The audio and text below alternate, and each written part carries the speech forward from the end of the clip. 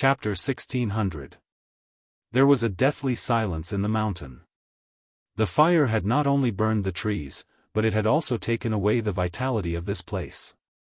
Scorched trees were everywhere, and when one stepped on them with combat boots, there was a kachi-kachi sound under one's feet. A burnt pheasant was pressed under a bush, and only its two tail feathers were still bright. Yi Jian and the others were now in a mountain forest in Chuan province. They were in a low mountain at the junction of two provinces.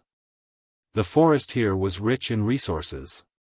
The pheasant that had been charred to the point where only its tail feathers were bright was the nationally protected white-bellied pheasant. Not only were there rare pheasants that were burnt to death, but there were also small animals like wild rabbits. It was enough to show the ferocity of the fire. Yi Qian, who was hiding behind a withered tree, raised his head and looked at a small snake that was burnt to a crisp. His gaze passed through the snake's body and fell on a certain spot. "Situation detected, move forward carefully," she said in a low voice.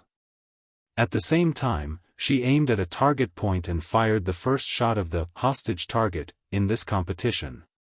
Bang! The muffled sound of the gunshot instantly reached the ears of all the team members. The originally deathly silent forest was suddenly filled with a murderous aura.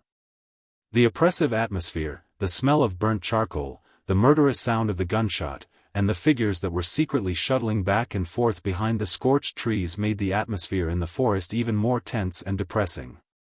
The local soldier who was shot touched his chest, and the expression on his face was a little dazed. He lowered his head and looked at the empty cartridge next to his feet. The soldier gritted his teeth in anger and bent down to pick up the empty cartridge.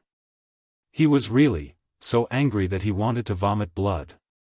It wasn't easy for him to be chosen to be the bad guy who pretended to be a hostage target in a competition between two top-notch special forces.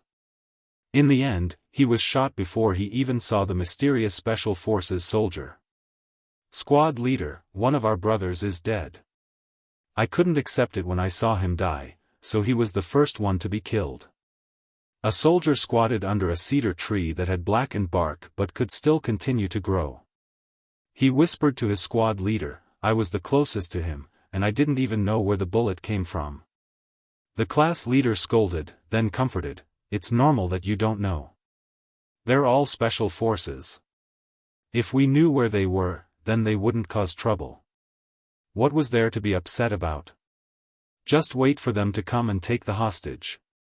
Keep an eye on him. Don't embarrass our unit too much." The hostage takers were disguised as local soldiers, and the hostages were paper targets. Not only did Yi Qian and his men need to shoot at the hostage targets, but they also needed to retrieve the hostage targets. This way, the chances of them being exposed would be much higher, and the soldiers in disguise would be able to discover them and shoot at them. The soldier closest to his dead brother blinked his eyes. He wanted to answer his squad leader, but he couldn't. "Don't move, brother." A very soft voice came from behind him. Then, he felt something cold and hard pressed against his neck. This was the feeling of a dagger. He was caught from behind by a special agent. The Special Forces soldier turned off the earpiece and cut off the communication. He then heard the Special Forces soldier say with a smile, "I won't waste my bullets. I'm afraid I'll hurt you if I shoot you at close range. Anyway, you know that I've already slit your throat." Chapter 1601. This was Yi Qian's voice. After taking care of a hostage target, she locked onto another target and successfully completed the mission. This time, the hostage target didn't have to be shot. As long as you were able to get close to the target and successfully rescue the hostage, you could activate the signal device on the soldier and shoot the hostage target. Hearing her voice, the soldier who had a dagger pressed against his neck froze. A female Special Forces soldier. He was killed by a female Special Forces soldier. The soldier wanted to move his body and turn his head to see what the female Special Forces soldier who killed him looked like. Just as his body moved slightly, Yi Qian chuckled again and said, "Don't move, just stay here." After she finished speaking, she took out the assault rifle from the soldier's hand, unloaded the magazine, and put it into her own carrying equipment.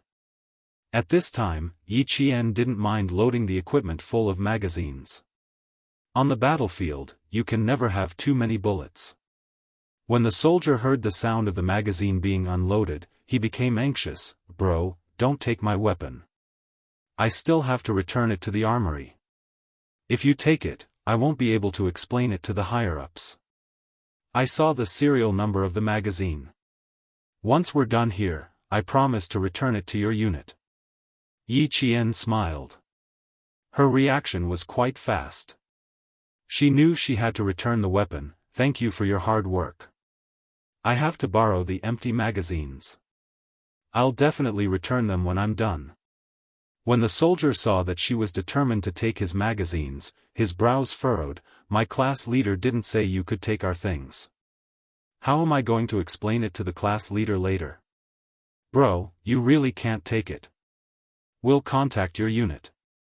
We definitely won't affect you."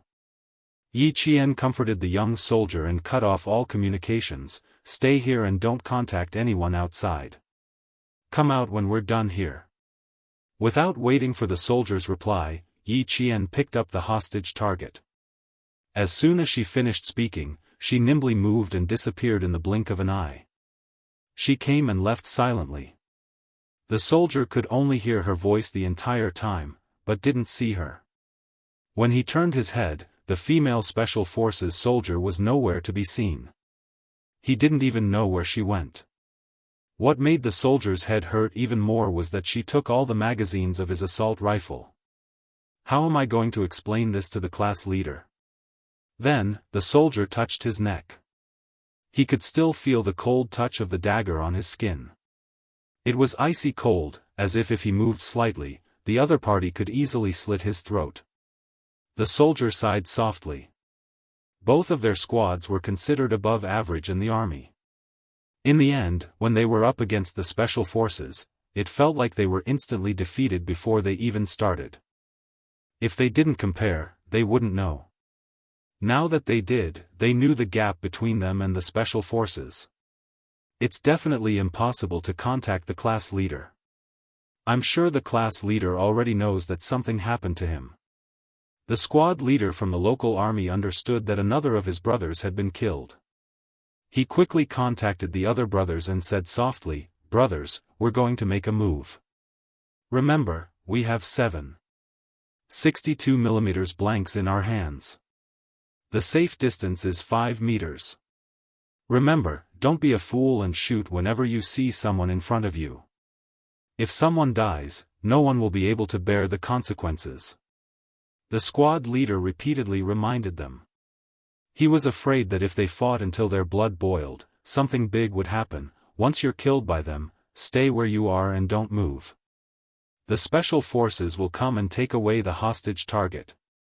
Have some backbone. Don't think that it's embarrassing to be killed. It's better to learn how they killed you." Chapter 1602. This was a squad leader who wanted to become a Special Forces soldier, so he sounded a little excited. His abilities were limited, so he couldn't become a Special Forces soldier. However, it would be good to meet the Special Forces soldiers. They were going to take back the hostage targets. If he wanted to meet the Special Forces soldiers, he just had to find the location of his dead brothers. It seemed like he had to go out and observe which brothers were going to be killed by the Special Forces soldiers. The squad leader really wanted to meet the Special Forces soldiers in training. The platoon leader said that the Special Forces soldiers coming this time weren't ordinary Special Forces soldiers. They were the top Special Forces soldiers in the country. They were the real blades of the country. Normal people wouldn't be able to see them at all, and it was very rare to see them in the country. When he heard that, he was so excited that his whole body trembled slightly. Last night, the two squads had an emergency assembly. Then, the brothers from the two squads each carried a hostage target, and took a truck overnight to the forest where the fire had been put out not long ago. In the truck, they thought that they were going to do some training. They only knew what they were going to do when they gathered in the mountains. They were going to hide in the forest with the hostage targets and cooperate with the two top Special Forces soldiers to complete the competition. The platoon leader even emphasized what kind of Special Forces they were going to be. Even if they were just cooperating, they should feel honored. As for what kind of Special Forces they were, he still didn't know. Now that he thought about the possibility of going up against them, he felt an indescribable joy in his heart. He couldn't say that he was going to spar or learn from them. He could only say that he was going to learn from them. The water ghosts of the Storm Commandos didn't like to make too much noise. Their training policy was to focus on silence and take care of their targets without anyone noticing. Although they weren't very good at fighting in the mountains, they had a lot more freedom to move on land than on water. Moreover, they were just not very good at it. It wasn't like they didn't know anything. With Yi Qian's first shot, the gunshots in the mountains gradually became more frequent. The speed at which they were taking care of their targets also became faster and faster. Yi Qian was moving faster than them. Once the target was locked on, there was no way he would miss. A soldier in woodland camouflage appeared in front of them. He used a hostage target as a cover and jumped out of the forest. He appeared about 10 meters away from the two Storm Commandos with the hostage target in hand. 7:00. With one water ghost providing cover, the other water ghost quickly completed the shooting. The empty shell without a bullet accurately hit the shoulder of the soldier holding the hostage target. This was the effective shooting point. Then, another water ghost who was covering for the soldier completed the second fatal shot and successfully heard a long beep from the soldier's body. There were only 2 squads in the forest, and each squad had 10 soldiers. In other words, there were 20 soldiers active in the forest. The Storm Commandos could easily take on 1 hostage each. However, these soldiers had placed the hostage targets in front of them. Just like robbers, they used the hostages as their targets. To a certain extent, this made things more difficult for the Storm Commandos.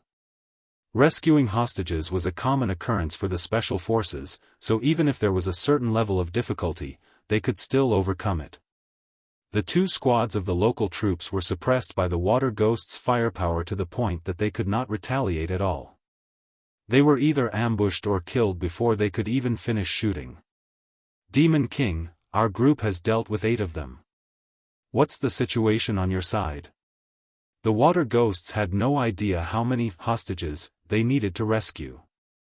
The hidden big mermaid contacted Li Jinyan. I estimate that there are 2 to 3 squads of soldiers here. If each of them has a target, then there are at least 20 of them. Chapter 1603. Li Jinyan squatted next to a soldier who had just finished off his task and said calmly, 2 squads, 1 hostage target per person, a total of 20 people. So far, there are still 4 hostage targets left. Don't look at me, I don't know where they are either. The young soldier who was sitting on the ground muttered softly. He could not look back at the other party's gaze. Not only was his gaze cold, there was also a murderous aura in it, which made people panic. Li Jinyan did not expect to get anything out of him. Like Yi Qian, he removed the assault rifle's magazine from the soldier's hand and put it aside. He said politely, "Thank you for your hard work." "It's nothing, it's nothing." The soldier quickly shook his head and answered. The squad leader had told them to learn a little, but he really did not learn anything. He did not know where the squad leader had come from, but he was easily defeated and taken care of by him. The Special Forces were indeed powerful. There were still 4 hostage targets that had not been found. 2 of them were squad leaders, and the other 2 were vice squad leaders. As the team leaders, the overall strength of the 4 people was naturally more outstanding. "I'll be the bait later. I'll carry the hostage targets and flash in front of them. Don't worry about whether they see you or not. Just shoot a few shots and scout the way out." The squad leader who wanted to fight the Special Forces the most said to his vice squad leader and the other squad leader with the surname Liu. "The 2 of you, don't move first. Wait for us to shoot before you move. You must only move when you see a shadow. Otherwise, we'll have done all this for nothing." After he said that, the squad leader sighed. "We have 20 brothers, so we should at least show some results. Don't make us lose face." The 2 squad leaders and the 2 vice squad leaders were hiding in a ravine. This was a trench dug to stop the fire from spreading and igniting another patch of fir trees. It was 1 meter deep and 30 meters long. It was almost dug around the entire mountain. The hiding spot was good, and the water ghosts did not notice them for a while. It was not that they wanted to hide, but it was an order from the higher-ups. "Squad leader Fu, I think it's a little difficult," Squad leader Lu said in a low voice. "There are no gunshots in the forest now, which means that all our brothers in the forest have been taken care of." It took 20 minutes. He didn't even need half an hour to take care of 16 of their brothers. Squad leader Fu cautiously poked his head out and glanced outside. Then, he slowly squatted down. "That's right. I originally planned to rush to the side of the brothers who were taken care of and observe the special forces at close range. However, I quickly got rid of the idea. There was no other reason. He was really worried that he would be dealt with as soon as he showed himself. Let's stall for time." The platoon leader ordered us to stall for time. Stalling for time is also our ability. Squad leader Fu looked at the time and said to squad leader Lu, "Let's split up. If they find out, we'll catch all 4 of us at once. Assistant, let's go to the other side." As he spoke, he bent over and led his assistant to the other side of the ravine. In the smoky Shanmu mountain, the water ghosts began a comprehensive search. They were still looking for the missing hostage targets. Only when they had found all the hostage targets could they receive the order to leave. If the higher-ups hadn't given the order, it meant that they still hadn't found a hostage target. Li Jinyan was not anxious because of this. The more it was like this, the calmer he was. He said in a deep voice, "Search the area thoroughly. Complete the search in 5 minutes." Chapter 1604. There was no way the command center would let the 2 teams pass so easily. They would only make the arrangements more complicated so that they could observe the commanders of the 2 teams and see if they could adjust their tactics in time. From there, they could observe everyone's combat ability. After Li Jin finished giving the order, he turned to look at Yi Qian, who was in charge of security. Just as he was about to speak, Yi Qian, who sensed his gaze, turned her head. It was obvious that she had something she wanted to say. Li Jinyan pointed to the front, then pointed to Yi Qian and himself. He did not ask, but looked at Yi Qian questioningly. Yi Qian, who wanted to voice her opinion, instantly understood what he meant. Because she thought the same. They both suspected that there were no more hostage targets in this area and that they might be in the periphery. The reason for this was very simple. First, it was to delay them. Second, the general in the command center needed to see if Li Jinyan could detect the abnormality in the situation and immediately make the correct decision. This time, the command center could not see their real-time combat situation. They could only see the changes in the data. Therefore, the command center could roughly estimate the performance of the 2 teams based on the time taken. The Snowfield Brigade was close to the location closest to the 2 remaining hostage targets. Xia Jinyuan, who was as sharp as a leopard, gestured for them to surround the 2 Snowfield Brigade members. The 2 members of the Snowfield Brigade were like beasts charging out of the mountains as they pounced directly at the location where the hostage targets were hidden. Bang! Bang! 2 gunshots rang out. From 7 meters away, the other 2 members of the Snowfield Brigade finished shooting. They hit the effective shooting points of the hostage targets and completed the mission in 22 minutes. The Snowfield Brigade won this round. When they finished the last effective shooting point, the command center immediately knew that the Snowfield Brigade had completed the hostage target shooting and successfully rescued all the hostages. No hostages were accidentally shot. Team B has completed all hostage target shooting. Every member of the Snowfield Brigade heard the Major General's voice in their headsets. 22 minutes. We completed this round 8 minutes ahead of schedule. The Snowfield Brigade only knew that they had completed it, but they did not know if the Storm Commandos had completed it. They walked up to the local soldiers who had already gathered and cooperated with them. With Xia Jinyuan's salute, all the members of the Snowfield Brigade saluted the soldiers who had unconditionally cooperated with them to express their gratitude. Thank you. Thank you. Led by Xia Jinyuan, every member of the Snowfield was shaking hands with the local soldiers. Taking off his combat gloves, his thick and calloused hand held the other's calloused hand. A thank you and a smile. There was no sense of unfamiliarity or distance between them, because they were both wearing the same military uniform and were soldiers who protected the country together. After shaking their hands, Xia Jinyuan reorganized the team again. The 22 members of the team Shuiyu strode towards another battle zone. The local soldiers, led by their platoon leaders, stood upright and saluted as they watched the elite special forces leave. The drizzle continued. The 22 figures, who were as straight as poplar trees, walked step by step into the depths of the mountains with a fearlessness that even soldiers respected. The Special Forces soldiers who were wearing forest camouflage uniforms and new combat helmets were indeed different from them.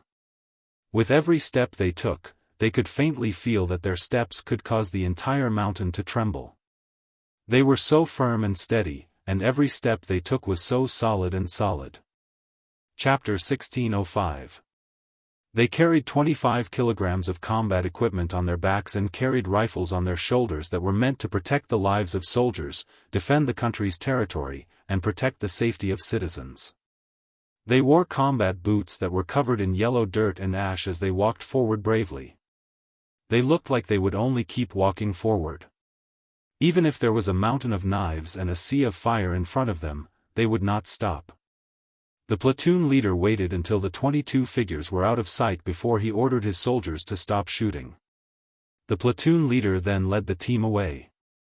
Meanwhile, Li Jinyan and Yi Qian were approaching two of the hostage targets. The two of them glanced at the man-made pile of soil and knew that there was a ditch underneath. They then looked at the mountains across the ditch. It was a stark contrast to the burnt fir forest. One was burnt to the point of being lifeless. The other was a charming autumn scene with red maple leaves swaying gently in the drizzle. Down there. Yi Qian pointed towards the ditch and used hand signals to communicate with Li Jinyan. You take the left, I'll take the right. Let's go down together. Li Jinyan gave her an okay hand signal and moved to the left. When he heard Yi Qian say, get ready, the two of them reached the ditch at almost the same time. Yi Qian fired and hit a soldier in the back. The signal device was activated and made a long beep. She and Li Jinyan each took care of one soldier at almost the same time. Platoon leader Fu's eyes widened. It was not because he was shot in the back, but because the Special Forces soldier who shot his deputy platoon leader's back was too familiar. It was so familiar that his eyes widened in disbelief. Yi Qian. He called out a familiar name in a low voice. Even though his voice was low, it was full of surprise, shock, and disbelief. How was this possible? How could he meet Yi Qian here? When did she become a Special Forces soldier? In the first half of the first year of high school, he enlisted in the army and returned to Fujian town to complete the enlistment procedures. On the street, he met Yi Qian and her mother, Auntie Sunday. She told him that Yi Qian had quit school and left with a hooligan. Some people in town even said that they had seen Yi Qian in the coastal cities. They said that they had seen her working as a shampoo girl in a hair salon. When he heard it, he felt that it was a pity. Not only did her grades improve, she even won a big prize. Why did she degrade herself and become a shampoo girl with a bad reputation? Shampoo girl? Special Forces? After working as a shampoo girl for a period of time, Yi Qian went to join the Special Forces? Was that even possible? He was a soldier himself, so he knew that it was impossible. Li Jinyan was the one who dealt with squad leader Fu. When he heard the local squad leader mention Yi Qian's name, he couldn't help but frown. What a coincidence. She ran into a soldier who knew Xianxia. Yi Qian was also very shocked to run into her former middle school classmate, Fu Dong. Squad leader Fu's full name was Fu Dong. He came from Fujian town in Anyang City, Nan Province. He was Yi Qian's former middle school classmate, and he was also the only male middle school classmate in Yi Qian's class who joined the army. Running into an old classmate in a competition and going over to say hello. It was not appropriate at all. Besides, even though she and Fu Dong were classmates, they didn't have much of a relationship. Middle school was the toughest period of her training.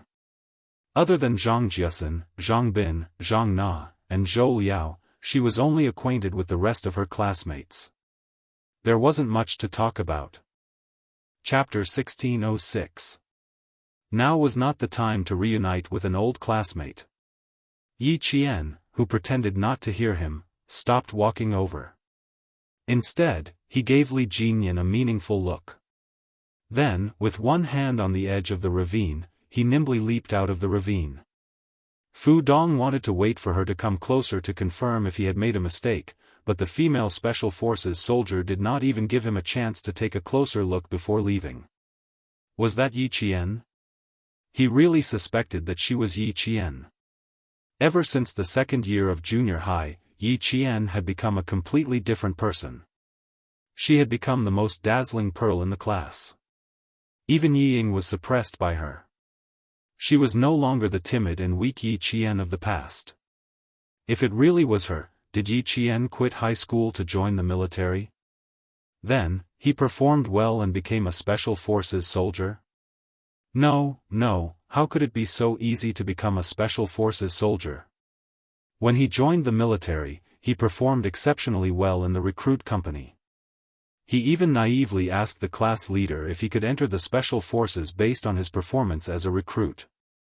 The class leader pointed at an instructor who was teaching a recruit a lesson and said, "I don't need to tell you about the class leader's comprehensive ability. You've seen it for yourself." Even the instructor didn't become a Special Forces soldier. "Boy, do you think you can do it? But, you still have potential. Keep it up, you might even become a Special Forces soldier." Fu Dong had felt that he had no hope of becoming a Special Forces soldier. He had almost hit every target, and every recruit had challenged him. He had won every single time, but he had not been able to become a Special Forces soldier. But he did not give up. He had joined the military as a high school student. He was a bit arrogant and always felt that he could succeed. He had joined the military half a year after his first year of high school. Now, he had worked hard for 2.5 years. At the same time, he also understood how difficult it was to become a Special Forces soldier. To him, there was no hope in this life. But now, he actually saw Yi Qian. A girl actually became a Special Forces soldier. Was this possible? A cold male voice came from behind him. It was like an icicle in winter. It was so cold that he immediately snapped out of his daze. Fu Dong turned around and looked at the Special Forces soldier who had easily taken care of her. She couldn't help but look at his armband. Unfortunately, there was nothing on it. What he said to her just now was, "Thank you for your hard work." Fu Donglian, who was still a little confused, restrained her expression and reached out her hand to shake his. She smiled and said, "You're welcome. We're all brothers. It's my duty." Fu Dong, who had been training in the army for nearly 2.5 years, had learned to remain silent. Even though his heart was filled with questions and shock, he did not think of chasing after the female soldier just now to confirm whether or not she was Yi Qian. When the platoon leader brought them into the mountains, he had warned them, "Don't look at what you shouldn't look at, don't ask what you shouldn't ask. Keep your eyes open, keep your mouth shut, do your own thing, and be honest." If it was in the past, he would definitely ask. But now, he definitely wouldn't open his mouth. Yi Qian. If that female soldier was really Yi Qian, Fu Dong couldn't help but smile. Then the rumors in class that Yi Ying's family had been secretly slandering Yi Qian were true. After coming out of the ravine, Fu Dong saw a few special forces soldiers carrying heavy combat equipment walking out of the forest. They walked very quickly as if they were not carrying any weight. They looked so relaxed. His eyes searched in the dark. Even though he didn't walk up to confirm, he still wanted to know if that female soldier was Yi Qian. If it was really her. Fu Dong sighed softly. So what if it was really her? Chapter 1607. Li Jinyan strode over to Yi Qian's side. He knows you. Yes, he's my former junior high school classmate. Yi Qian glanced at Fu Dong, who was organizing the troops, and sighed with a smile. What a surprise. You even ran into an old classmate. So they were junior high school classmates. That was easier to handle. She was afraid that they would run into acquaintances from the same village. Li Jinyan's eyes darkened slightly. Qing Niao, your identity and the unit you're serving in are confidential. I understand. Yi Qian nodded. She understood what Li Jinyan was trying to tell her. The Storm Commandos were the same as the Snowfield Brigade. Every member's identity and which unit they were serving in were confidential. They couldn't even tell their family members. But fortunately, Fu Dong wasn't completely sure that it was her. After all, it had been 3.5 years since she graduated from junior high school. He didn't completely recognize me. He just thought I looked familiar. I won't participate in the handshake later, or I'll come over after he leaves. Yi Qian didn't have the slightest intention of acknowledging her old classmate, nor did she have the slightest intention of showing off. She was Yi Qian, a female soldier who fought for her own goals. What did what they thought have to do with her? Fu Dong had already looked around, but he didn't find any familiar figures. He didn't discover them even when all the Special Forces soldiers shook hands with them. Fu Dong watched as the brave Special Forces soldiers left. He realized that there were originally only 21 Special Forces soldiers shaking hands with him, but when they left, there were 22 figures. The extra figure was wearing the same forest combat uniform as the male soldiers. She carried the same combat equipment and walked in the same footsteps as the male soldiers, all the way into the depths of the mountains. Her back was particularly conspicuous in the background of a group of tall and straight male soldiers. She was as slender as a willow tree. In the fine rain, she walked out with a majestic figure that did not lose to any of the male soldiers. Yi Qian, if you're really Yi Qian, your old classmate congratulates you. Congratulations on becoming an indomitable soldier. Class rep, what are you looking at? That female Special Forces soldier. Sigh, I was killed by her. I don't even know how she found me. How can a woman be so powerful? Asked a soldier softly as he lamented. If she was really Yi Qian, Fu Dong smiled and replied, so what if she's a female soldier? Although she is a female soldier, she is a Special Forces soldier who is more powerful than us male soldiers. She was so good when she was in school, and she was still so good after joining the army. This was the old classmate Yi Qian he knew. Now, he was a soldier. He wore a military uniform and carried a steel gun. He was a soldier who fought for his country. Fu Dong did not think about it anymore, nor did he deliberately ask about it. Although he was not sure if it was Yi Qian, he believed that the female soldier who did not even show up to shake his hand was his old classmate. As a soldier, he naturally had to protect his old classmate who was also a soldier. Yi Qian did not know what his old junior high classmate was thinking at this moment, but he knew that if Fu Dong recognized him, then as a soldier, he still had the basic sense of confidentiality. Class representative to be able to become the class rep of a class, it showed that Fu Dong's performance in the army was also very good. This way, even if he really recognized him, there was nothing to worry about. The fine rain continued to fall. The burned cedar mountain was already a few kilometers away from the storm commandos.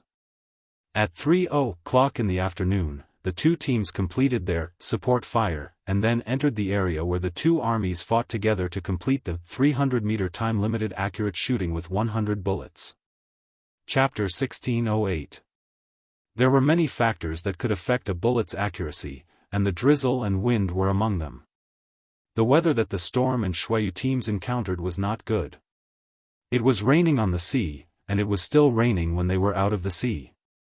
The wind and rain did not stop, and it continued to rain and disturb them. The Special Forces soldiers who were advancing in the drizzle were drenched inside and out. Their clothes were so wet that water could be wrung out. There was not a single spot on their bodies that was dry. Yi Qian, who had always been able to endure, waited until around 5 in the afternoon. Her face was unusually pale, and her originally rosy lips were sickly pale. Li Jinyan was the closest to her, and he could feel her change the most. You can only rest after this.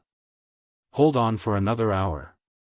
The devil slowed down and looked at her combat equipment that was as heavy as the male soldiers. He pursed his thin lips and said in a low voice, "Give me the bag, but you have to hold the gun yourself." She did not know what would happen next. The gun, only in her own hands could she ensure her own safety and protect the lives of her comrades. Yi Qian, who felt a slight discomfort in her lower abdomen, secretly adjusted her breathing. She shook her head and smiled at him. "It's okay. I can still hold on. I can still carry it myself. If I can't, I'll report it to you." In the face of her insistence, Li Jinyan's cold gaze lingered on her face for a few seconds. He nodded slightly and said, "Okay. If you have any problems, you can respond at any time." He paused for a moment and added, "I'm still considered reasonable." His last sentence made Yi Qian feel a little awkward. She quickly recalled her interactions with the Devil King. She really did not say or unintentionally express his unreasonable behavior. Only then did she resolve the awkwardness in her heart. "I know. I can still hold on for now. If I can't, I'll respond at any time and ask for help from my comrades." With that said, Yi Qian's pale face broke into a soft smile. "I know that we should help each other." The female soldier's smile appeared so abruptly that it fell from his eyes to his heart. It did not fall lightly, but heavily. It suddenly hit his heart so hard that even his heartbeat seemed to have skipped half a beat. Li Jinyan, whose heart skipped a beat, calmly retracted his gaze and softly replied, He could not help but take large strides and leave the female soldier. Female soldiers were indeed dangerous creatures. It was the right decision not to recruit female soldiers. The commander wanted to keep Qing Niao, but, forget it. Li Jinyan's mind was in a mess as he left. After he left, Yi Qian heaved a sigh of relief. He was indeed feeling a little unwell, but it was not so serious that he needed the help of the male soldiers. As a girl, there would always be a few days of normal bleeding every month. Her normal bleeding was probably coming soon. Her lower abdomen had been feeling uncomfortable since around 4 in the afternoon, and now there was a dull pain. For the first time, Yi Qian felt the discomfort caused by normal bleeding. In the past, there was nothing uncomfortable about it. Li Jinyan didn't believe it. He had already seen that she was uncomfortable. How could she be fine? But if she could hold on, she had to hold on. They needed to arrive at the hunting area in advance and check it out in advance. Then, they had to complete the last 2 tasks together. The first was the 300-meter limited time shooting with 100 bullets. The second was the sniper team duel. After these 2 tasks were completed, they would officially enter the hunting operation. Chapter 1609. Before the military made such an arrangement, many of the team members did not quite understand it. Shouldn't they have arranged for the hunt first, followed by a 100-round precision shooting and a sniper team duel? Why did they do it the other way around? Although they did not quite understand the military's arrangement, since it was an order from the military, all the team members had to accept it unconditionally. Even if they did not understand, they had to accept it first and then come out to understand why it was arranged this way. Reality proved that the military had made such an arrangement on purpose. They would exhaust all the team members' stamina to a certain extent and then arrange for the most physically and mentally intensive activities. This was to stimulate everyone's potential to the greatest extent and improve their individual abilities. As the commander of the battle, Li Jinyan understood the military's intentions when he received the order. He believed that Xia Jinyuan felt the same way. At the same time, they could also quickly arrange a plan that was beneficial to the final hunt. They could deploy and scout ahead of time to make up for the exhaustion of their stamina and end the hunt quickly. Right now, both teams were making the best use of their time to make arrangements for the follow-up battle. Even though Li Jinyan could see that Yi Qian was not feeling well, he could not stop for her alone. On the battlefield, it was absolutely impossible to delay an opportunity for personal reasons. Yi Qian naturally understood that, so she gritted her teeth and persevered. She did not want to delay the entire team's time. On a battlefield filled with gunpowder, time was life. How could she stop for personal reasons? She understood. As the commander of the battle, Li Jinyan understood it even more. An hour later, the storm commandos arrived at the mountain they were supposed to arrive at. It was already 6 p.m. and they were only 8 kilometers away from the joint combat zone of the two teams. 8 kilometers ahead was the joint combat zone of the two teams. Heading east was the combat zone of the two teams. It was a combat zone surrounded by mountains with a natural lake in the middle. The combat zone had a complex environment. They could rest here. There was not much time left, only 10 minutes. 10 minutes was enough for Yi Qian to take care of her personal issues. She had to take care of them. After putting down her equipment, Yi Qian asked for 2 minutes of leave from Li Jinyan. As for the reason, she did not say and went into the forest alone. There's something wrong with Xianxia. She doesn't look well. Daoist drank some cold water and frowned as he looked at Yi Qian's back worriedly. Do you want to go over and take a look? Could it be that he's sick? She wasn't that delicate. When she trained with them, she was soaked in the water every single day. She had never fallen sick before. Narrowing his cold eyes, Li Jinyan glanced at the direction where Yi Qian had left. A trace of worry flashed through his cold eyes. Her condition was indeed not good. He said to the big eel, "Ask Dashua to come over." The water demon with the code name, Dasua, was the same as K7 of the Snowfield Brigade. He was also a medic. After listening to Li Jinyan's description, Dasua's face was a little gloomy. We need to prepare some hot water for her. I'll go nearby and see if there's a suitable place to make a fire. As a medical staff, Dasua could vaguely guess what was wrong with Xianxia's body. You know?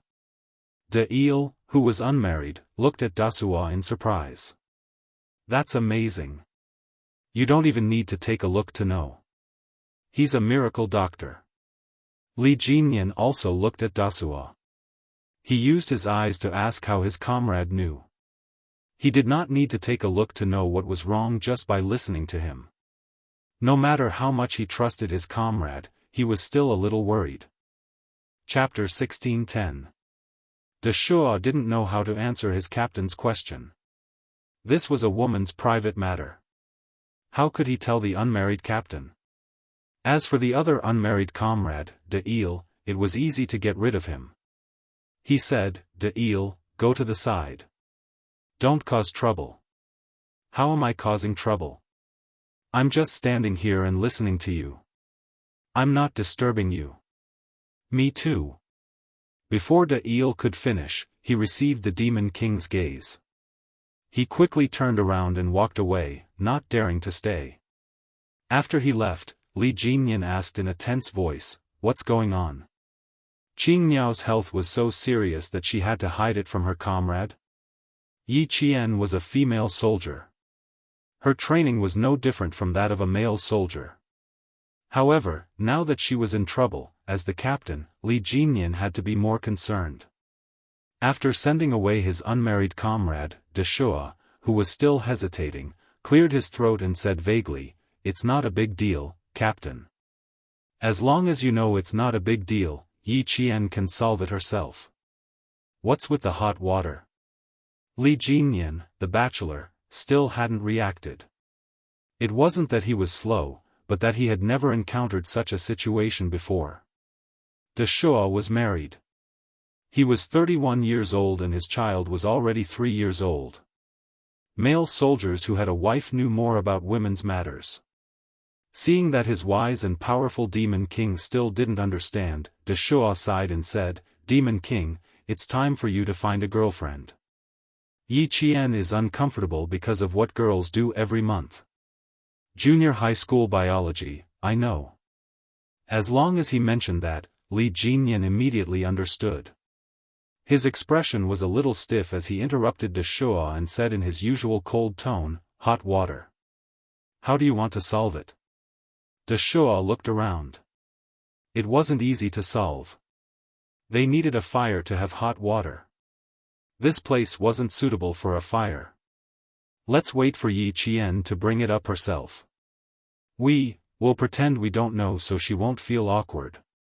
Pretending not to know was indeed a good way to resolve the awkwardness.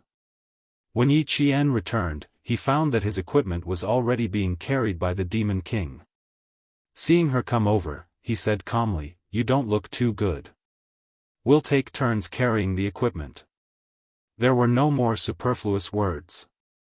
His tone sounded like he was telling Yi Qian that the reason they made such arrangements was because they did not want to affect the marching speed of the army. Yi Qian, on the other hand, noticed a subtle change in the atmosphere. For example, when the Demon King was talking to her, he was not looking at her. Instead, he looked away as he spoke. This was not the Demon King's style at all. Li Jinyan suddenly felt that he could not withstand Yi Qian's gaze. He lowered his head to look at the time to hide the unnatural expression on his face. "There are still 7 minutes left. Take a break." With that, he turned around and left with Yi Qian's equipment. Yi Qian stared at his back as he left in a hurry. She could not help but narrow her eyes. She did not even get a chance to say a word before he left immediately after he finished speaking. Something was obviously wrong. Her gaze was also very tangible, especially when she was only looking at one spot. Although it was very faint and did not seem to be aggressive, it contained a sharpness that could see through people's hearts. Li Jinyan, who was still carrying a backpack, could not help but quicken his steps. It would have been better if he did not know. Now that he knew, he felt a little awkward. He should take care of her. When it was time to take care of her, he would take care of her. Otherwise, he would appear to be unreasonable. Chapter 16:11. When Big Eel saw that Yi Qian had returned, he was about to go over and ask her if she was feeling unwell and if she wanted Deshua to take a look. However, just as he got up, he was stopped by Deshua. "If Qingniao really has any problems, she'll tell us. She's not telling us now because she doesn't want us to know. Do you want to make Qingniao feel uncomfortable?" He managed to persuade Big Eel. However, it could be seen from this that although Yi Qian had only spent a short time with the members of the Storm Commandos, they were like old comrades who had been together for a few years. Yi Qian was already shy when it came to such matters. If Big Eel really went over to ask her, although she could find an excuse to cover it up, she would really feel a little uncomfortable. There was no need to let the whole team know about a normal physiological matter. After the break, the Storm Commandos set off again. This time, they were even faster than before. Originally, they were weaker than the Snowfield Brigade when it came to mountain warfare. If they did not seize the opportunity, they would be hunted down and killed by the wolves of the Snowfield Brigade. The Snowfield Brigade also rushed towards the hunting area as fast as they could.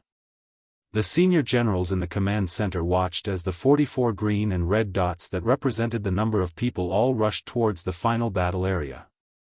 The green dots represented Group A, and the red dots represented Group B. Surprisingly, the red and green dots were moving at almost the same speed. For a moment, the generals of both the Navy and the Army laughed. Watching the strongest special forces in battle was even more exciting than watching a drill. Although it was not a large-scale confrontation and they did not even have high-tech equipment, their battle greatly stimulated everyone's most primitive desire to win.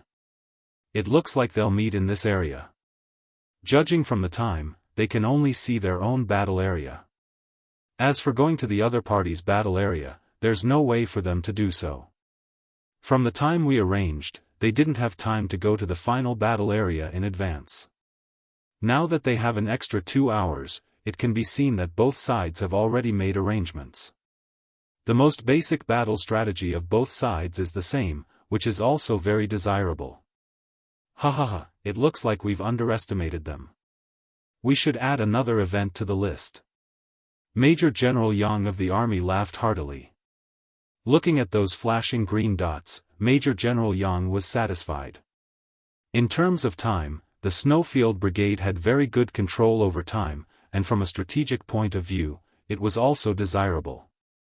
However, he had encountered Li Jinyan, who was on par with him in terms of strength, so the time strategy could only be said to be a draw. Now, it was time to see their true abilities. The two teams met on the other side of the lake. Xia Jinyuan flashed the searchlight at the other side of the lake tentatively.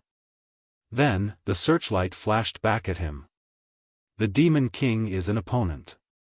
We're racing against time, and he's racing against time as well. To think that both sides would meet. J5 smiled and sighed.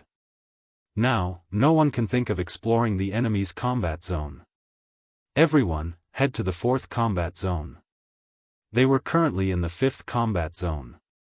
Xia Jinyuan spread out the combat zone map and pointed at an intersection. Meet them here and head to the combat zone together. He wanted to ask about Little Fox's physical condition.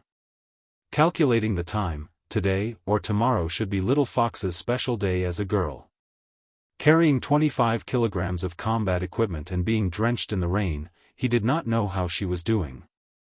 The members of the Snowfield Brigade had no problem with his arrangements. The next 2 events would need to be completed together. Tonight, they could meet up and talk about what they had learned over the past few days. Chapter 16:12. After this warm-up match was over, they would organize another match on a larger scale next year. It would be a match between the two teams the entire time, and it would be even more exciting than this. At 7:40 p.m., the two teams met at the intersection of the 4th combat zone. The members of the two teams patted each other's shoulders and thumped each other's chests as their laughter echoed in the night. When the two teams met, they did not stop. The two teams advanced side by side, one on the right and one on the left. Impressive. We were thinking of taking the time to explore your territory, but who knew that you were already there? You're different. The Demon King also arranged for us to visit your territory. But someone flashed a light in our direction, and the Demon King told us that we could return to the 4th combat zone tonight. When the members of both teams talked about this, they had helpless expressions on their faces. Li Jinyan, who was walking at the front, said to Xia Jinyuan, "We returned empty-handed." "Same here," Xia Jinyuan said with a smile. He would occasionally turn around and look behind him. Tonight, the two teams can sit down and have a chat. Let's hear what you've learned over the past 2 days first. Li Jinyan knew he was anxious to find Yi Qian, so he said, "Qing Niao is in the middle of the group. She's not feeling too well." "Thank you. I'll go over and take a look now." When Xia Jinyuan heard that his girlfriend was not feeling well, he got a little anxious. "I'll come over to look for you later." "Sorry." With that, he turned around and strode off. Li Jinyan turned around and looked at his back. There was a hint of darkness in his cold eyes. Once again, he felt that Q King treated Xianxia differently, but he could not pinpoint the difference. Xia Jinyuan had already walked up to Yi Qian. Yi Qian was talking to T6. When he came over, T6 wanted to make room for him, but he saw his captain holding his girlfriend's hand domineeringly and leaving the group. T6 pursed his lips and chuckled. He gave his captain a thumbs up. Xia Jinyuan only had eyes for his girlfriend. He did not have the time to look at his comrades. He held Yi Qian's hand under the cover of the night. The coldness made his heart sink a little. Other than the warmth in his palm, his fingers were cold. "Are you on your period?" he asked directly. He knew Yi Qian was shy, so he said, "I'm your boyfriend. As a man, I should know this. And as a boyfriend, I should know when my girlfriend's special days. How are you now? Are you feeling unwell?" Yi Qian's face stiffened. She really didn't know that he knew about this. "I'm fine." After taking a deep breath, Yi Qian lowered her head and said softly, "Don't make a fuss. I don't feel uncomfortable anywhere." He tightened his grip on her hand slightly, his low voice filled with heartache. "You're so stubborn. Even Demon King Li has noticed that your body isn't in good condition. And your hands are so cold. You should be more careful when you're on your period." Yi Qian felt uncomfortable. Why did he keep bringing up her period? "Let's talk about something else. My hands will be cold after being in the rain. Will our teams be spending the night together tonight? We'll split up again after the 2 events tomorrow." Yi Qian started to change the topic. "It's a little different from what I imagined. At first, I thought it would be 2 teams competing every day." She was so shy that she even avoided talking about such a topic with him. Xia Jinyuan sighed softly.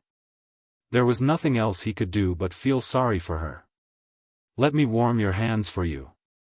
I'll come over later to help you warm your feet." Chapter 16:13. Don't doubt that Major Xia was just joking. He was serious about this matter. Sensing that Yi Qian didn't take his words to heart, Major Xia raised his eyebrows slightly. He didn't say anything, but he planned to put his words into action tonight and let her know that he wasn't just joking. Yi Qian did not take his words seriously. The members of both teams would be together tonight. No matter how bold he was, he would not come to her place in the middle of the night. It was already past 10 p.m. when they arrived at the 4th combat zone. The members of both teams who had not slept in bed for a few days were already used to sleeping at night. They found a large rock that could shelter them from the wind. The 2 teams spread the waterproof cloth on the ground, then divided into groups to quickly set up the waterproof cloth. A simple shelter that could temporarily shelter them from the wind and rain was presented perfectly. To them, setting up a temporary tent to shelter them from the wind and rain did not take much time. It took less than 20 minutes for the 40-odd people to work together. Yi Qian was arranged to sleep in a position slightly further in. She was a female soldier, so she could train like a male soldier. However, in terms of daily life, there were still differences between men and women. The sleeping bag was a multi-purpose sleeping bag that was the same color as the forest combat uniform. It was wind-proof, rain-proof, and cold-proof. If there was an enemy situation, she could quickly stand up and hide. It would not affect her flexibility. Xia Jinyuan and Li Jinyan were still talking. Both of them lowered their voices as they talked about the battle that had taken place over the past few days. Yi Qian, who had spread out the sleeping bags, glanced at them. Then, she silently spread out the sleeping bags that the 2 of them did not have time to spread out. Following that, she went to settle her own personal matters. She felt much more comfortable now. There was no longer that faint feeling of falling. Her body also felt much lighter. She believed that she would be able to completely recover after a good night's sleep. She didn't think that normal bloodshed would occur during the mission. How diligent. You even spread out sleeping bags for the 2 of us. Xia Jinyuan watched as Yi Qian left the team alone.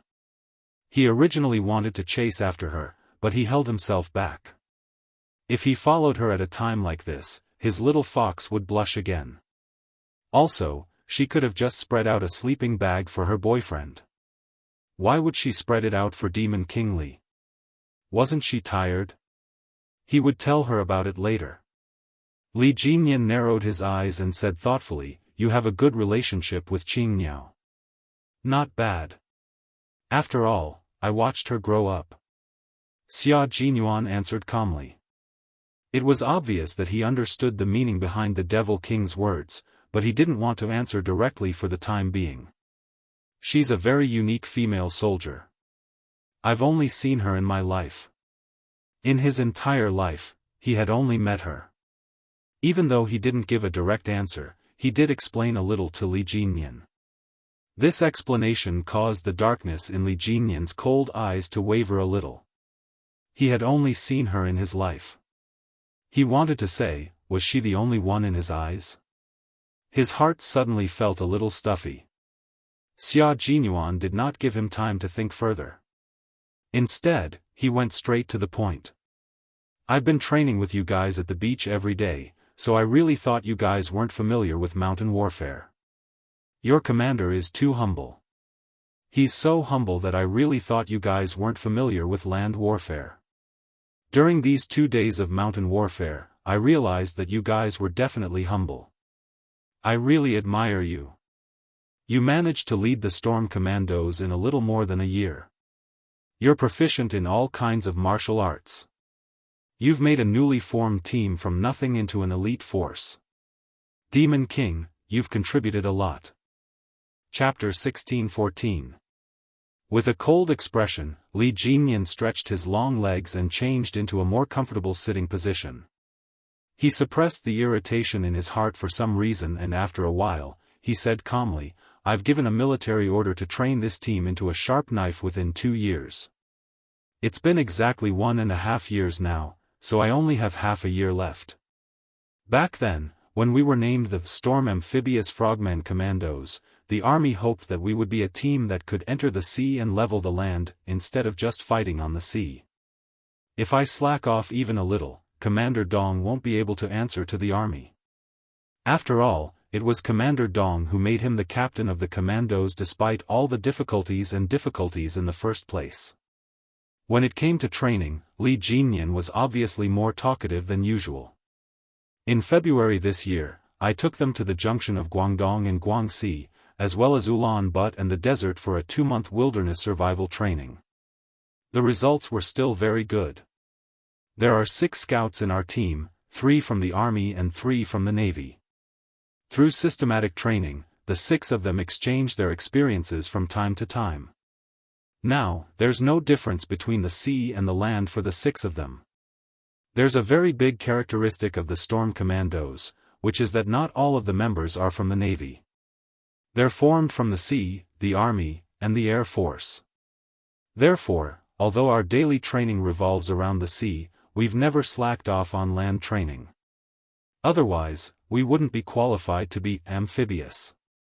His words made Xia Jinyuan nod repeatedly. He could already tell that although the Storm Commandos focused on the sea, they were not like stranded whales on land that could not move.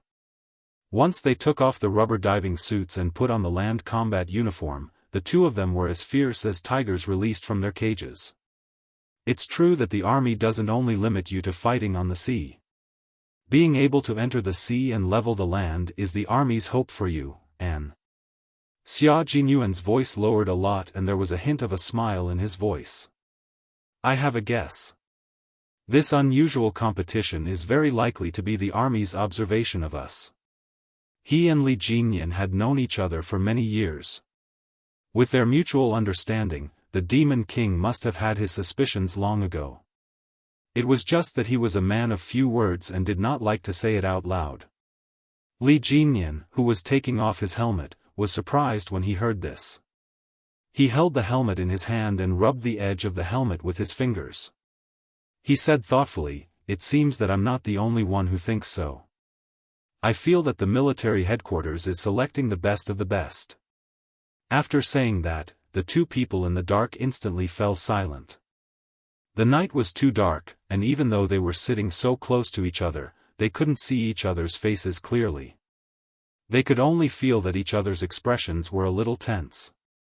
Selecting the best of the best. It seems that not all of the members will go to war, but the quota is limited, Xia Jinyuan said softly. Now that you think about it, everything makes sense. This explained why they didn't fight together in this competition.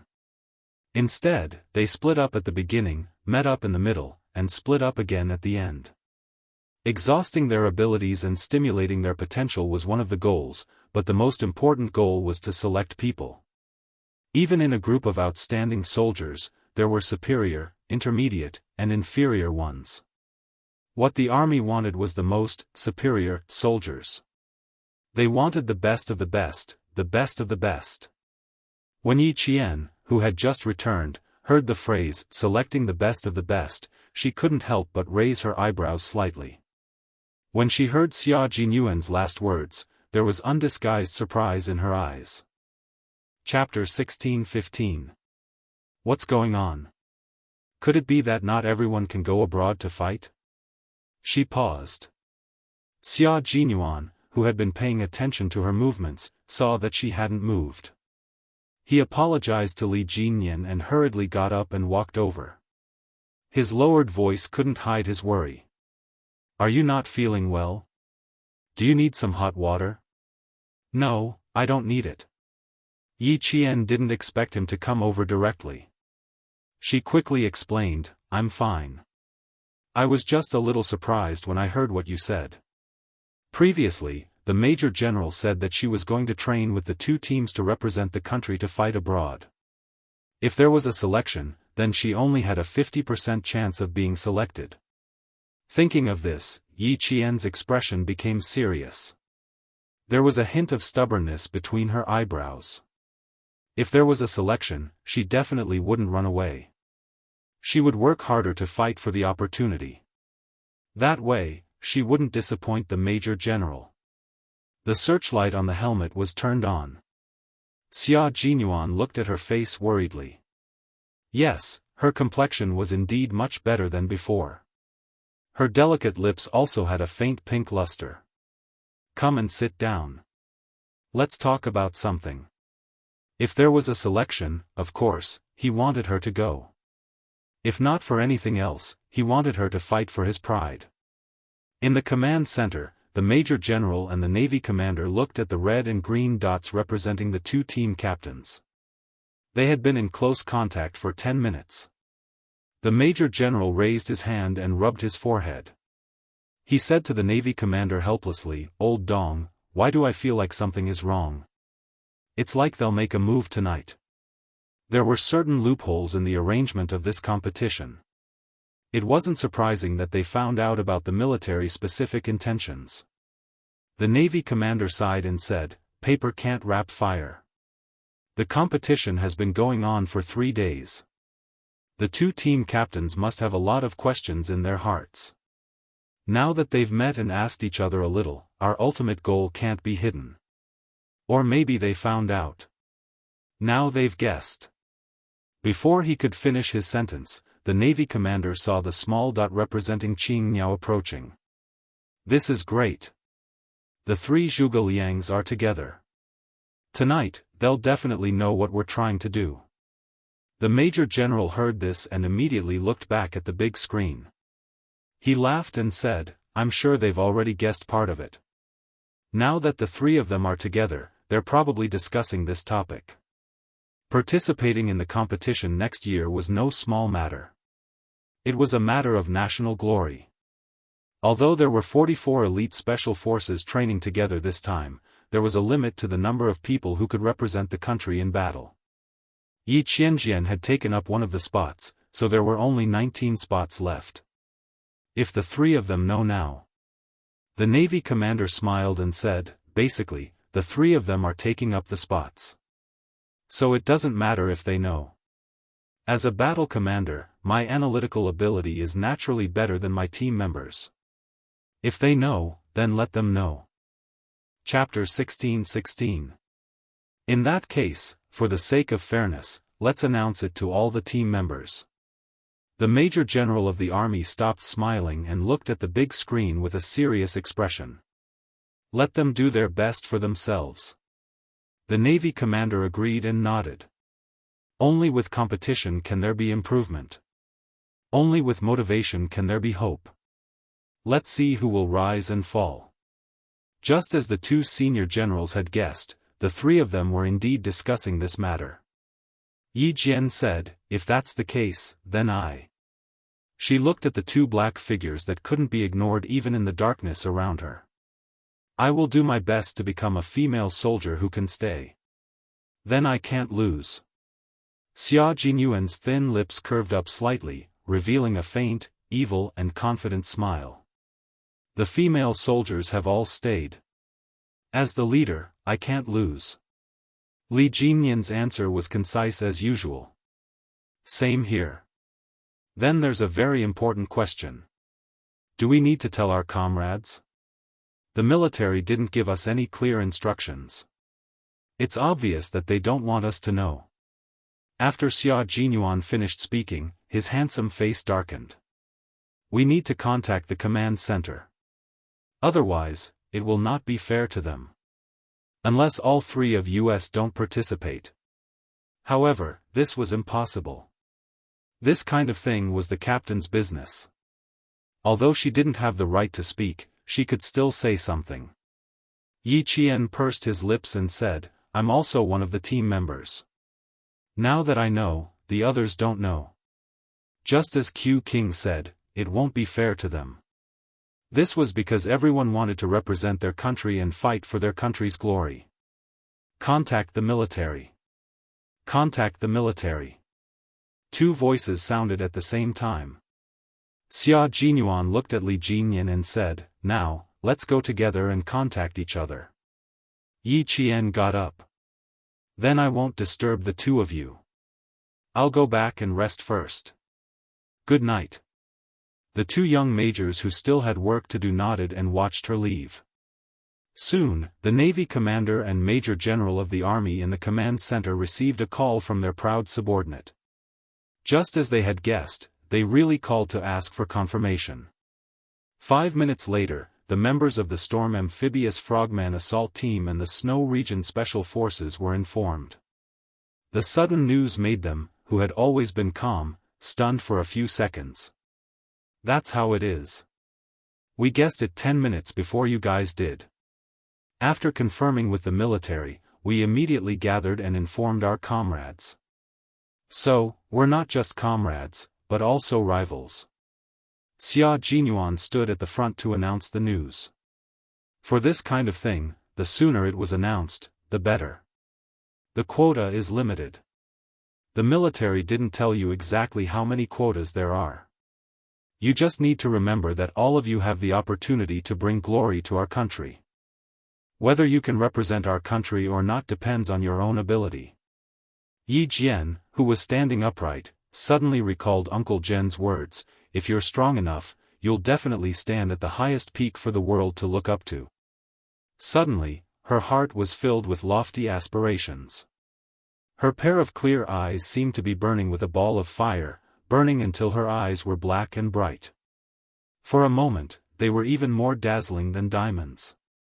She didn't need the world to look up to her. She just needed to live up to this new life. Chapter 16-17. After the temporary assembly, Yi Qian could clearly feel that the atmosphere had changed. It was like a loaded arrow, filled with killing intent. "Go for it, brother.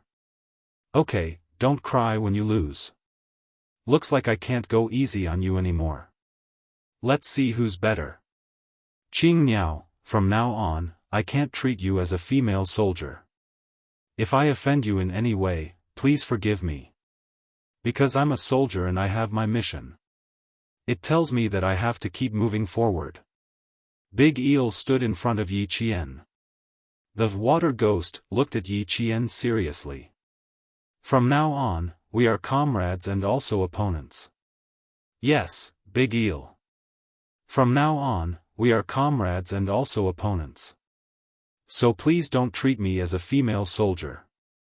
Because a female soldier will not admit defeat just because she is a female soldier.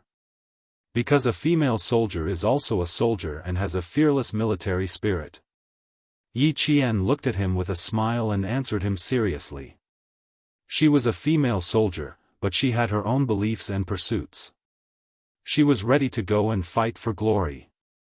Xia Jinyuan, who was standing behind her, smiled. His handsome and elegant face had a deep smile. As he looked at his girlfriend, the gentleness in his eyes rippled like water. After Big Eel left, he took a few steps forward and stood a certain distance away.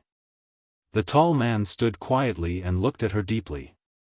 Qing Niao, I'm the captain of the Snowfield Brigade, codenamed Q King. From tonight onwards, you are my comrade and also my opponent. I won't be modest just because you are a female soldier, and I won't give you special treatment because of our relationship. I am a soldier, I have my principles and I have my mission. As for you, as a soldier, you don't need others to be modest, nor do you need special treatment. I will always believe in you. I believe that as a female soldier, you will overcome all obstacles and become an outstanding special forces soldier. As her boyfriend, Major Xia also said the same thing to his girlfriend. Look, this was the love between them. It was a unique love, a love that was even more dazzling than those romantic relationships.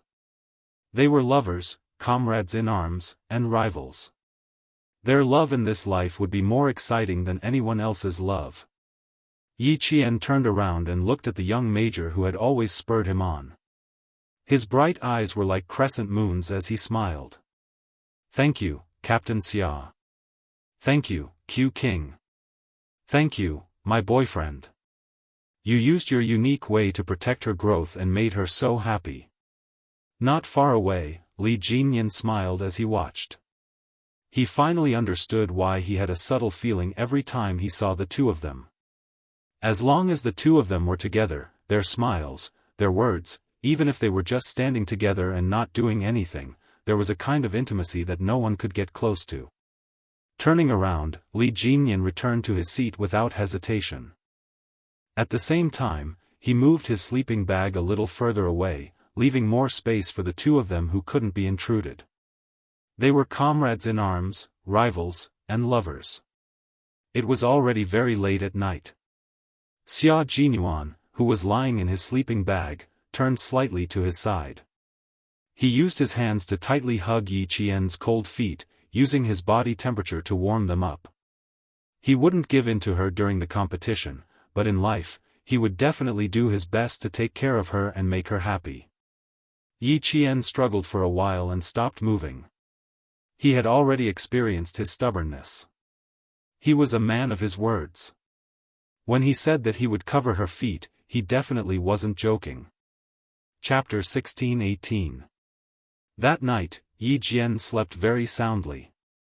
Her cold feet seemed to be warmed by a ball of fire. The warmth spread from the soles of her feet to her limbs and bones. It was so warm that when she opened her eyes and woke up, she found that her forehead was slightly sweaty. Realizing that her legs were still in his arms, Yi Jian's face, which was full of vitality, blushed even more. She kicked her legs lightly, trying to get out of his arms. As soon as she moved, the man who had his eyes closed suddenly opened his eyes. His handsome eyes were like the cold moon breaking through the clouds. His gaze was so cold that it was suffused with a little bit of cold light. His hand was already holding the rifle. The moment he opened his eyes, Xia Jinyuan entered combat mode. This was a man who, as long as he was wearing his military uniform, combat uniform, or training uniform, was always in combat mode or in preparation for combat, no matter what he was doing at the time. At this moment, Yi Qian quickly pulled her feet back and sat up quickly, looking like she was about to get out of bed and get ready to get up. It was still early. The assembly time was 5:30 in the morning. Right now. Yi Qian looked at the time. It was still 15 minutes to 5 o'clock. She remembered that Xia Jinyuan didn't agree to it. He hugged her feet again and didn't get up. He lazily said, you can still sleep for a while. Don't worry. None of our comrades are up now. If you stand like this, the sentinels will notice you. If they notice you, they will notice me. Little fox, do you think the sentinels will see me hugging your feet? Major Xia, who had his eyes closed, said softly. Because he had just woken up, his deep and slightly cold voice had a hint of sexy hoarseness. If you want the sentinels to see you, just sit. I won't mind. Yi Qian didn't think too much about it. After being reminded, she raised her eyes like a deer and looked around vigilantly. Her comrades hadn't gotten up yet. The sentinels were 5 meters away from them. Fortunately, they didn't notice her little action. The major, who had his eyes closed, seemed to know what she was doing. He slowly opened his eyes, and his deep, dark eyes were filled with smiles. The sentries are the scouts of the water ghouls. Little fox, do you want to continue sitting there? She didn't dare to continue being a role model. Yi Qian, whose heart was racing, was afraid that she would wake her comrades up if she spoke. She could only lie down again. She helplessly said to the major who was hugging her feet, "Hurry up and let go. It's going to be dawn soon. It won't be good if they see us. There's still some time before dawn. Don't worry. Why don't you sleep beside me for a while longer?" The major had his eyes closed, and he wasn't worried about being discovered in the slightest. He said in a calm and collected manner, "With me here, do you still need to worry about being discovered? If they see us, they'll see their comrades taking care of their comrades." Major Xia was the best at arguing irrationally. He wasn't worried, but she was.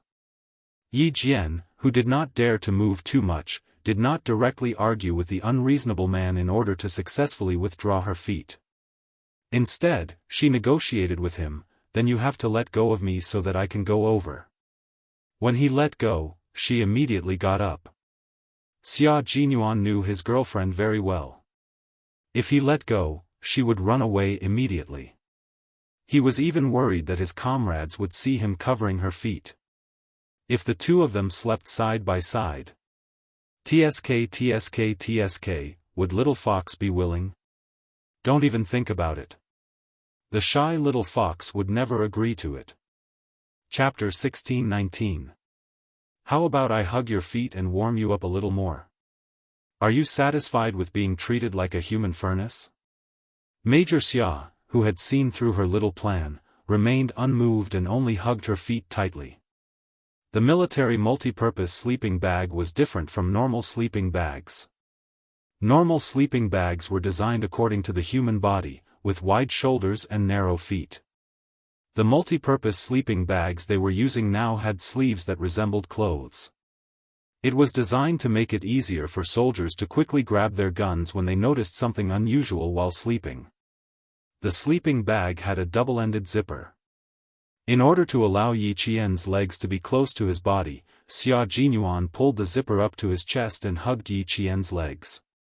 Therefore, as long as Yi Qian moved slightly, he could feel the wind in the mountains rushing towards his chest. Therefore, he sighed softly and said, "Don't move. My chest is cold. You don't want me to catch a cold, right?" She could still rest for a while. She was in a special situation right now, so she had to rest well. Even though Yi Qian knew that he was deliberately acting pitiful, he couldn't bear it and could only whisper, "I'm much better now. I wasn't in good condition yesterday, mainly because I've been soaking in the water every day. Now, I'm really fine after sleeping for a night. If you don't believe me, I'll come over and let you take a look." Xia Jinyuan believed him.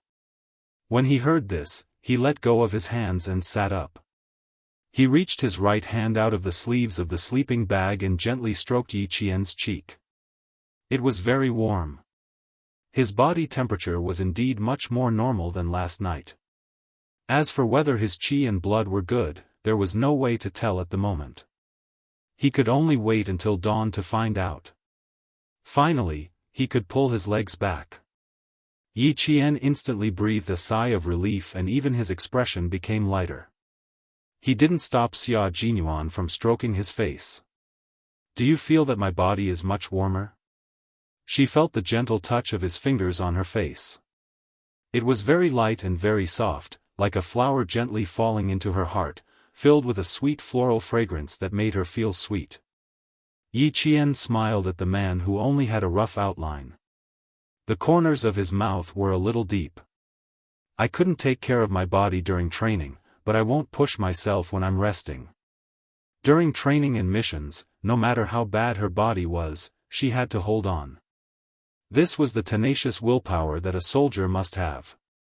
When she was resting, she would adjust her body so that her body wouldn't be unable to get the rest it needed when she was resting. She needed to be strong, but she wouldn't push herself just for a moment of strength. Xia Jinyuan then looked at his girlfriend sitting in front of him and laughed softly. Indeed. It seems like I was a human furnace last night. You sound like you're energetic, so there shouldn't be any big problems. I can't bear this kind of thing for you, so I'll have to trouble you. Yi Qian. It was better to change the topic. She didn't want to talk about her physical problems at all.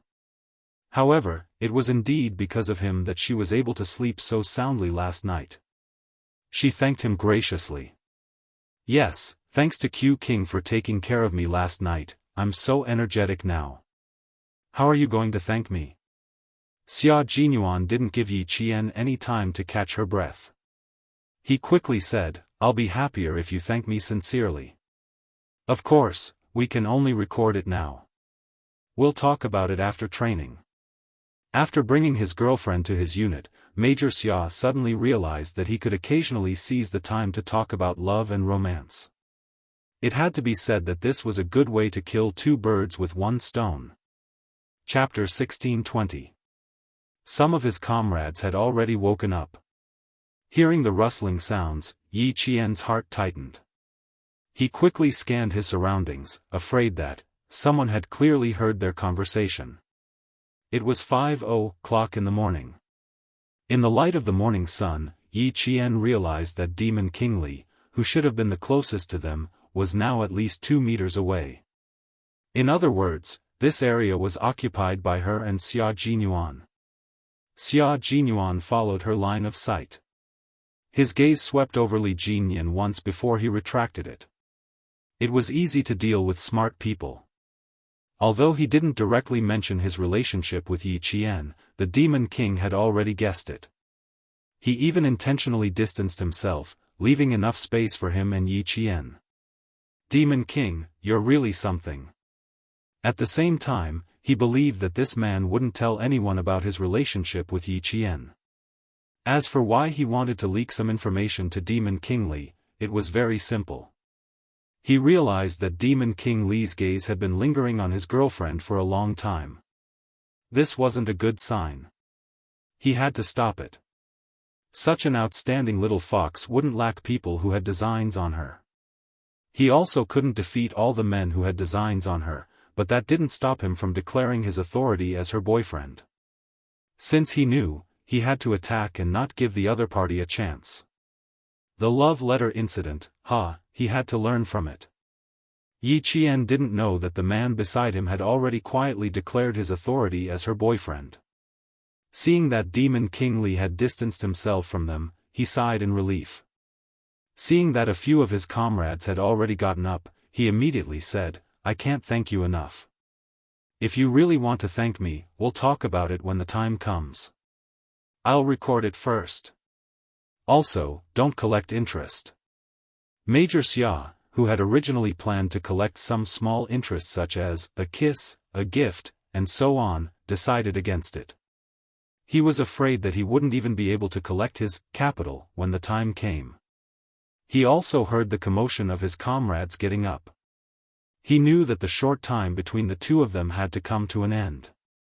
Besides, he also didn't want everyone to know about his relationship with Yi Qian. Even if he wanted to announce it, he had to wait until Yi Qian had entered the Snowfield Brigade and achieved a certain level of success.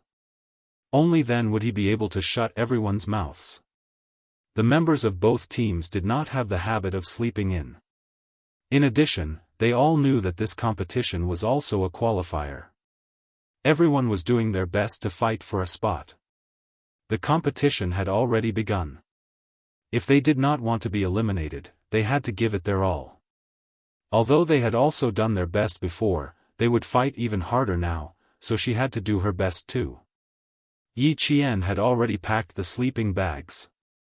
When he turned around, he saw that Xia Jinyuan had finished packing all her equipment. He said to her, "Go ahead and walk around. Come back and meet us at 5:30. There was a small stream in front of them, so they could simply wash up. There were still 23 minutes left. Yi Qian saw that Demon King Li was also packing up and had yet to assemble his team. She nodded and followed him into the forest. Before she left, she quickly felt around in her bag and calmly placed one hand in the pocket of her combat uniform. Only then did she catch up with Xia Jinyuan. His girlfriend's little movements were seen by his boyfriend, but he didn't point it out. Instead, his thin lips curved into a sexy arc.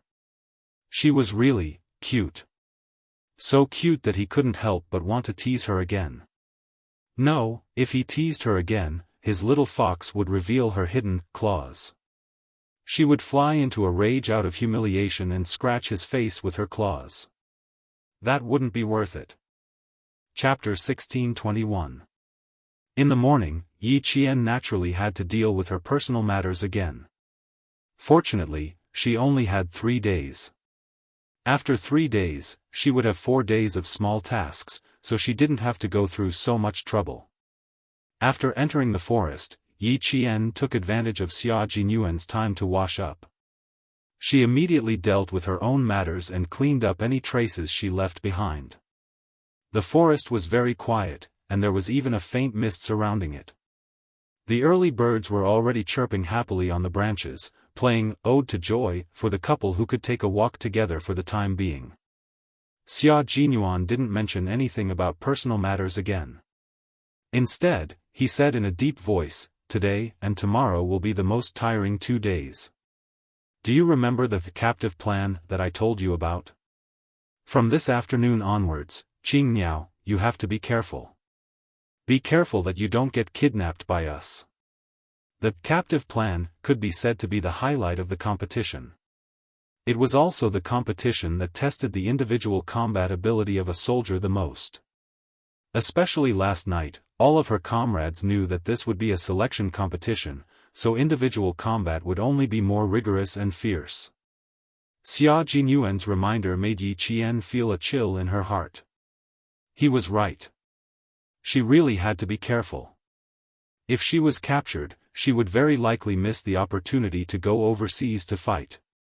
That was definitely not what she wanted. Don't be too stressed. You are a soldier personally trained by Uncle Chen. Uncle Chen was the strongest soldier of his generation. Qingniao, do you know that it is a blessing to learn from the best soldier of his generation? Yi Qian's gaze moved slightly. Uncle Chen once told her that he went on a big mission more than 7 years ago. There were a total of 10 soldier elites, but only 4 of them returned alive. But from Captain Xia's tone, it seemed that Uncle Chen belonged to the glory of that era and was not an ordinary soldier elite at all. Besides, Uncle Chen rarely mentioned his past to her. Except for the day when they started the purgatory training, Uncle Chen never mentioned anything about their military experiences more than 7 years ago. Most importantly, Uncle Chen was obviously hiding something from her at that time. Uncle Chen was discharged from the army in 1987, but he claimed that he had been exposed after completing a mission 7 years ago because he was given the identity of the World Sniper. In order to ensure his safety, the military spent 3 months preparing to erase Uncle Chen's identity. He became an international sacrifice, but was actually still alive. However, Uncle Chen only left the army in 1987. There was a long time between 1987 and 1987.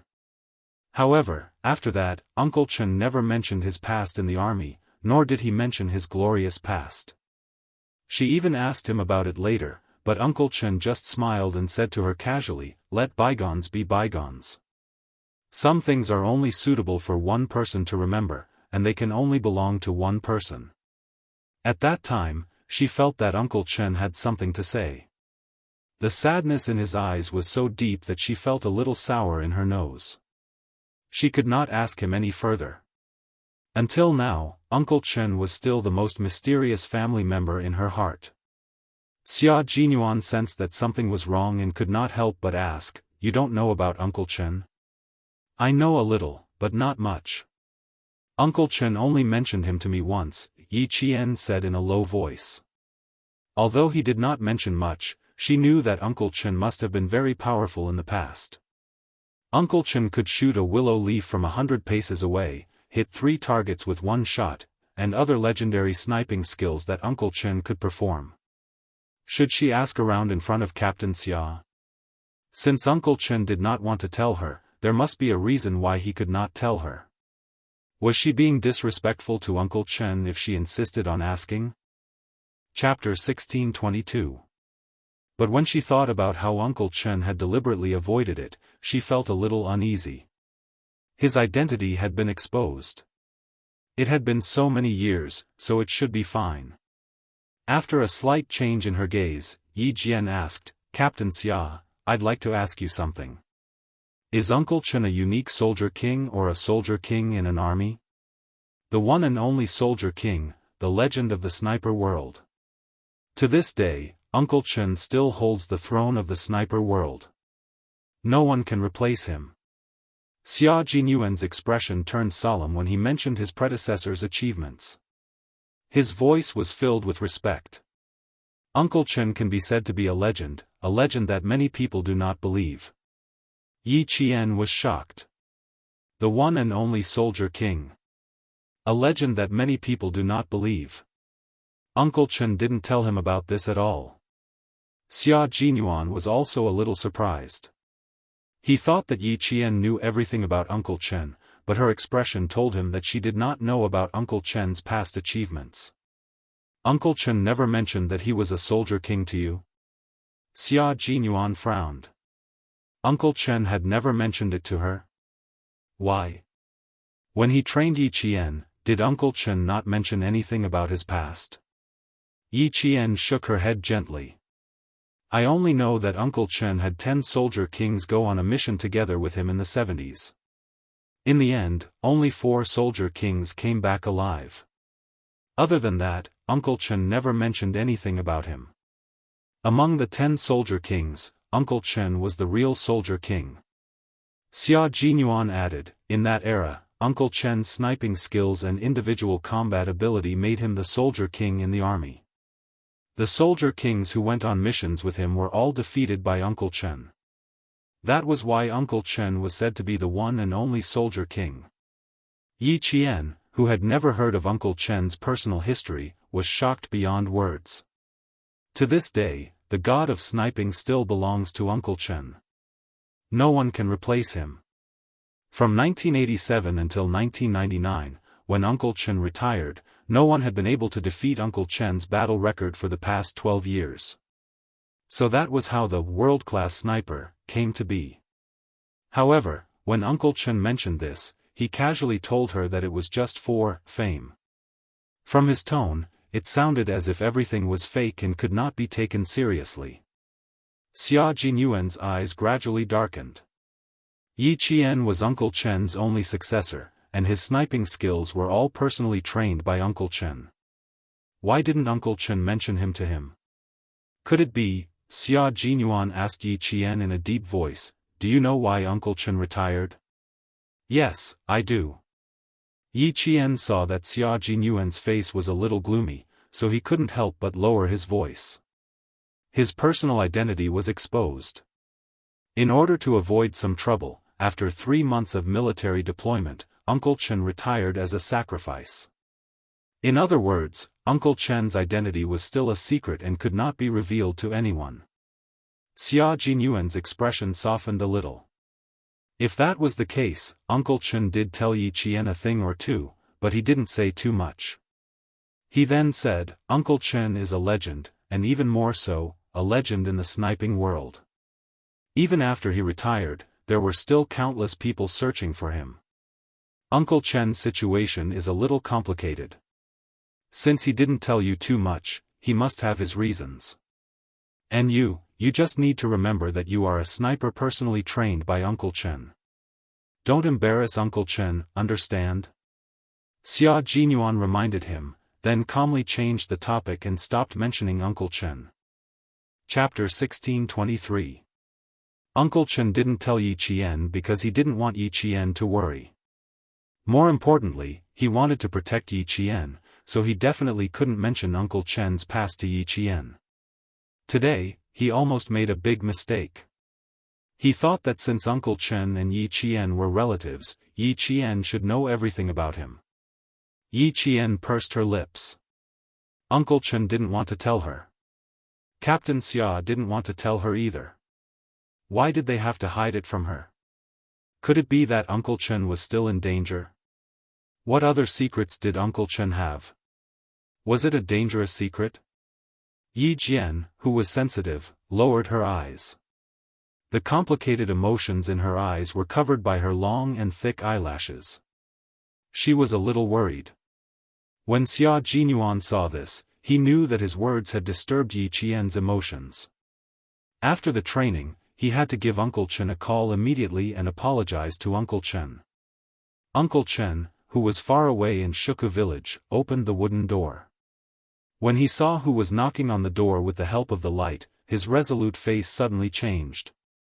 "Hello, is this the home of martyr Sun Xueqing?" At the door, Chief Kai of the Tongzhou City Public Security Bureau asked politely. "I'm looking for her daughter, Yi Qian." Uncle Chen sighed softly and said politely, "Yes, please come in." After Chief Kai entered the room and sat down, he looked at the middle-aged man who wasn't much older than him. He lowered his head to hide the confusion in his eyes as he drank tea. This man, why did he look so familiar? He felt like he had seen him somewhere before. After getting dressed and washing up, Uncle Chen also looked at the middle-aged man who was drinking tea. His eyes were also filled with confusion. He knew who he was. He was Yi Qian's mother's former comrade. He had seen him in photos before. My apologies for intruding. Chief Kai did not try to figure out who this familiar middle-aged man was. Instead, he took the initiative to state his intentions. "I'm here to look for my comrade's daughter, Yi Qian. May I know who you are?" Uncle Chen sat down and took a sip of hot tea before answering, "I'm Yi Qian's uncle. My surname is Chen. What business do you have with Yi Qian? She's not at home now." Before coming here, Chief Kai had already asked around and found out that Yi Qian had been taken care of by an old revolutionary and her junior high school's principal Chen. It could be said that if it weren't for the two of them, Yi Qian might have been spoiled by her uncle's family. "So you're Principal Chen." "Hello, Principal Chen. My surname is Kai. I was martyr Sun Xueqing's comrade." Seeing that he had found the right person, the smile on his face couldn't help but become more genuine. He opened his briefcase and took out a yellow diary. "This is Sun Xueqing's legacy. Principal Chen, can you pass this to Yi Qian for me? Last time, I met her in a hurry in Tongzhou. We parted ways after a few words. Seeing her is like seeing the glory of martyr Sun Xueqing. A daughter inheriting her mother's will. This is an amazing child." He had actually met Yi Qian before. Uncle Chen, whose expression had eased a little, suddenly darkened again. He did not take the diary. Instead, he looked at the old friend who had suddenly come to visit with a sharp gaze. "I wonder if Mr. Kai has mentioned anything about her mother to little Yi?" "Principal Chen, don't worry. I know what's important. I haven't said a word about martyr Sun Xueqing yet." Seeing Principal Chen's sharp gaze, Chief Kai straightened his body slightly and said with a serious expression, "It seems that Principal Chen also knows about martyr Sun Xueqing. I haven't mentioned this to Yi Qian yet because I have many questions myself." Chapter 1624. The morning breeze blew in through the open door, bringing with it the chill of winter. Principal Chen looked solemnly at the open door of the central room and said to Chief Kai, "If you don't mind, let's sit in the kitchen. We can talk while warming ourselves up. How about that?" He didn't know if anyone in the village had seen this Mr. Kai before. There were a few famous gossipy women in the village.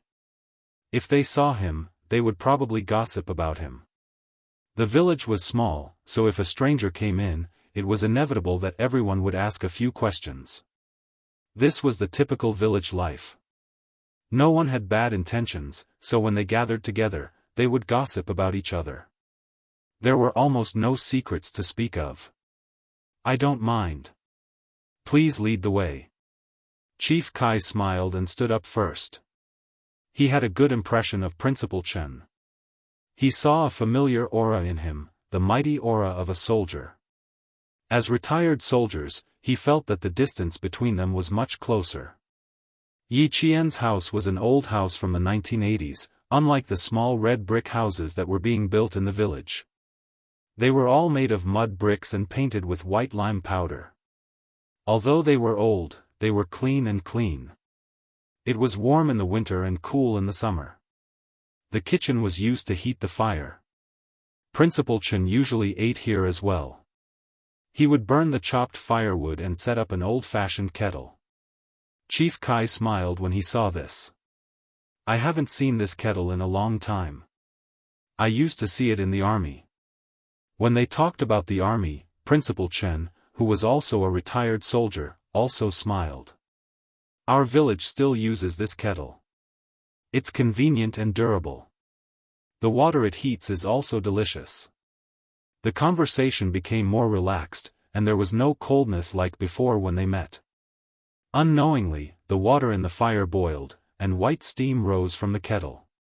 Principal Chen put on a pair of gloves and picked up the handle of the kettle, which was blackened by the smoke from the firewood, to brew a new cup of tea. He handed it to Chief Kai and sighed. "Old Kai, tell me about Yi Qian's mother." Half an hour later, one called him Old Kai, while the other called him Old Brother. "Yi Qian looks like her mother, but she looks calmer than her mother. She also has the aura of a soldier." Chief Kai took a sip of the hot tea that had just been brewed. The tea leaves were also self-made, and the fragrance of the tea filled his mouth. The firewood crackled as it burned, and the light from the fire illuminated Chief Kai's face, revealing a hint of melancholy. "Although I've only met Yi Qian once, I can tell that this child is very opinionated. He's exceptionally calm when something happens, and he has the courage to make prompt decisions. Yes, this child is more opinionated and stronger than her mother." Principal Chen nodded. After talking for more than half an hour, he could tell that he used to have a good relationship with Yi Qian's mother. They had a very deep friendship. Therefore, when he mentioned Yi Qian, it was as if he was talking about his own child. He had the tolerance and love of an elder. Chief Kai recalled how he had interacted with his former comrade, and there was both joy and sadness in his eyes. With such an outstanding child, Hongmei can rest assured in the underworld. Yi Qian was only 3 years old when she sacrificed herself. At such a young age, she was already an orphan. Fortunately, you and the old senior who passed away supported her and took care of her. Otherwise, this girl would have been spoiled by her uncle. Chief Kai's eyes flashed with a trace of hostility when he said the last sentence. Yi Qian is a sensible person. She knows clearly in her heart who treats her badly and who treats her well. Her uncle doesn't do things the right way, but Yi Qian is a domineering child who knows what's important. Chapter 1625. She knows what's most important to her, what she can give up on, and what she can put aside for the time being. We took care of her because she's worthy of being taken care of. She's talented, responsible, and a child who can achieve great things. If she's really useless, we wouldn't have nurtured her like this. Principal Chen didn't have any intention of claiming credit. Instead, he spoke very calmly and wasn't afraid that Chief Kai would misunderstand. That was the case. Why did the first-rank sergeant major's uncle want to nurture Yi Qian? Firstly, it was because of Yi Qian's mother. Secondly, it was because Yi Qian had matured and was no longer as weak and incompetent as before. Thirdly, it was because of her ability and talent. It was the same for him. If it wasn't for Yi Qian's ability and talent, he wouldn't have risked his identity being exposed to nurture her. At the time, that was indeed what he thought. However, the more he interacted with Yi Qian, the more he felt that she had a rare and precious quality. She had a clear distinction between good and evil, and she had a righteous heart. She never complained about being tired during training. Even if her body hurt, she would grit her teeth and persevere. As long as one interacted with Yi Qian for a long time, they would know that she was a good girl who deserved to be doted on. After all, Chief Kai didn't know Yi Qian very well. However, her courage to solve the problem last time had left a deep impression on him. Therefore, when Principal Chen mentioned Yi Qian, he felt that Yi Qian was the real Yi Qian. He didn't know why, but he believed in her so much. It was probably the so-called love the crow, love the crow. The pupil will surpass the master. She's better than her mother. This is also Hongmei's wish. Chief Kai laughed softly. There was a hint of gentleness in the corners of his eyes, but it quickly disappeared, leaving only a hint of sharpness. It's a pity that Hongmei didn't see it. If she was still alive, she would be so happy to see her child so successful. From the sudden change in his expression, Principal Chen could tell that something was amiss. He had never met Yi Qian's mother, but he had heard from his uncle that none of the girls in the surrounding villages could compare to her. After he joined the army, he joined an all-male unit. Outstanding girls would always be admired by the male soldiers. Just like Yi Qian, a few days ago, Lu Tuan even joked that one of the Shanghai veterans, who had been ruthlessly beaten up by Yi Qian, had been admitted to a university. He had specially asked Lu Tuan about Yi Qian's personal information and had even said that he wanted to pursue Yi Qian. What was even more laughable was that this Shanghai soldier's family actually supported him. They even called the military instructor, hoping that the military would help their son get a girlfriend. It was also a burden to keep the past in one's heart after so many years. Headmaster Chen couldn't help but pat Chief Kai's shoulder. Little Yi often goes to the martyrs' cemetery to visit her mother. She's very filial and stronger than we imagined. But she still has a lot of things to do, such as finding out the real culprit behind Hongmei's death. The sad conversation was suddenly filled with sharpness because of Chief Kai's sudden words. The middle-aged veteran, who was now the director of the Tongzhou City Public Security Bureau, looked at Principal Chen calmly. "Brother, I'm here to tell Yi Qian that her mother's sacrifice is true, but if it weren't for someone leaking her identity, Hongmei would never have been sacrificed." The firewood was still burning brightly, and the heat it emitted made people feel warm and comfortable. Occasionally, sparks would splash, and bits of stardust would flash across the sky. The red light would disappear after a short while. Chapter 1626. Just like the fire in Chief Kai's eyes, because Principal Chen did not answer for a long time, it went from bright to dark and eventually turned into ashes. There was not a trace of light left. "Brother, you don't believe me, right?" Chief Kai sighed heavily, the corners of his mouth full of bitterness. "Yes, it's been almost 20 years. Who would believe me? If I don't believe it myself, who will believe what I say?" Chief Kai, who had retired from the military and relied on his own abilities to get to where he was today, sighed heavily again, as if he wanted to spit out all the pent-up sorrow in his heart. It's been almost 20 years. If it wasn't for Yi Qian's appearance, perhaps I would have been so muddle-headed for the rest of my life. Before Hongmei left, she said that if she sacrificed herself, she asked our comrades in the military to take good care of her daughter. Brother, we didn't agree and even said that she was overthinking things. Who knew that she already had a premonition that she would sacrifice herself? The fire burned too brightly. Principal Chen used a pair of tongs to take out a piece of firewood and then used the ashes to extinguish the flames. Principal Chen's voice came through the subtle movements. When she left the village, she actually left with the thought that she would die. Because at that time, Yi Qian's mother already had a vague idea that she might not be able to return. Principal Chen's expression did not change much when he said such a big thing, because he already knew a thing or two from Uncle General Chief Kai's face was full of shock. He thought that even Yi Qian did not know, but now that he heard that she actually had a vague idea, the extinguished fire in Chief Kai's eyes burned brighter and brighter than before. Principal Chen looked at him quietly and said softly, "Don't worry, the Yi girl will investigate thoroughly. But we hope that at least 2 years after she graduates from the military academy and has a firm foothold in the military before investigating her mother's matter.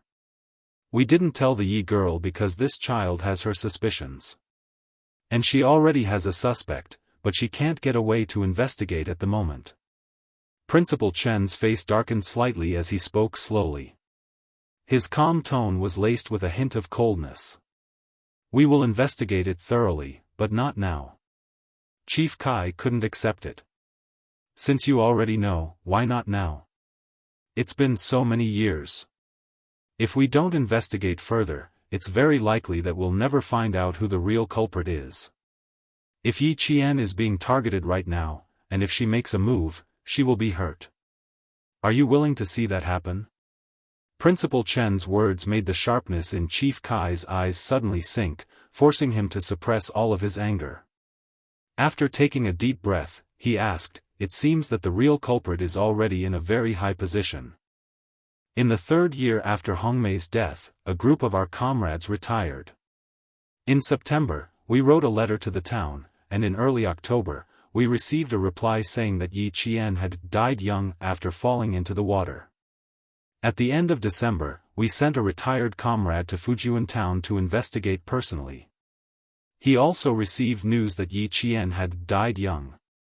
After that, we didn't inquire further, and we all believed that the news was true. When I met Yi Qian in Tongzhou, she told me personally that she thought it was a miracle that she was able to survive safely. From that, I knew that someone had been secretly preventing us from inquiring about Yi Qian. They even bribed the comrades we sent to confirm the news, so that we would completely believe that the daughter of Hongmei had died young after falling into the water. Then, brother, you said that Yi Qian is being targeted right now, and if she makes a move, she will be hurt. This is the thing that our old comrades don't want to see the most.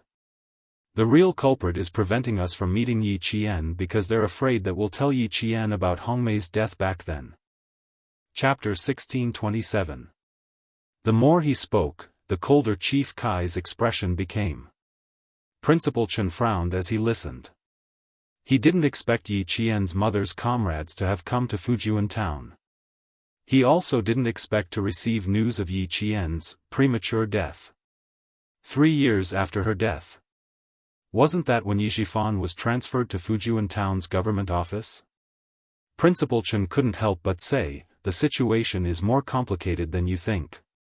Someone tried their best to stop you from meeting Yi Qian, and at the same time, ordered Yi Shifan's family to raise Yi Qian so that the truth behind Yi Qian's mother's death would never be revealed. If even the biological daughter didn't investigate the truth behind her mother's death, then who would? No one would pay attention to something that happened more than 10 years ago, and no one would deliberately investigate it.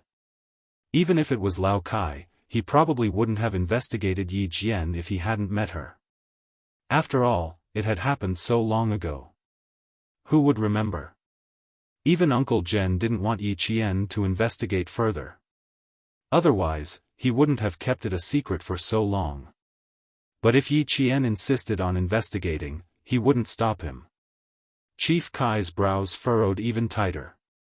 He fumbled around in his pocket and took out a pack of cigarettes. Holding the cigarettes, he bent over and lit them up by the firewood. He took a few deep puffs and exhaled a string of smoke. He kept thinking in his heart and mind. No, he couldn't let Yi Qian take the risk. He couldn't let Hongmei's only daughter take the risk. If something happened to Yi Qian, he wouldn't be able to answer to Hongmei. Principal Chen didn't say anything. To investigate or not to investigate. He and Uncle Jen had the same idea. As long as Yi Qian went far and stood high, they didn't want her to lose her happiness because of hatred. Old Chen, let me investigate Hong Mei's matter. I'll let you know if there's any news. I waited so long to find out that Hong Mei's daughter is still alive. As long as Yi Qian wants to investigate, I will definitely help him. After finishing his cigarette, Chief Kai didn't have any expression on his face. This high-ranking police chief said word by word, my life was saved by Hong Mei. Now, it's time for me to repay her with my life. Brother, tell Yi Qian not to touch her for the time being. Let me do it. Principal Chen did not say anything else. He only asked, why must we investigate? Brother, let me tell you about Hong Mei. You'll know why I'm doing this after you hear it. When he mentioned his comrades who had sacrificed themselves, a gentle look appeared in Chief Kai's eyes again as he reminisced about those days when he was young. That year, China began to form a female special forces unit to carry out special and dangerous missions that male soldiers could not complete. Hong Mei stood out from more than 6,000 female soldiers and appeared in their unit in a clean military uniform, becoming the flower of the unit. She risked her life even more than the male soldiers. One of her comrades mistakenly used a grenade. Seeing that a serious accident was about to happen, it was Hong Mei who kicked the grenade away. The male soldier was bitten by a poisonous snake. Without saying anything, Hong Mei possessed his body to take the poison and saved his life. When they encountered an avalanche, Hong Mei ignored the risk of her own life and relied on her own strength to drag two male soldiers whose legs were broken. When they entered the desert and encountered a sandstorm, the entire unit got lost. It was Hong Mei's bottle of water that saved the lives of 20 people in the unit. His life was supposed to be sacrificed at some border, but Hong Mei braved the hail of bullets to save him. Her calf and shoulder were pierced by shrapnel. Chapter 1628. Although Hong Mei was only a female soldier, the bravery and fearlessness she displayed made all the male soldiers respect her. Brother, Hong Mei is just that good. She is just that worthy of respect. Back then, the Prime Minister personally put the red flag on her because he knew about Hong Mei's heroic deeds and called on the entire military to learn from her. Whenever Sun Xueqing was mentioned, Chief Kai's sitting posture would be the standard one he used to hold meetings in the army. His back was straight, his legs were slightly pressed together, and the hand holding the cigarette was placed respectfully on his knees. Needless to say, the expression on his face was solemn, dignified, and full of respect. Principal Chen did not know much about Yi Qian's mother. After he heard everything, this world-class sniper was full of respect for this martyr who had sacrificed herself. In that case, Yi Qian really resembles her mother. She was brave and fearless, completely unafraid of sacrifice. But this child is much stronger than Hong Mei. She will not be swayed by emotions. Chief Kai pointed out the biggest difference between the mother and daughter. Hong Mei's fatal flaw is that she is soft-hearted. She is very soft-hearted and easily trusts others. She always thinks that people are kind, but she ignores the complexity of human nature. Yi Qian is different. Although I've only met Yi Qian once, the way she handles things is not something Hong Mei can compare to. If Hong Mei had made a prompt decision back then, perhaps none of the subsequent events would have happened. Although he did not find Yi Qian, Chief Kai felt that his trip was not in vain. As long as Hong Mei's daughter also suspected her mother's death and was interested in investigating it, then he could rest assured. Although I suspected that Hong Mei's sacrifice was suspicious, I really did not think of going back to investigate it. After all, 17 years have passed. In addition, because of Hong Mei's sacrifice, a few things happened in the unit. After sending Hong Mei away, all the comrades in the unit devoted themselves to new missions, and so did I. By the time we came back, more than half a year had passed. Even if I thought that Hong Mei's sacrifice was suspicious, I did not think too much about it because of the time constraints. This time, when I saw Yi Qian, this child did not know much about her mother. This made me very sad. Her mother is so outstanding and dedicated her life to the country, but her child doesn't even know what kind of soldier she is. This shouldn't be. In order to let Yi Qian understand her mother better, I went back to my old unit, but I found that there was no more information about Hong Mei in my old unit. I asked the young soldiers, none of them knew that there used to be such a respected martyr who was their senior. Chief Kai, whose eyes were filled with sparks, seemed to have turned red as well. The fist on his knee suddenly clenched, and even the still burning cigarette butt was clenched in his palm. He was so angry that he didn't even feel the cigarette burning his palm. This is a deliberate attempt to cover it up. This is intentional. He wanted to completely erase Hong Mei's existence. A soldier had sacrificed himself for the country, leaving behind only a daughter who was crying piteously for food. Not only did someone want to erase her existence, but they also wanted to raise her daughter to be useless. He deserves death. At the end of his speech, the dignified director of the Public Security Bureau had tears in his eyes. Even Principal Chen gritted his teeth when he heard this. He really deserved to be punished. What on earth was going on that even traces of a person's existence would be erased? To make a soldier who had sacrificed herself for the country and had outstanding military achievements become an unknown and unknown ordinary person. How dare they do this? Chapter 1629. Chief Kai's voice grew colder and colder. It was like the north wind in the polar regions, bringing a chill to people's hearts. If I didn't step forward, I would have let Hong Mei down. I would have let my conscience down. Old Kai, I thank you on behalf of Yi Qian.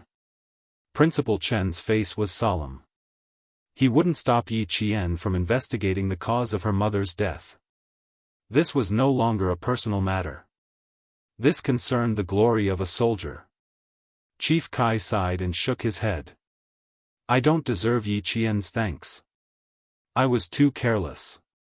I've thought about it countless times, but I always thought I was overthinking things. Back then, if I had persevered a little longer, perhaps everything would have been different. He took out a small phone book from his briefcase that never left his hand and handed it to Principal Chen. This is the contact information of the comrades who had been through life and death situations with Hong Mei. They were all comrades that Hong Mei risked her life to save. I've contacted 4 comrades who are now of a certain status. I'll lead the investigation into Hong Mei's death in secret. When I contacted them, I found out that they also suspected that Hong Mei's death wasn't simple. This is their contact information. If there's an accident, old brother, you must let Yi Qian continue the investigation. We can't stop until we find out the truth. Principal Chen took the phone book. Yi Qian once wanted to investigate from her uncle, Yi Zhifan. Later, someone warned him that there was someone secretly supporting him.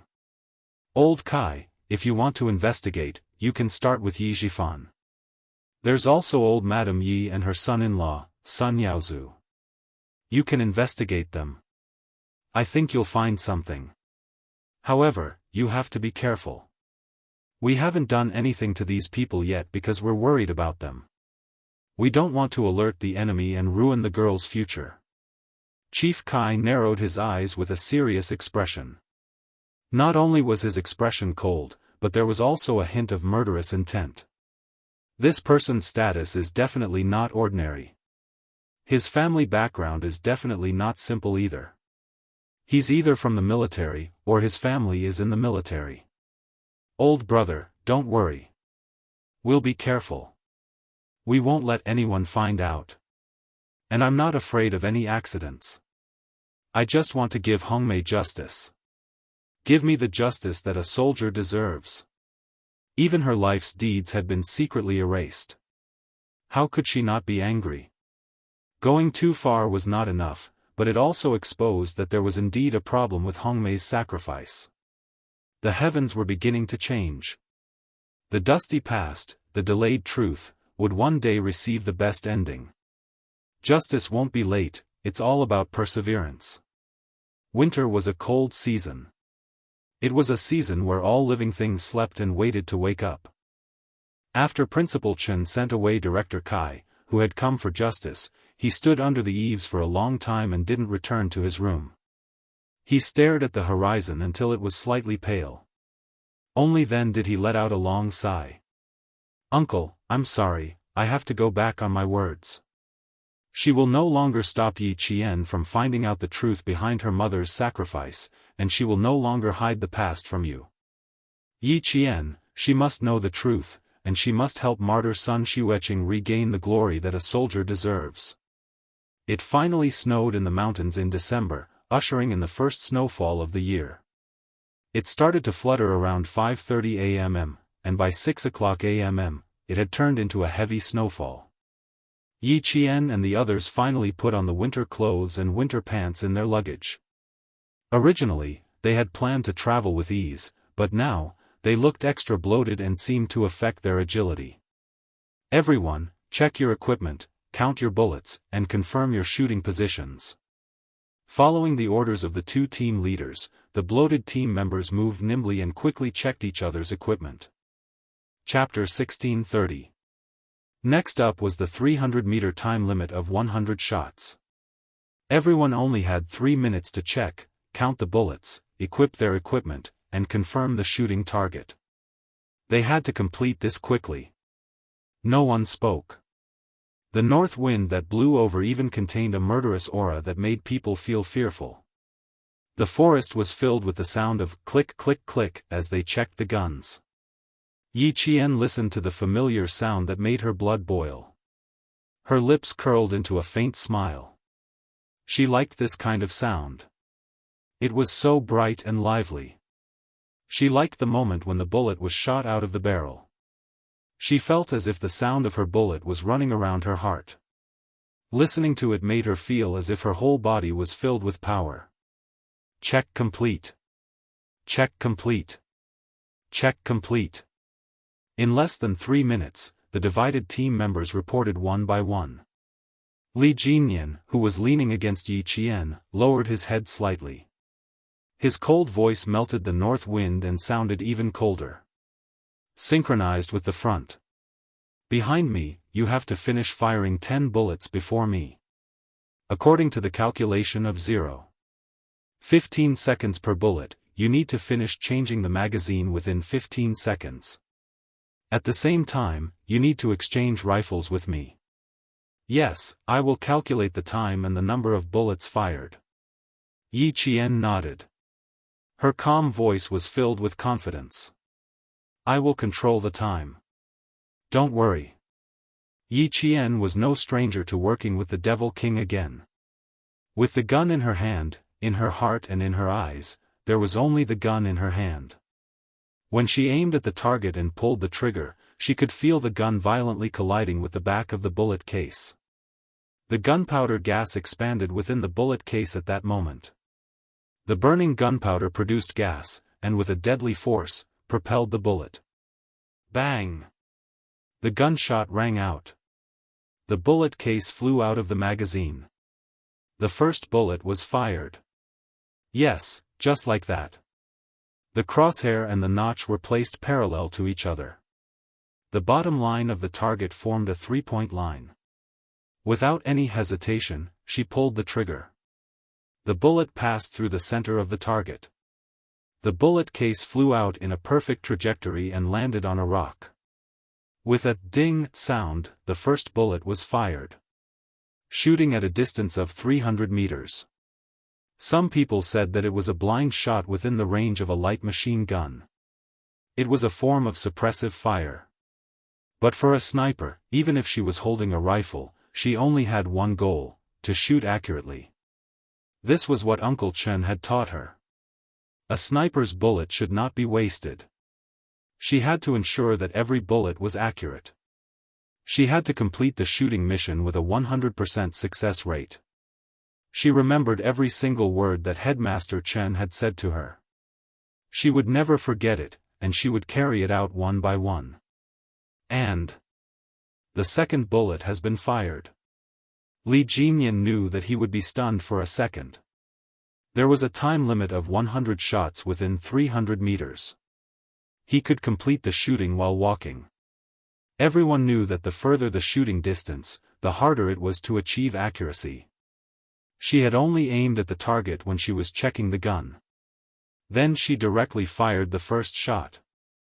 Chapter 1631. Everyone was still pushing forward and aiming. She didn't even move a step and finished her first shot at 300 meters.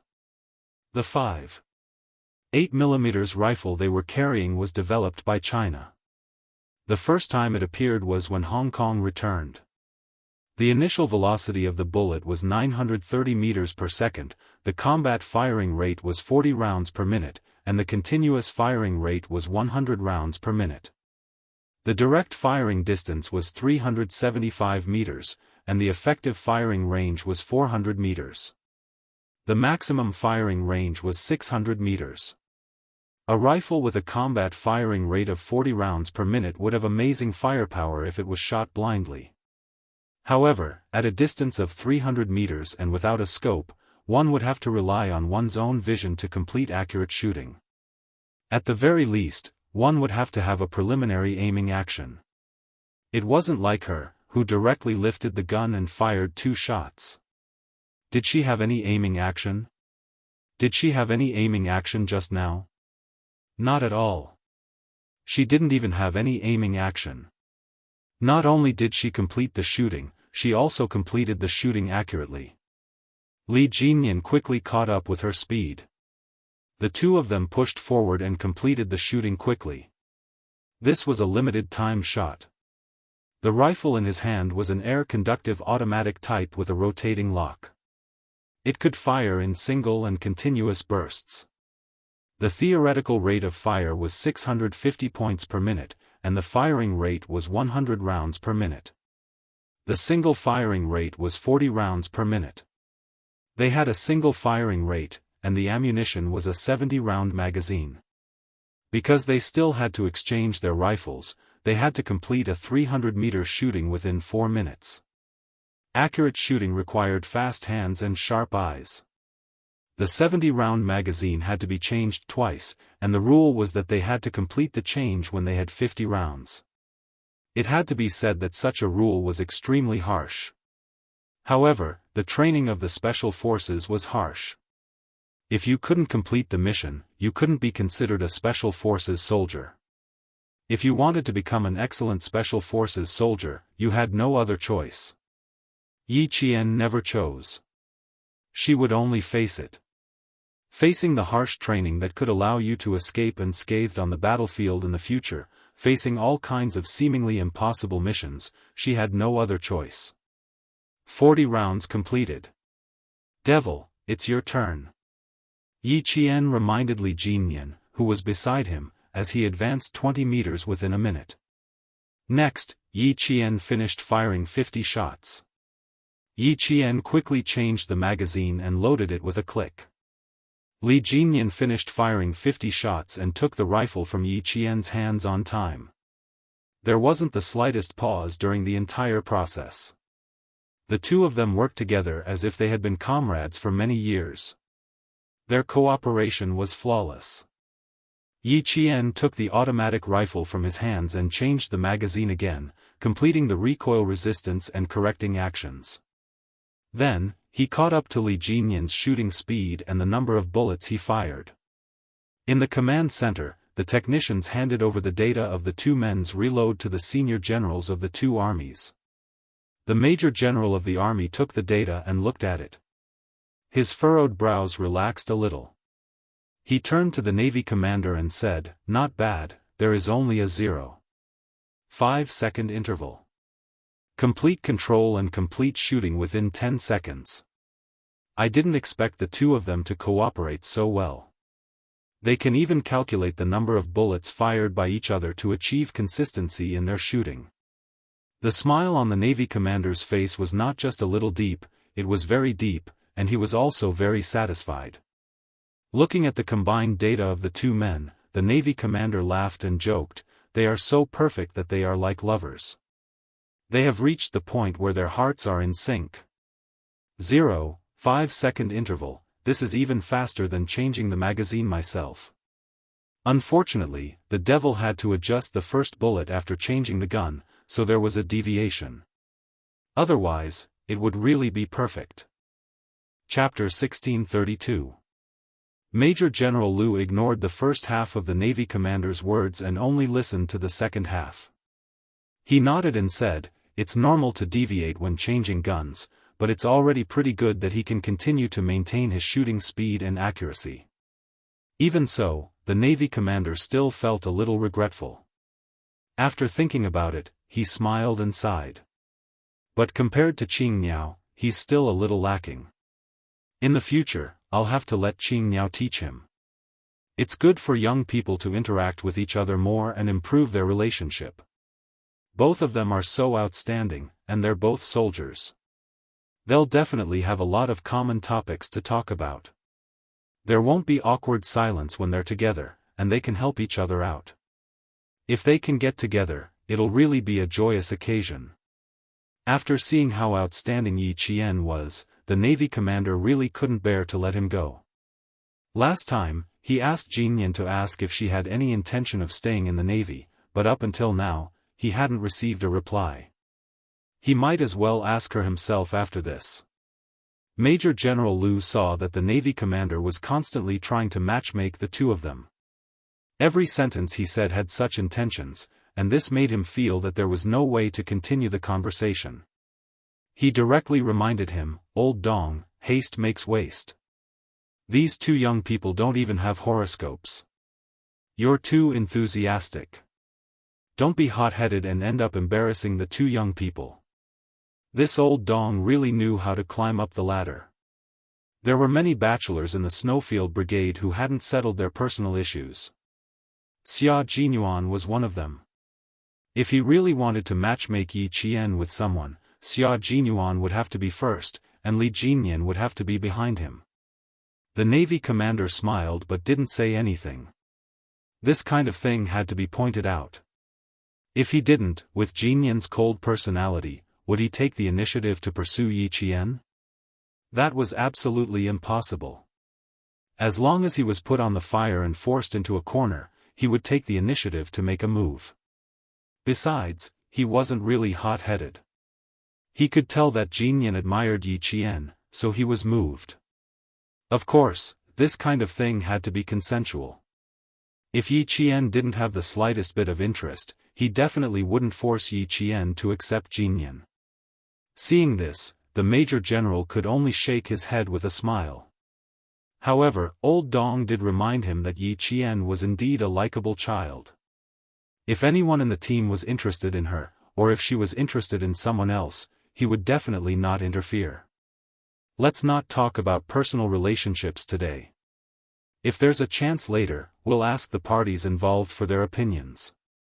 As for me, I definitely won't mention it in front of Xianxia. I'll only mention it in secret.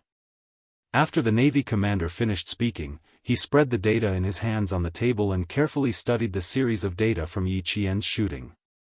The Major General didn't know whether to laugh or cry. He was the one who brought up the issue of personal relationships first, and now he was telling him not to discuss it. This kind of thing is really not worth discussing. If you have feelings, and I am willing, then we will hit it off.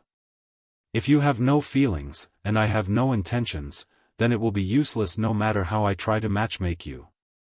Yi Qian had known Xia Jinyuan for so many years. When it came to personal feelings, he felt that the two of them were more compatible. As for Li Jinyan, although he was outstanding, he wasn't suitable for Yi Qian. There was no reason, but his intuition told him otherwise. The Navy commander looked at the data and pondered for a while.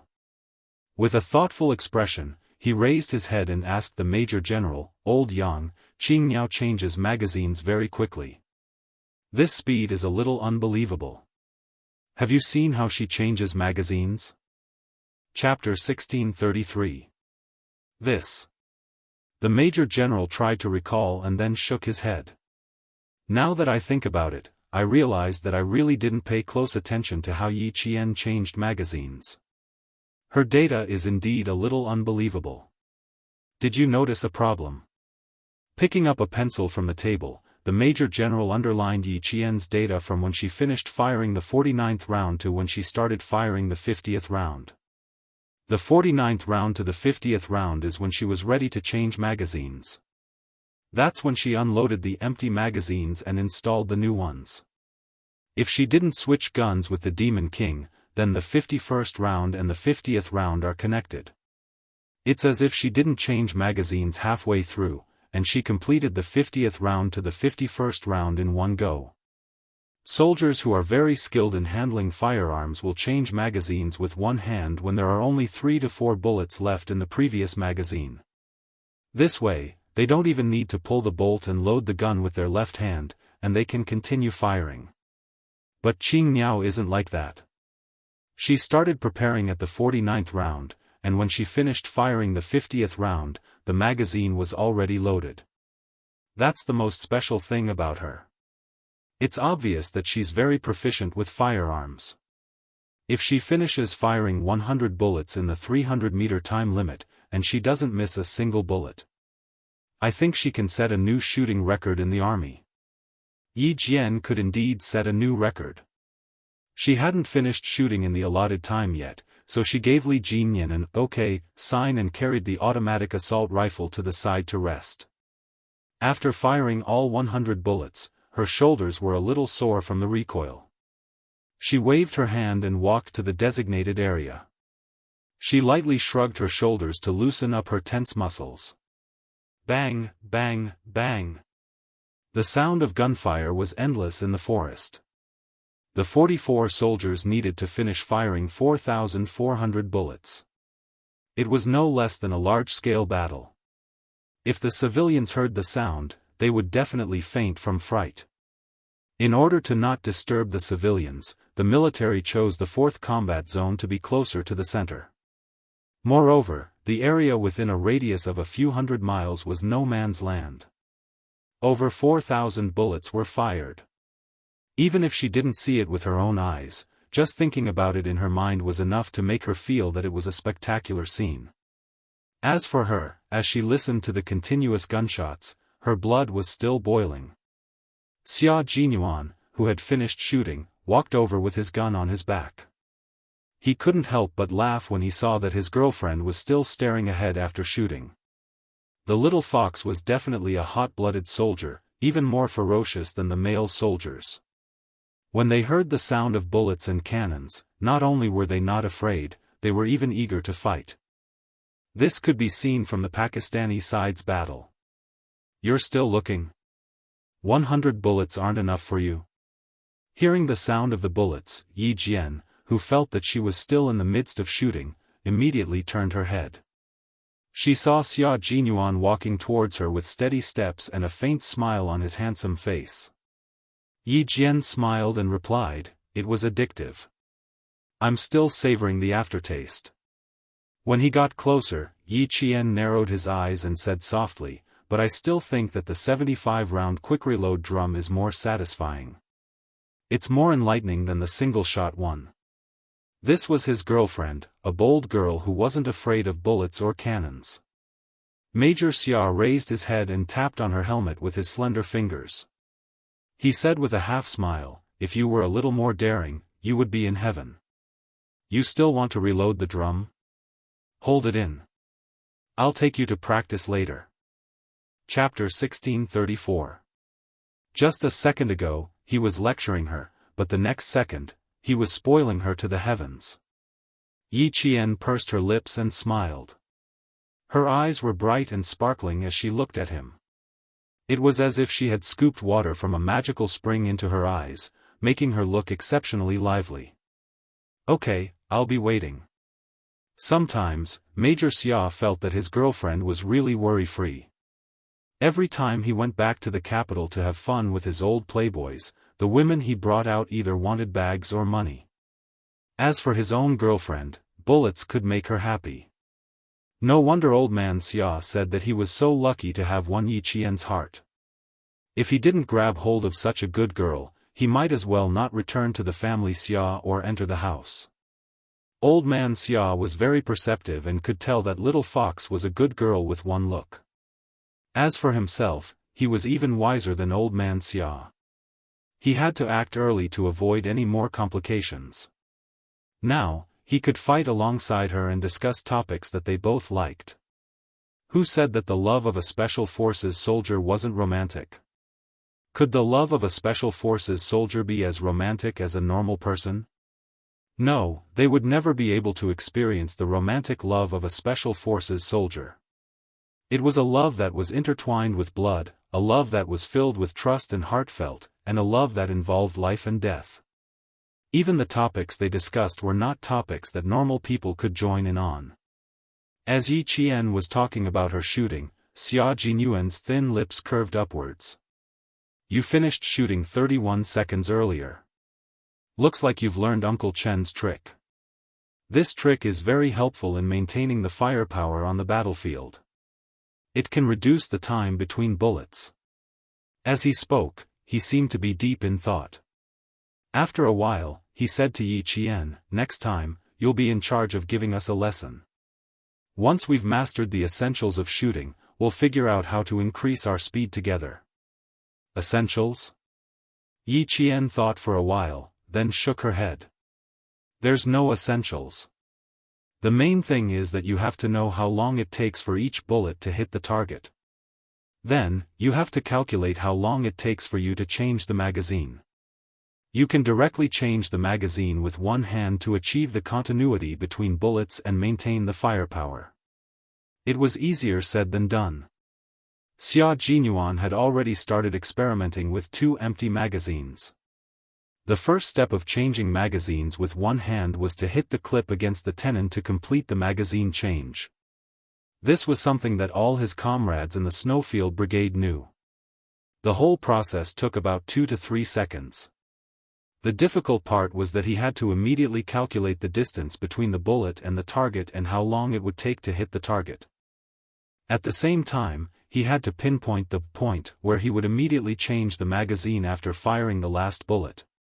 And this point directly affected the continuity of bullets. After Yi Qian watched his movements, he said seriously, yes, that's how I do it. I change the magazine with one hand, and my speed is about the same as yours. I control it within 2 seconds, and then I know when the bullet will be fired. I just have to keep the whole process going. When we get back, demonstrate it to us. We'll use a distance of 300 meters as the standard. Xia Jinyuan tried twice in a row and knew that he couldn't fix the point properly. He couldn't connect the bullets from the previous magazine to the next one in one go. This wasn't a problem, so Yi Qian gladly accepted it. The time was up. The gunshots in the forest instantly disappeared. A second ago, the deafening sound of gunfire was heard, but in the next second, there was only smoke in the air. There was no sound of gunfire at all. It was so quiet that it was as if nothing had happened. Chapter 1635. It was snowing heavily, and the north wind blew through the forest, dispersing the thick smell of gunpowder. About 2 kilometers away from where the 2 teams were shooting, the local troops heard the dense gunfire and knew it was their turn to enter the battlefield. This was a nature reserve. Although it was included in the temporary battle zone for the 2 teams, they still had to pay attention to the necessary things. The local troops needed to help collect all the bullets. 44 comrades meant that there were 4,400 rounds of ammunition. These were all the missions of the local troops. Gather. Following the platoon commander's whistle, the 2 squad leaders quickly gathered their comrades. Attention, turn back. They led their comrades to their destination. It took some time to collect all the bullets, but with the help of the local troops, it saved the 2 teams a lot of time. The results were out. Li Jinyan and Yi Qian missed the target twice out of 200 bullets, and were ranked first. Xia Jinyuan and K7 missed the target 3 times, and could only be ranked second. K7's thin face was a little tense, and his murderous aura was somewhat exposed. He said to Xia Jinyuan, "It's my fault, I'm sorry, Captain. Qing Niao's shooting skills are above all of us. We're not too bad of a team to be ranked second." Xia Jinyuan patted his comrade's shoulder and smiled. "Next time, continue to work hard and win back what you lost." The two bullets missed the target because Li Jinyan and Yi Qian were affected by the wind and snow when they were changing guns. His situation was the same as K7's. They were both affected by the wind and snow when they were changing guns. These were all uncontrollable factors, and mistakes were understandable. However, understanding was one thing, and the main thing was that their shooting skills were not at their best. Take Xianxia for example. She was holding the same gun as everyone else, and they were all shooting at the same time. Why was she able to hit the target every time? It was because her shooting skills were so good that she was not affected by the weather. Xianxia is talented. Do you still remember the mission in Pakistan? Normal people aim first before shooting, but she's different. She can directly aim and shoot when she pulls the trigger. That's the biggest difference. It's a talent blessed by the heavens. It's difficult for us to have her talent. Xia Jinyuan bent down and picked up the two bullets from the snow. His handsome eyes were slightly sharp. We don't have her talent, but we need to learn shooting skills from her. We can't be complacent, and we can't find excuses for our losses. We admit that we lost, but we can't keep losing like this. The snow was unusually heavy. The feather-like snow fluttered and decorated the mountain into a world of white. Xia Jinyuan, who was holding two bullets in his hand, looked at his comrades. His sharp eyes were like the cold light on a blade, revealing a frightening sharpness. So, K7, we can admit defeat, but we can't keep losing. Even if the person who surpassed them was Yi Qian, his girlfriend, he would not admit defeat, nor would he find excuses for himself. Winning had always been their goal, and it would not change because of anyone. Yi Jian knew that her 100 bullets hadn't gone to waste. She stepped on a bullet with her military boot. When she bent down to pick it up, she saw Li Jinyan standing in front of the target with a hostile aura. He was looking at her results. He was the one who caused the two misses, so he needed to reflect deeply. Chapter 1636. Li Jinyan was not only reflecting on himself, he was also studying Yi Qian's shooting skills. He was completely convinced by Yi Qian's godlike shooting skills. He had no idea how she could shoot so fluidly without any adjustments. Demon King, let Xianxia teach us another day. I'm afraid no one in our two teams can compete with her shooting skills. The big mermaid walked over and said in a low voice, since we can't keep her here, it's enough if we can learn her shooting skills. After Li Jinyan got the reply from Yi Qian that night, although he did not contact the Navy commander, he still told the big mermaid. As for the Navy commander, he would talk to him after the hunting operation tomorrow. Li Jinyan's somewhat dark gaze shifted away from the target. He said to the Great Mermaid, "Tell me, is there anyone who can accurately shoot without aiming at the target? How is that possible?" The big mermaid laughed. Why did the Demon King suddenly ask this? It's completely impossible. Until now, our army doesn't have such a sharpshooter. Everyone knew that one had to aim before shooting. Without aiming and preparation, how could one shoot accurately? It was not like they were blindly suppressing fire. As long as it was an accurate shot, one had to aim first. This was the law. Li Jinyan also thought that it was impossible. He was probably overthinking it. However, when he thought about Yi Qian's shooting movements, he really felt that she was shooting directly with a gun. She did not aim at all. He was deep in thought, as if he was thinking about a big problem. The big mermaid looked at him. What's wrong? You look like you have a lot on your mind. Did you encounter something difficult to solve? About the competition? About the 300-meter shooting? Other than these two things, he could not think of anything that the Demon King was troubled by. Xianxia, if I said that she did not aim at all, do you think it's impossible? As if feeling someone's gaze on him, Li Jinyan's feet moved slightly. His military boots squeaked as they crushed the snow. He turned around and his gaze met Yi Jian's from afar. Yi Qian, wearing combat equipment and a helmet, stood in the snow. She smiled at the man who turned around and looked at him calmly. She continued to bend down and pick up the bullets. The snow blurred her beautiful face, but Li Jinyan felt that he could see the smile on her face clearly. It was like a red plum blossom in the snow, facing the wind, standing on a branch with a cold fragrance. He calmly looked away and looked at the big mermaid, who was shocked by his words. "I'm also shocked, but it's possible. After the training, I'll verify my guess."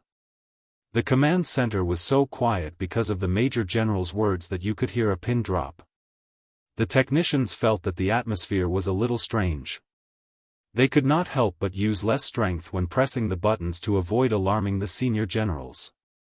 The Navy commander looked at the Major General, who said something shocking. After taking a deep breath, he once again looked at the data of Yi Qian's shooting. He took out a pencil and wrote for a while. He then said to the clerk beside him, "Reanalyze the data in detail. I need to know how long each bullet took to shoot." "Yes."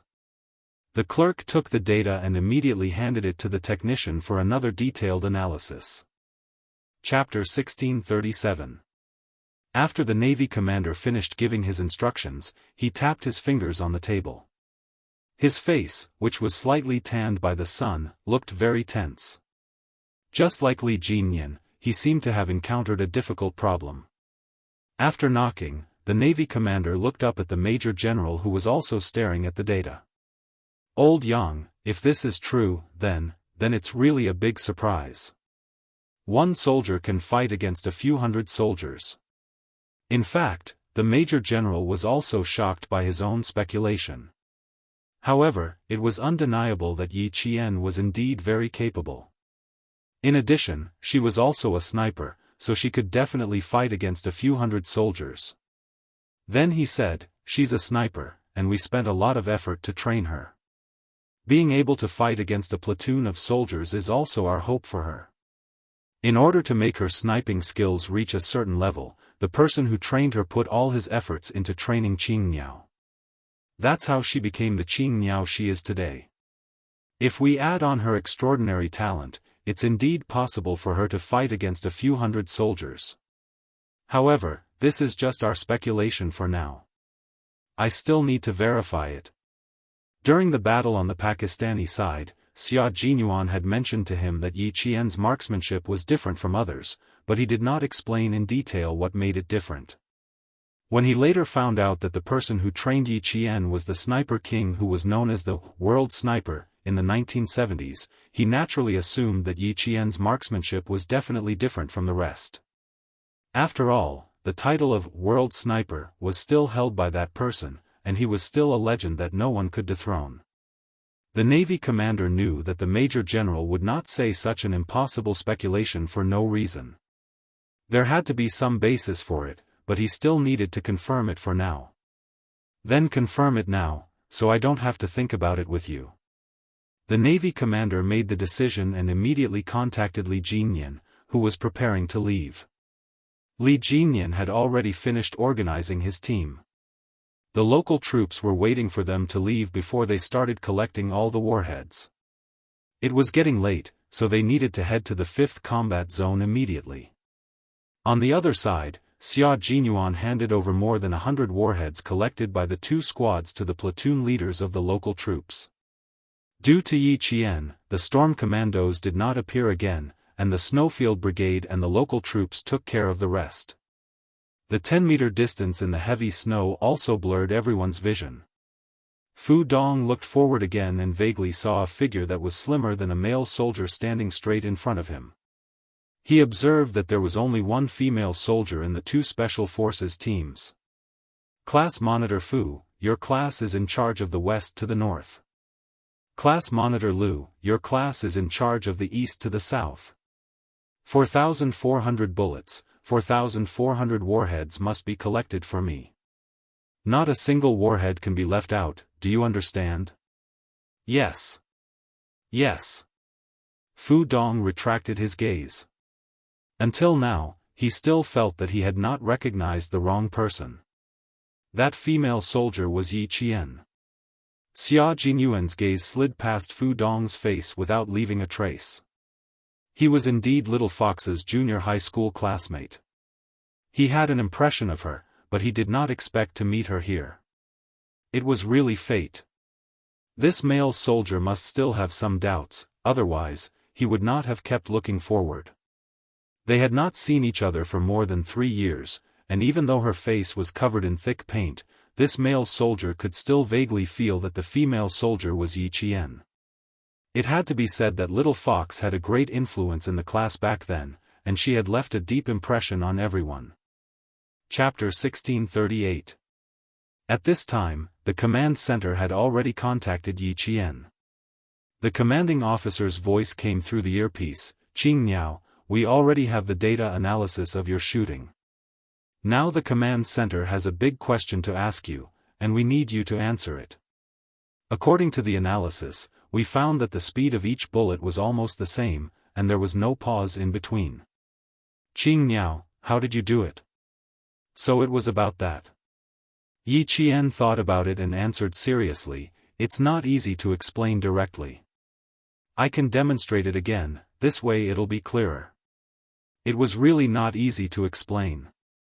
She couldn't tell the commanding officer that she was relying on her intuition like last time. In fact, she was relying on her intuition. However, a live demonstration would be more direct and would not leave too many doubts in people's hearts. When Uncle Chen found out that she could shoot like this, he was quite surprised. He thought it was an impossible but real miracle. Yes, Uncle Chen said it was a miracle that came from talent. She didn't know if it was a miracle, but every time she finished shooting, she had a very strong feeling. It was as if the gun was one with her, and the bullet was like an obedient child. She looked at the target, raised her hand, and aimed at the target, and the bullet could hit the target accurately. There was no way to explain it, only a live demonstration. The commanding officer was looking forward to it. The cold wind blew on his face like a knife cutting into his skin. Yi Qian, who had entered the 5th combat zone, gently exhaled a breath of hot air to warm his fingers. Beside her, Li Jinyan looked back at her. "If you're cold, rub your hands." As a male soldier, he also felt the cold. His hands and feet were stiff from the cold. His joints felt like they were poured with rust, and there wasn't much flexibility. It was 4:00 in the afternoon, and the hunting operation was in full swing. Yi Qian raised his hands and rubbed his ears. He even gritted his teeth and put his hands under his collar to warm his hands with his body temperature. The temperature in the mountains was negative. If it wasn't -15 degrees Celsius, it would be -10 degrees Celsius. It couldn't be helped that the weather wasn't perfect. The members of the Storm Amphibious Frogman assault team who were used to training by the sea gritted their teeth and endured the cold wind head-on. The snow had stopped falling, but the north wind was still howling and blowing snow everywhere. Their line of sight was still a vast expanse of whiteness, which made it extremely difficult for reconnaissance work. After Li Jinyan finished his reconnaissance, he gestured to Yi Qian, and the two of them continued forward. On the other side, J5 said to Xia Jinyuan, "I'll leave Demon King Li to you, and I'll leave Qingniao to you. Why did you assign 2 powerful characters to me? You think too highly of me, your brother." J5, who had already been captured once, felt that the pressure wasn't ordinary. Demon King Li was comparable to Q King, and Qingniao's assassination skills weren't bad either. He really felt that he was the weakest of the 4. Xia Jinyuan, who was bent over, used his binoculars to observe the lake. His thin lips curved into a cold smile. "The more you're afraid, the more I want you to go. If you're captured, won't you get back at them?" A black shadow swept across the lake.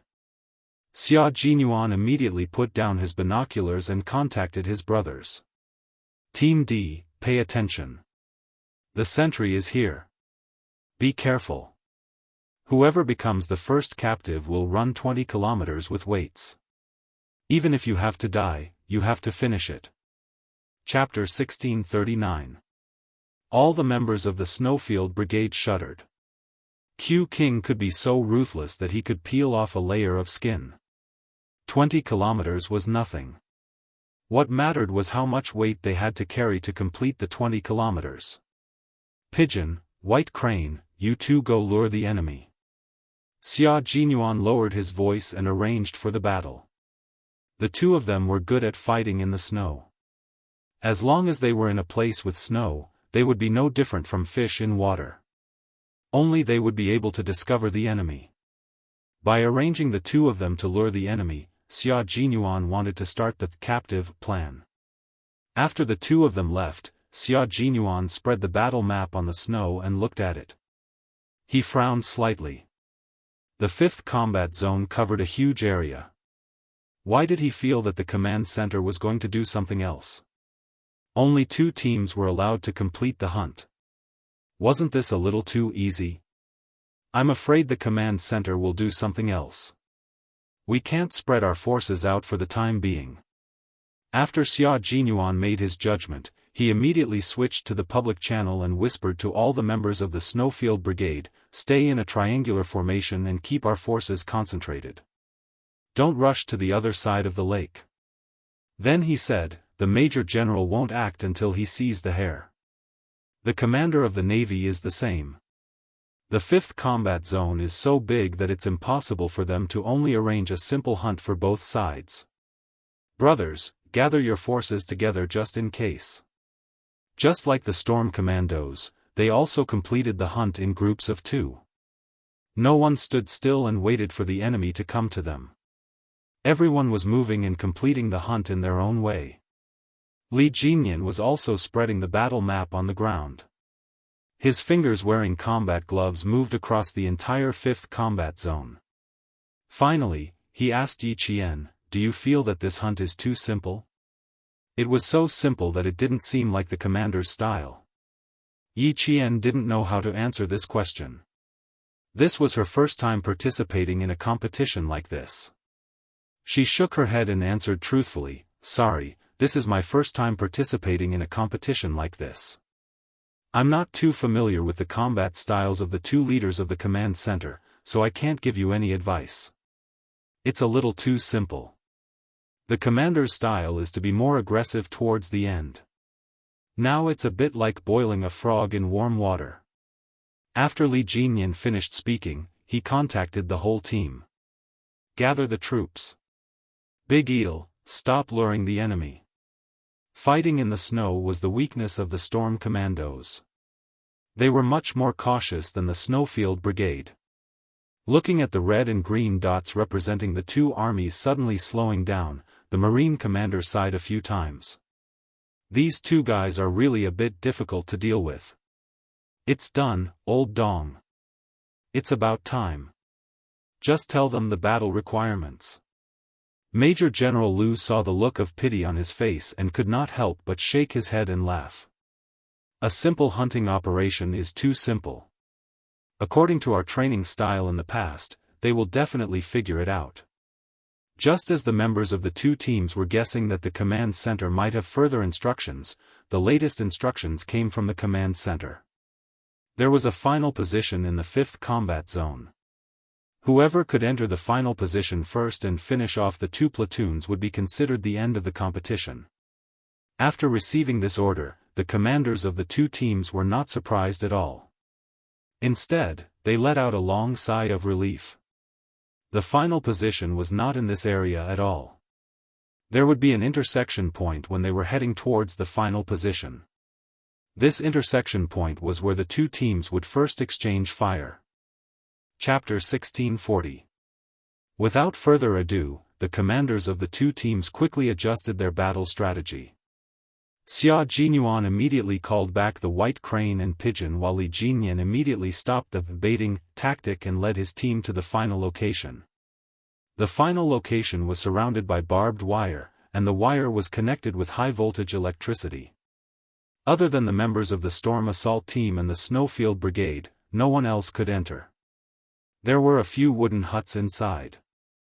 These wooden huts were used by the forest police to rest at night when they were patrolling the mountains. Now, they had been taken over as a base that needed to be taken down by the Snowfield Brigade and the Storm Assault Team. There were 2 platoons of soldiers inside the base and 2 platoons outside. Each platoon had 30 soldiers, so there were 4 platoons inside and outside the base. A total of 120 targets needed to be taken care of. The 2 teams needed to take care of the soldiers guarding the base before they faced each other. At this time, both teams were tired and hungry. At the same time, their physical strength was severely depleted. The command center did not give them much time to rest in order to better understand each team's combat ability. The 5-day competition had to end by 6 p.m. the next day.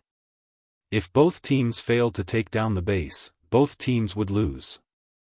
The temperature inside the wooden hut was slightly better than outside, but the north wind still came in through the gaps in the wooden hut. A sentry pushed open the wooden door and walked over. He patted the snow off his body and walked to his platoon leader. "Platoon leader, let's just keep watch for tonight." They had been on guard for 3 days, but they still had not seen the so-called special forces. Tonight is about right. Stay alert tonight. Don't let anyone sneak up behind you and slit your throat. The platoon leader had been keeping a close eye on his soldiers for the past few days. It was fine during the day, but he was afraid that someone would sneak up on them at night. This time, he brought his soldiers here to broaden their horizons and see how the special forces killed the other special forces. It was really lucky for their platoon to have such an opportunity. Outside the wooden hut, the snowy wind had not stopped blowing. The wind blew into the hut and made the raincoat flap noisily. The platoon leader could not help but stand up and look outside. With such a strong wind, the snow should stop at night. When the snowy wind blew on his face, it was like someone had slapped him. It was painful and itchy. In the end, even his nose was so stiff that he could no longer feel it. Other than Li Jinyan, who was slightly paler, the rest of the water ghosts were all dark. Even if their noses were frozen like carrots, it was not very obvious. Yi Qian was different. When she stood among the water ghosts, she was like a white swan mixed among black swans. Right now, her nose was the most obvious red. Li Jinyan couldn't help but want to laugh a few times when he talked to her, but he restrained himself very well. Yi Qian, who didn't feel cold even after walking for so long, couldn't help but cover his nose. His gloved fingers lightly touched the tip of his nose. He didn't know whether to laugh or cry. He seemed to have lost his senses. He was so cold that he felt like he was touching someone else's nose. "Don't touch it, don't rub it. Go back and take a scalded radish. It'll be fine." Li Jinyan couldn't help but remind him in a low voice. He reached out his hand. They were climbing up the mountain path. The snow was too thick, so they had to help each other. Yi Qian reached out and grabbed it tightly. He pulled his feet out of the snow and walked up with shallow and deep steps. The female soldiers' hands were very small. They were obviously different from the hands of the male soldiers.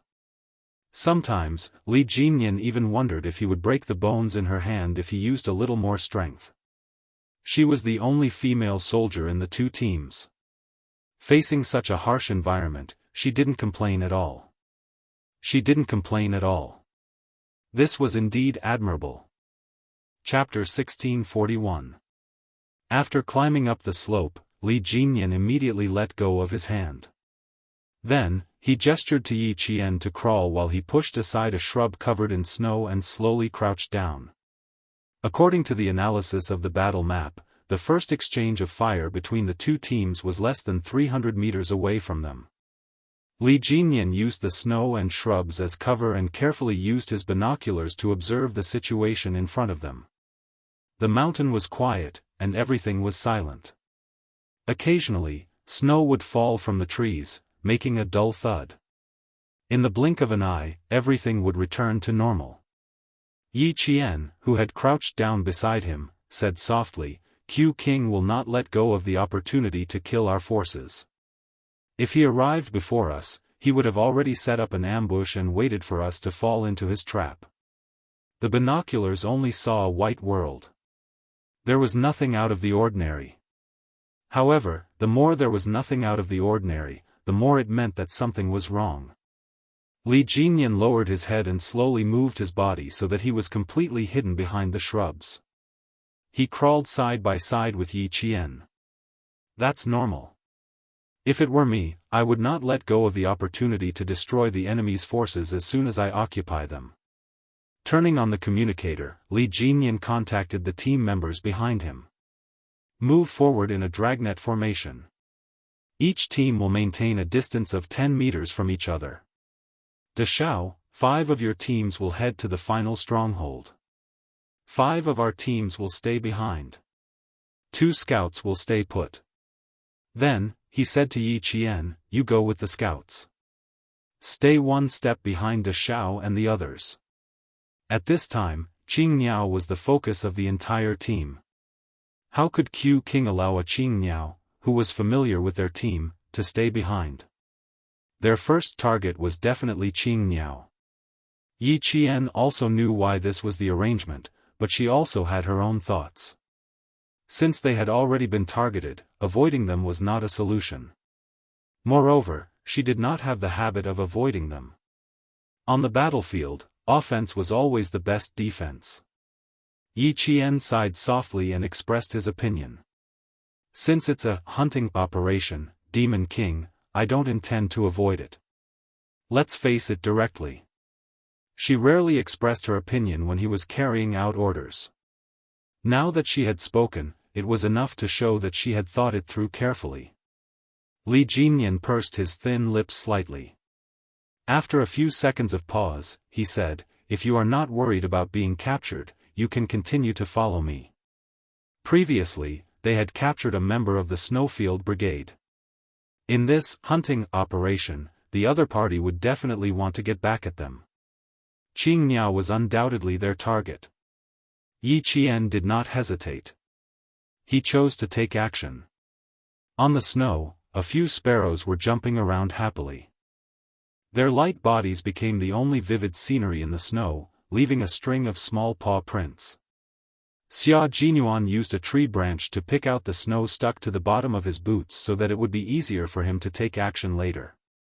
Q King, there's a situation.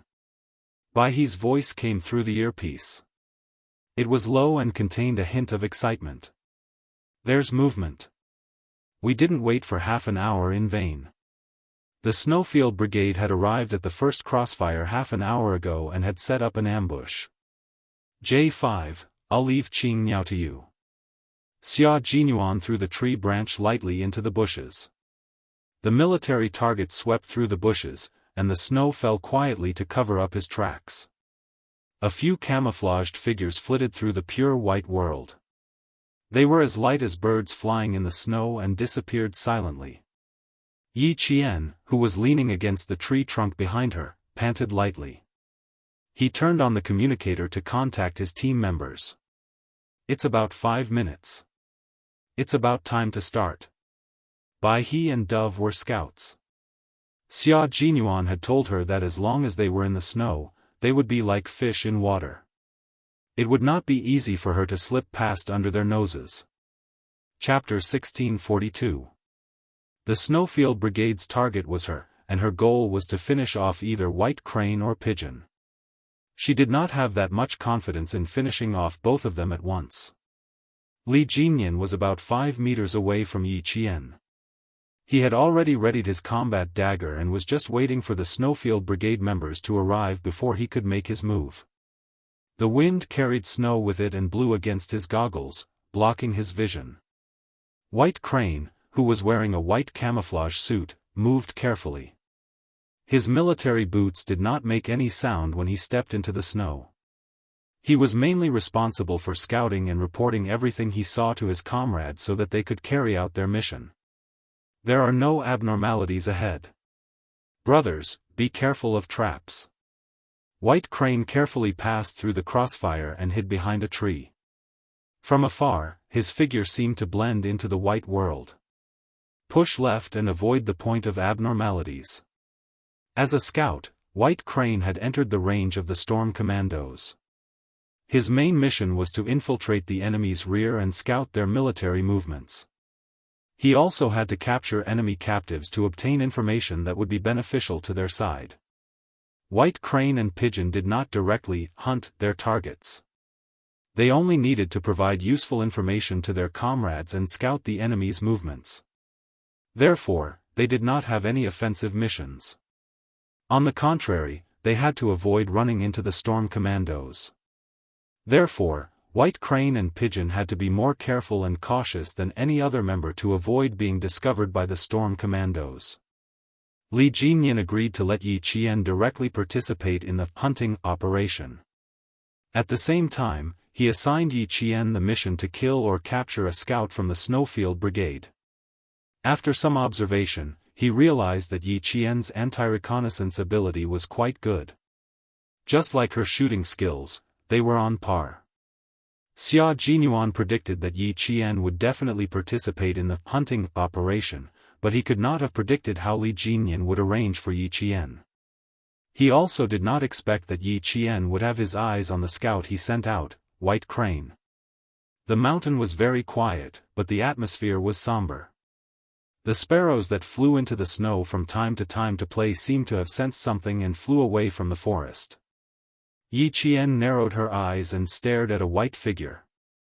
She gave her position to Li Jinyan and said in a voice so low that it was almost inaudible, "I found the target. He's about 3 meters away from me. Cooperate with me." "Got it." Li Jinyan and the other water ghosts who were closer to him answered through his earpiece. The three of them would set up an ambush while Li Jinyan would go deep to lure the enemy and fully cooperate with Yi Qian to complete the hunt. At this time, the sky had gradually darkened. It was about 4:30 in the afternoon, and the painful cold wind that blew against his face was even stronger than before.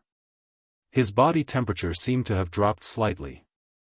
Yi Qian, who had become one with the snow, was silently waiting for the right moment. She was completely buried in the snow. In the gradually darkening sky, as long as she remained motionless, no one would know that the slightly arched snow bump in the distance was actually Yi Qian in disguise. At least, White Crane did not discover it.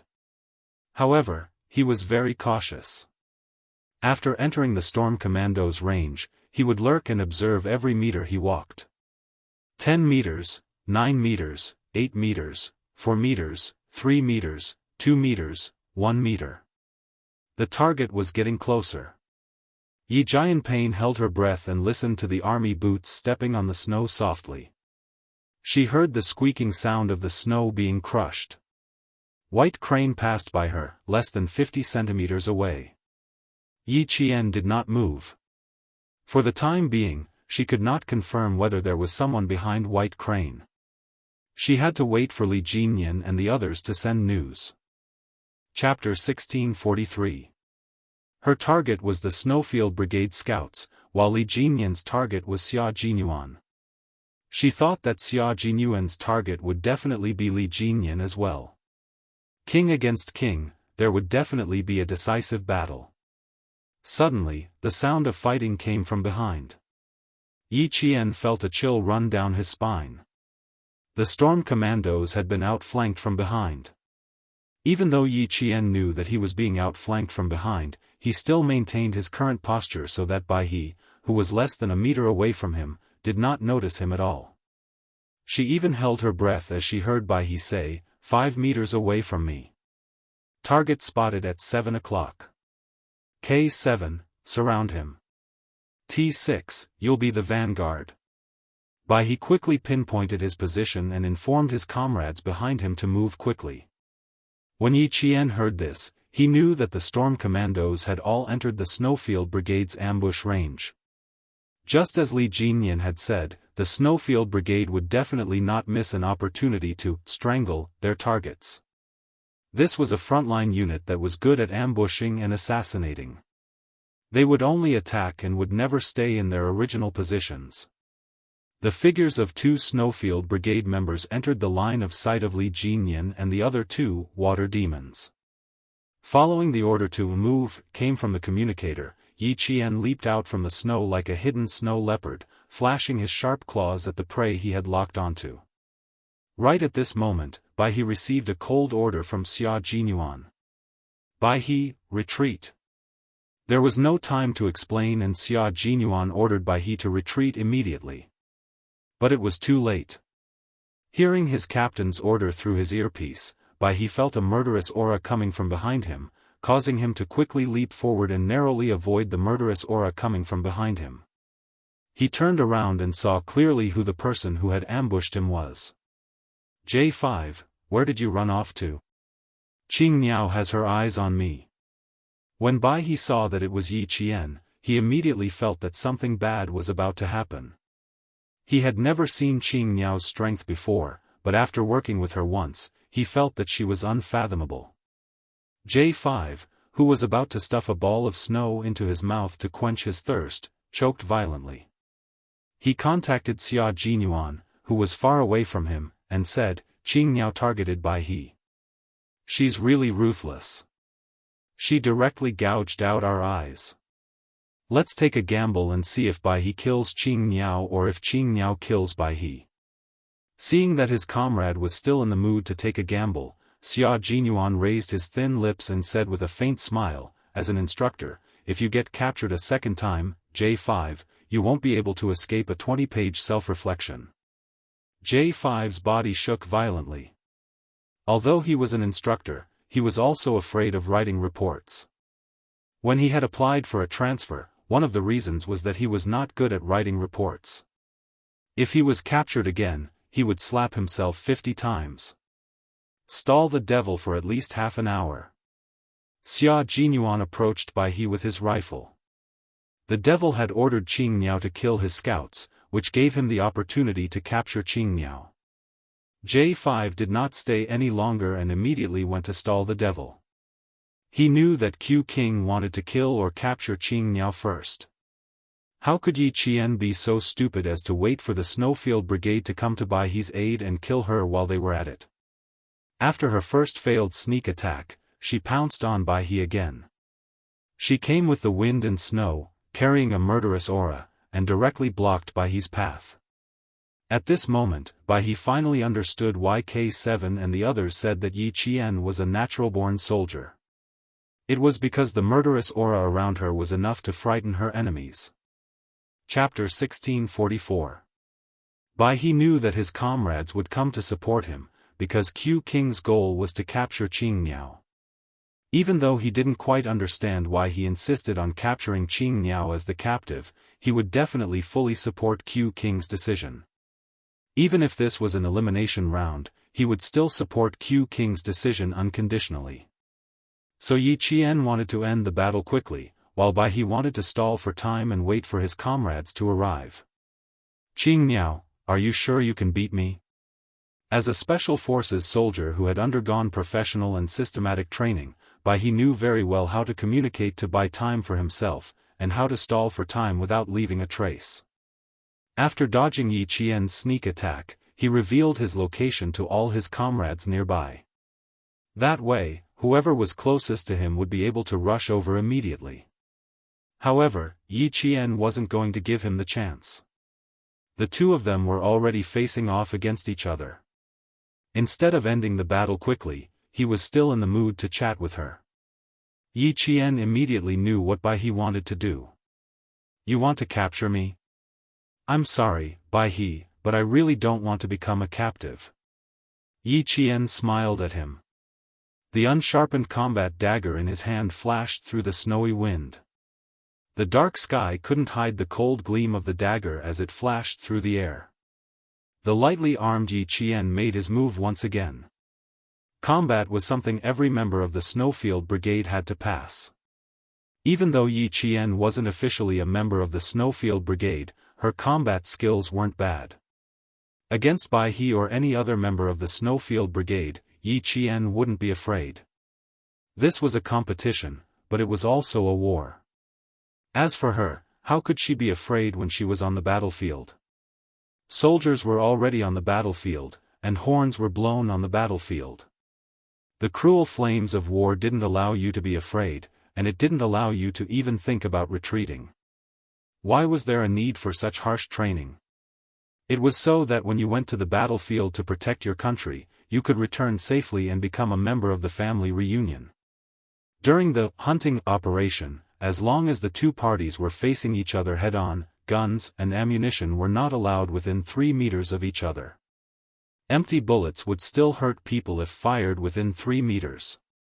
In a short distance, the only tools you can use are your own hands and the unsharpened dagger in your hand. This is the best weapon you can use to defeat your opponent. Bai He was shocked by Yi Qian's ferocious and almost cruel attacks. She actually chose to fight him in close combat alone, without the support of the water ghosts. This was not a simple fight. This was a fight with their lives on the line. There were no elegant movements, only strength and ferocity. Yi Qian relied on his agility to close in on Bai He at the fastest speed possible. The dagger in his hand went straight for Bai He's chest. Bai He, who had been a scout, came from a scholarly family. All the girls he had come into contact with since he was young were gentle and delicate. Even though he knew that as a soldier, Yi Qian was different from those girls, when he faced Yi Qian alone, he was still shocked by her fierce and cold eyes and extremely bloody movements. Yi Qian kicked the snow hard with her military boots. Large chunks of snow flew towards Yi Qian. When something flew towards a person, no matter how light or heavy it was, the body's most realistic reaction would always be to dodge it out of reflex. Chapter 1645. Bai He wanted to make use of Yi Qian's few seconds of dodging to make himself the attacker. Unfortunately, he was wrong. Yi Qian was not a female soldier who acted according to common sense. She did not dodge at all. Instead, she chose a more direct way to fight head-on. The snowflakes hit her shoulder. Even though she was wearing thick winter clothing, her shoulder still hurt. However, this did not force Yi Qian to stop. She was still fearless in her attacks. She knew that if she did not finish off Bai He quickly, the Snowfield Brigade would come to her aid. By then, she would be surrounded and would have nowhere to run. Yi Qian, who had lived 2 lives, knew how to give up and take. At this moment, she had to give it her all and bear the pain. Only then would she be able to take the ending she wanted. Only the winner would have the right to continue fighting. Yi Qian's abdomen, shoulders, calves, and arms were all hit by Bai He's fists and military boots. Men were always stronger than women. When the kicks landed on her body, Yi Qian felt like her bones were about to crack. She grabbed Bai He's wrist with one hand and punched his armpit directly. Her right leg kicked Bai He's knee. She did not show any mercy. Similarly, Bai He did not show any mercy. Both of them used all their strength to beat the other to the ground. The two of them fought in close combat. Yi Qian was not as strong as the male soldier, but she was very good at making use of her strengths and agility to make up for her weaknesses. She disrupted Bai He's defense. There were no fancy moves in the Special Forces combat. All of their moves were based on speed, accuracy, and ruthlessness. They strived to finish off their opponent as quickly as possible. "I'll be there in 5 minutes." Xia Jinyuan's low and steady voice came through Bai He's earpiece. He needed to avoid the water ghosts from the storm commandos and avoid fighting with Li Jinyan. Therefore, he could not arrive immediately. Bai He did not answer. He was frightened by Yi Qian's actions. "Qing Niao!" he shouted, trying to stop Yi Qian from harming himself. When Xia Jinyuan heard this, his expression darkened. Bai He's shout was filled with worry. He was trying to stop Yi Qian. Why was he trying to stop Yi Qian? What's going on? Xia Jinyuan, who was supposed to take 5 minutes to get there, arrived a minute earlier. He saw a figure lying in the white snow and walked over with a gloomy expression. Bai He, who was lying in the snow, looked at his comrade who had appeared above him. The corner of his mouth was bleeding from Yi Qian's punch. He let out a long sigh and said, "You're a heroine." You're so cruel to yourself. Ha! Xia Jinyuan chuckled and looked at his comrade coldly. You've lost to Qing Niao twice. Bai He, you need to be sent back to the village to train. Bai He, who was originally lying down, suddenly had a drastic change in expression. He stood up like a carp. Q King was definitely not joking with him. Although he was a person who loved to joke, he would never make such a joke. That's right. Qing Niao is a heroine. She's so cruel to herself. That's because she knows when to be cruel to herself and her enemies. Xia Jinyuan's voice turned cold. And you, not only can you not be cruel to yourself, you can't even be cruel to our enemies. Bai He, since when did the Snowfield Brigade need a group of Special Forces soldiers who show off their benevolence on the battlefield? Chapter 1646. He was happy that Yi Qian had managed to escape, but he was also disappointed that his comrade had died in battle. If his comrade had tried his best and failed, he would have laughed and said, "Don't think that female soldiers are easy to deal with." However, it was obvious that his comrade was not good enough, but had committed a grave mistake. It was true that they were familiar with Qing Niao, but at this moment, Qing Niao belonged to the Storm Commandos. In this competition, she was standing opposite of them. Faced with the young captain's criticism, Bai He did not refute and accepted it humbly. After Xia Jinyuan finished criticizing him coldly, Bai He reflected on himself seriously. I will accept any punishment. I will always remember today's mistake. I will never make a similar mistake again. A mistake was a mistake, and there was no excuse for it. After the scolding, Xia Jinyuan looked at the row of footprints that disappeared into the depths of the forest. He couldn't help but smile and turned to ask his comrade calmly, "What did Qing Niao do just now?" I grabbed her shoulder, and when the dagger was about to touch her neck, she actually sent her own neck towards the dagger. Although the dagger wasn't sharpened, the force of her collision was quite strong. I was shocked, and I shouted. Naturally, my hand movements slowed down. Bai He still had a lingering fear when he mentioned what had just happened. He sighed deeply and said, "She was too ruthless. She was so ruthless that it scared me." When Xia Jinyuan heard this, he was not frightened at all. Instead, he laughed. If she hadn't been ruthless, she might have been the one to die. Xia Jinyuan admired his girlfriend's dangerous behavior. His little fox was indeed smart to fight back from the brink of death. But, she was too smart. Bai He seemed to want to say something, but Xia Jinyuan did not listen. It would be against the rules if he continued to talk about the same comrade who had died. After successfully escaping, Yi Qian hid well and sent his location to Li Jinyan. He adjusted his breathing while waiting for Li Jinyan to meet up with him. There would be no more hunting at the first crossfire because both sides knew that the other side was active in this area. In order to seize the last position, they would not waste any more time and would choose to move forward. For the time being, Li Jinyan didn't ask Yi Jian how she managed to get rid of the scouts from the Shuiyu Brigade. He entered the public channel and told all the members of the Storm Commandos the news. Instantly, the sound of fingers snapping could be heard from his earpiece as a sign of praise. Killing one of the enemy's scouts in one move was really good news. When the J5 of the Shuiyu Brigade couldn't contact White Crane, he knew that something was going to happen. When Xia Jinyuan told them that White Crane was dead and the one who killed him was none other than Green Bird, they all held their breaths. Was killed by a bullet? If he was killed by a bullet, it wouldn't be a shame. G3 said. Everyone knew how fast Qing Niao could shoot. No one in the team could compare to her. It would be great if he was really killed by a bullet, but unfortunately, he was not. He was killed by close combat. The cold reality was said by Xia Jinyuan calmly. His comrades all sucked in a breath of cold air. He smiled lightly and said, "The target of the capture plan has not changed.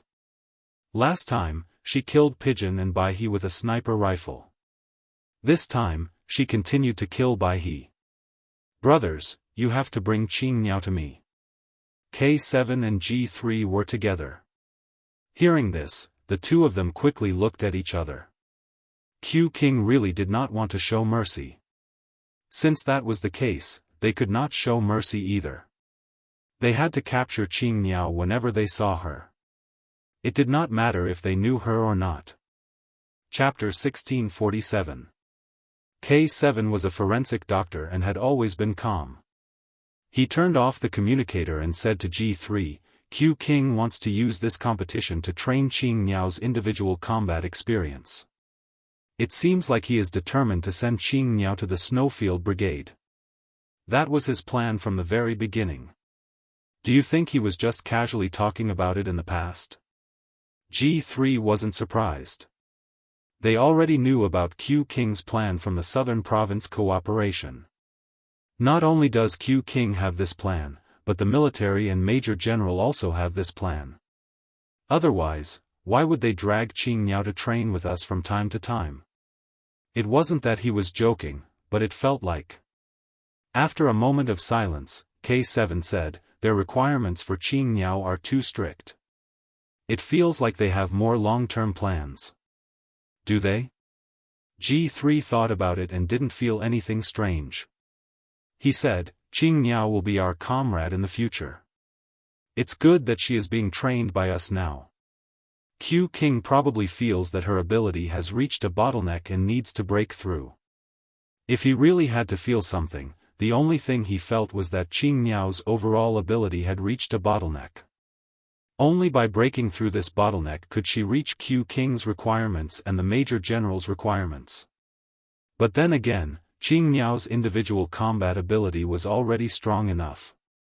She had already reached the requirements to join the Snowfield Brigade. Q King did seem to have some long-term plans. No matter what they have planned, we will cooperate fully. G3 didn't think too much about it. He said calmly, Q King will communicate with the military at any time. The military and Major General will also tell Q King about their plans. We will know when the time comes. Right now, I should think about how to capture Xianxia. If I fail the first time, I won't be able to do it a second time. The Demon King is not easy to deal with, and the Xianxia is not easy to deal with. Once the two of them come together, it will be even more difficult. G3 directly analyzed the situation. At the same time, he turned on his communicator and said to Xia Jinyuan, killing a white crane is the Demon King's warning to us. We should return the favor to the Demon King. Xia Jinyuan liked to hear that. He smiled elegantly and dangerously. That's right. It's 5:27 in the evening now. Let's try to give the devil a big gift before 8 o'clock. Agreed. Agreed. I have no objections. The comrades of the Snowfield Brigade nearby expressed their opinions one after another. Xia Jinyuan, who was walking in the snow, put on a fake smile and said, remember, Xianxia is now our opponent, not someone we know. Whoever tries to be merciful to me will have to go back and clean the toilets. His white teeth reflected the cold light of the snow, making him look like a wolf out on a snowy night. He exuded a ferocious aura. T6 secretly clicked his tongue when he heard that. He said to Z7, you still want to be merciful to her? Q King won't be happy about that. Looks like when we see Xianxia later, the two of us will have to come up with a plan to kill her. I like to see a captive. Brothers, don't be too barbaric. Go easy on her, especially that signal device of hers. T6, who was still thinking about how to eliminate Yi Qian in one go, froze when he heard that. He rubbed the tip of his frozen nose and felt that this mission was quite difficult. No one knew what kind of expression Xia Jinyuan had when he spoke.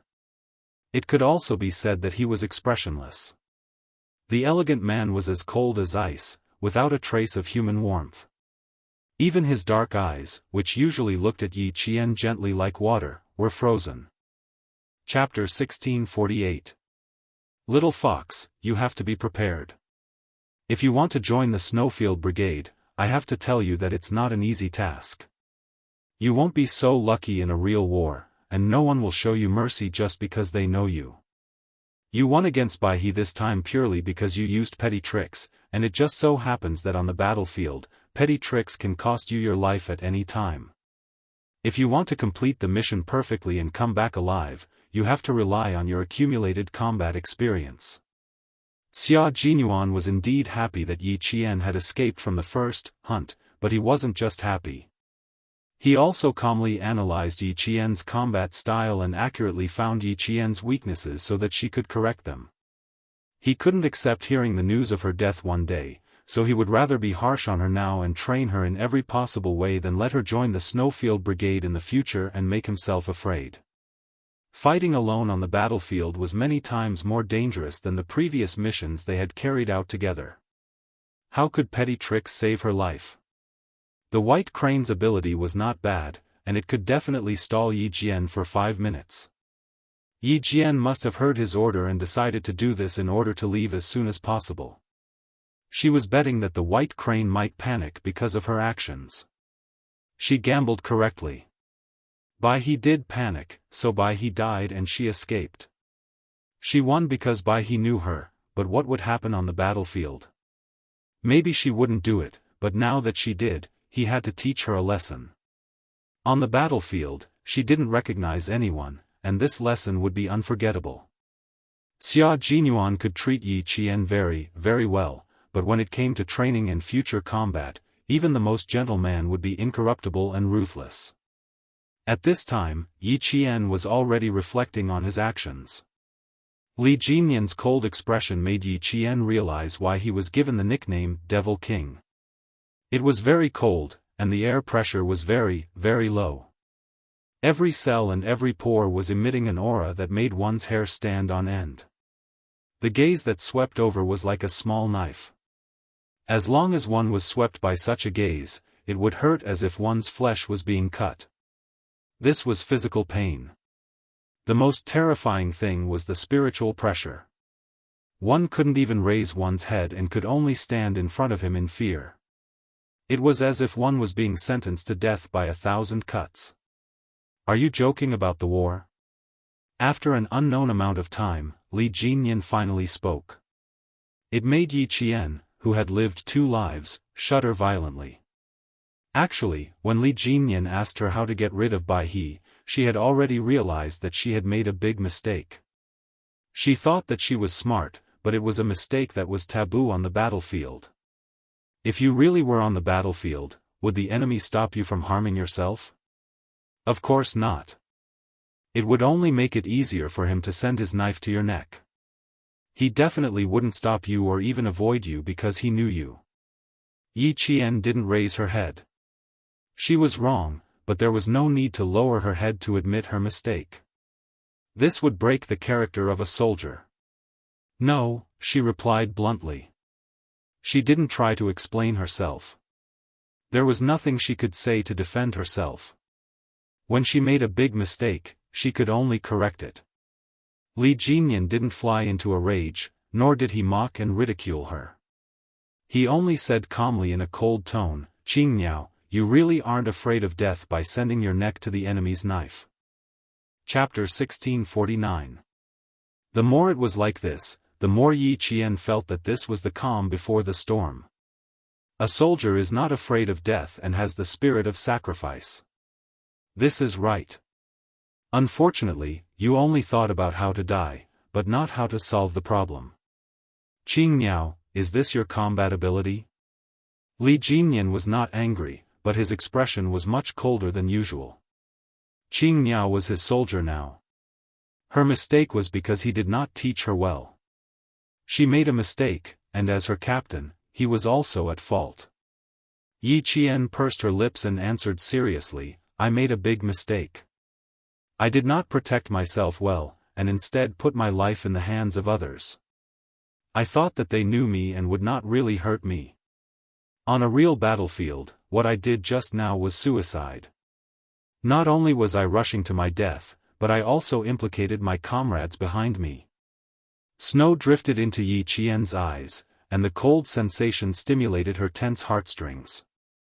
She could feel the evil aura coming from the Demon King, and she could not help but shiver. This was the Demon King that all the Storm Commandos feared and respected. It was as if a king had descended. His tone was calm, but all you could feel was a bone-chilling evil aura. Very good. Li Jinyan only said these two words after listening to her, and then he walked away. Yi Qian, who was standing in the snow, was slightly stunned. Very good? What was very good? She said very good? Impossible. Then why was it very good? Yi Qian, who had just taken a few steps, suddenly stopped. She understood why he said very good. Very good. Committing a crime knowingly was an additional crime. That was what he meant when he said very good. Yi Qian, who had never made a big mistake in this life, knew that she had finally made a big mistake today. This time, she fell so hard that her nose was bruised and her face was swollen. Not only would she be taught a lesson by Demon King Li, but also Xia Jinyuan, and the Navy Commander, Major General of the Army, and maybe even the military. She would pay the price for her mistake. For a moment, even the usually calm Yi Qian felt gloomy. His expression was as cold as ice. She was terribly wrong, ridiculously wrong. However, there was no medicine for regret. The only thing he could do was to never make the same mistake again. At the same time, he had to use his true strength to defeat his opponent. By this time, the wind and snow in the mountains had stopped. Yi Qian, who had been following closely behind him, let out a low sigh that reached Li Jinyan's ears. The corners of his mouth involuntarily tightened. This kind of mistake actually represented a mistake that occurred when things went too smoothly. Thinking of her personal resume, it had to be said that she had indeed gone too smoothly, so much so that she had made a big mistake. He had to make her realize her mistake. She believed that Xia Jinyuan would not sit back and do nothing. He would definitely make a big move to teach her a lesson. Whether it was the drill, the competition, or the field training, she would always remember that there were no acquaintances on the battlefield, only enemies who would fight to the death. At 7:00 in the evening, the sky and the mountains had already dimmed. Only the light from the snow illuminated the contours of the mountains. At this time, the wind and snow had stopped. Walking in the mountains, the visibility was even better than during the day. At this time, the night vision goggles were still not working. Stepping on the soft snow, Yi Qian slowly squatted down.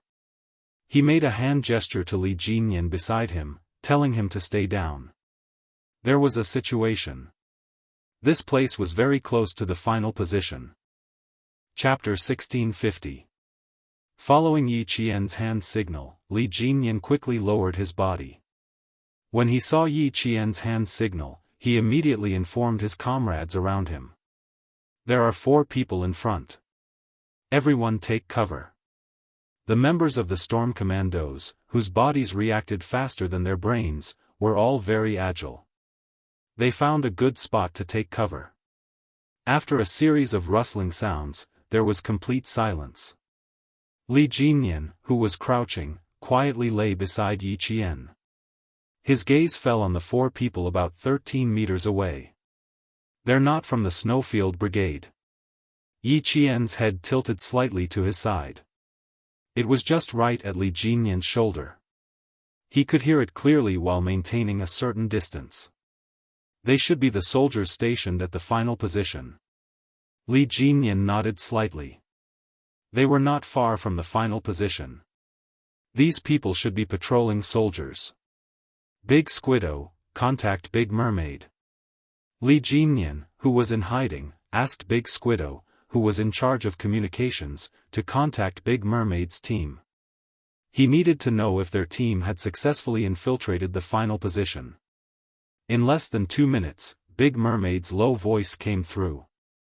They have successfully infiltrated the eastern position. There are about 3 to 4 platoons of soldiers. Demon King, I suspect that the command center is inside the final position. As long as they entered the position, Li Jinyan did not have the intention to touch the command center for the time being. However, just in case, he still had to pay attention.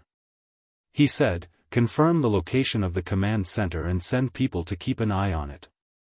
The Snowfield Brigade is very likely to infiltrate. Once you encounter them, engage them immediately. Guard the perimeter to prevent any sneak attacks." Li Jinyan, who had not yet entered the final position, did not hesitate at all. He immediately deployed to deal with any problems that might arise. Tonight was a big battle. It was also the climax of the entire competition. It was not impossible for the command center to be located at the final position.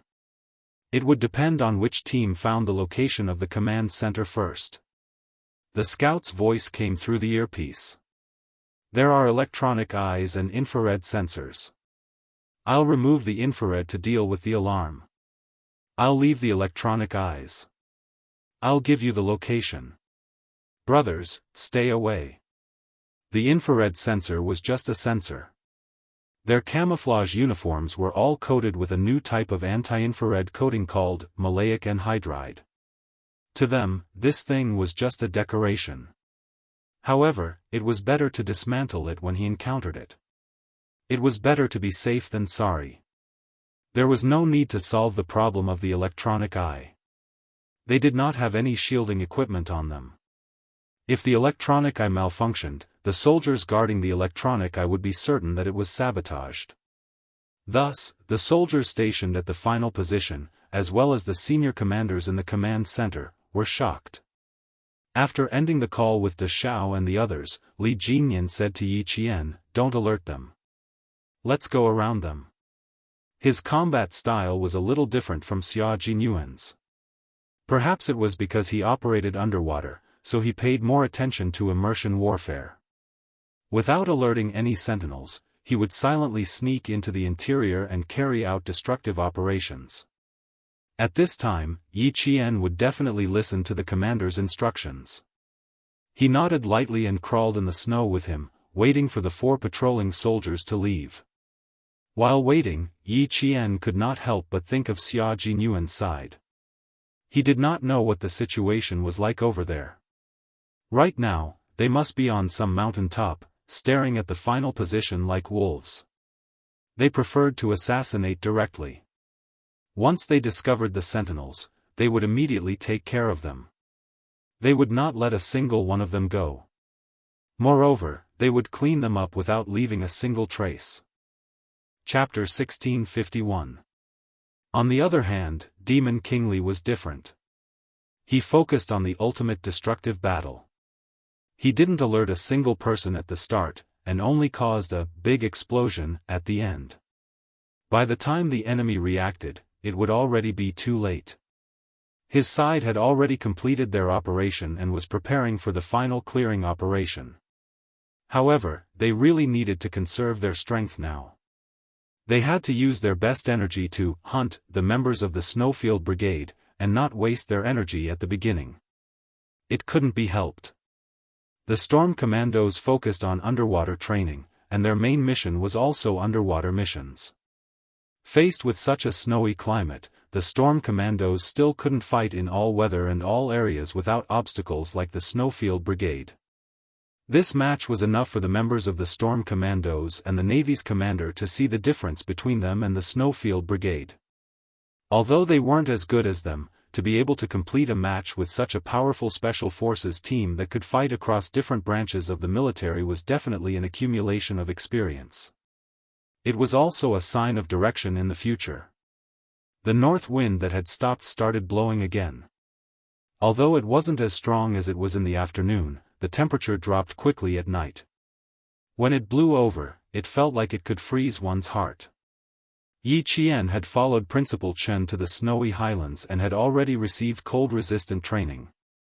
Therefore, although she felt the cold, it didn't affect her. 2 members of the Storm Commandos were so cold that their ears, hands, and feet had frostbite. Every step they took hurt and itched. It was an extremely uncomfortable feeling, as if they were being bitten by a group of ants. the members of the Snowfield Brigade had the advantage. For example, Xia Jinyuan, J5, and the others had stayed in the snowy highlands until the end of the year when they carried out their mission. From time to time, they would even drag the snow leopards out to the barren lands for training.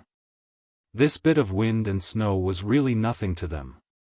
At night, the members of the Snowfield Brigade were even more active than during the day. The first 10 members of the Snowfield Brigade had already sneaked into the final position. They had entered the position 12 minutes earlier than Deshao and the others.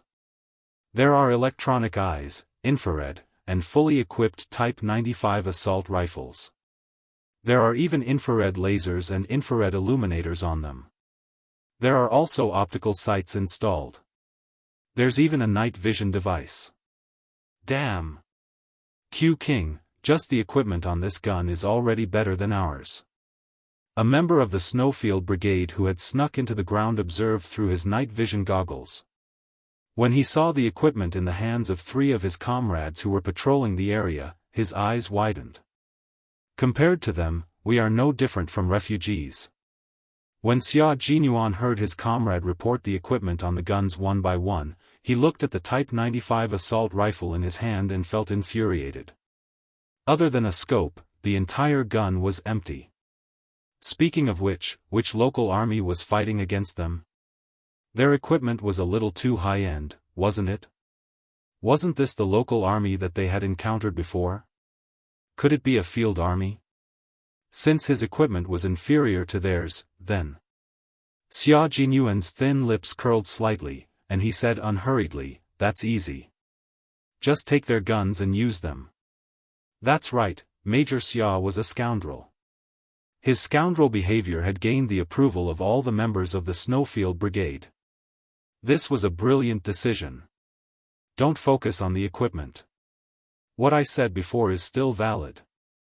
No matter how much equipment you steal, it's not my hobby. My hobby is still to see live Qingniao.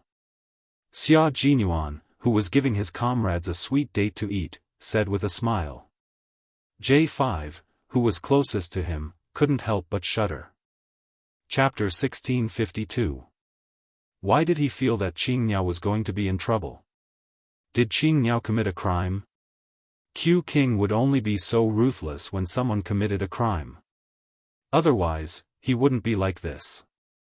Did Qingniao commit a crime? Would she commit a crime? How could the most cautious female soldier commit a crime? Looking at Q King's expression, it was a serious crime.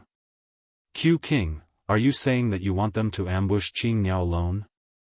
J5 didn't directly ask what Greenbird had done. Instead, he inquired about it indirectly, so as not to provoke the dark clouds above Q King's head. Xia Jinyuan turned his head and glanced at him. His gaze was as sharp as an eagle's and as fierce as a snow wolf's. After a while, he smiled and said, "Because she needs to be taught a lesson. A lesson that deserves to be taught a lesson. She did commit a crime, and it was a serious one." J5 didn't ask any more questions. It wasn't the time to ask anyway. His brothers' voices came from his earpiece, reporting the latest situation to Q King. There are a lot of sentry posts, and there's even a barbed wire fence with high-voltage electricity. We have to destroy the electricity first. The members of the Snowfield Brigade who had cut in from the west reached the edge of the core position. They stared at the barbed wire fence and rubbed their palms together. They were going to do it. Xia Jinyuan slowly raised his hand and gently pressed down the bush in front of him. He stared coldly at the patrolling soldiers in front of him. Through the night vision goggles, he could clearly see the equipment on the soldiers. It was indeed much more high-end. The red dot sight was much more advanced than the scopes on their guns. The command center was most likely inside. Get their equipment over here first. Just hand over their guns. Xia Jinyuan replied to his comrades. Don't destroy the electricity in a large area. Just take out a transformer and leave an opening for the brothers behind to enter. A few black shadows nestled next to the barbed wire fence received the order. Like ghosts, they crept to the edge of the barbed wire fence and began to destroy it with electricity. There were 4 patrolling soldiers and 2 sentry posts in front of Xia Jinyuan. He lay down again and motioned for the J5 to come closer. Then, he drew on the snow with his finger. Taking out 6 of their sentries at once? Q King, aren't we being a little too arrogant? J5 pretended to be surprised, but his expression changed in the blink of an eye. But that's the way to do it. Alright, it's settled then. I'll cut in from here. There are 2 trees here for cover. I'll take care of the sentries here. You take care of the sentries here, and then we'll take care of the 4 patrolling soldiers together. He repeated Xia Jinyuan's deployment. The windy night was convenient for the members of the Snowfield Brigade, and it was also very convenient for Yi Qian. Looking at the equipment in the hands of the patrolling soldiers, the corners of Yi Qian's mouth couldn't help but curl up. A holographic diffraction, scope and an infrared laser sight. If he could get his hands on these 2 things, it would greatly improve his night combat ability. He wouldn't let his target slip away so easily. 3 meters, 2 meters, 1 meter, cover him. As Yi Qian approached, Li Jinyan, who cooperated with her, moved out to provide cover. He directly pinned down another patrolling soldier. Then, the soldier was inexplicably killed, with a confused look on his face. He was patrolling this area, and at the same time, he also had a sentry post. When did this man sneak in? I don't want your gun. I only want the equipment on it. On the other side, Yi Qian ambushed a sentry from behind. With a shoulder throw, he threw the sentry directly into the fluffy snow, and the soldier's face was covered in snow. When he fished the soldier up, 2 tubes of snow even went into his nose. Chapter 1653.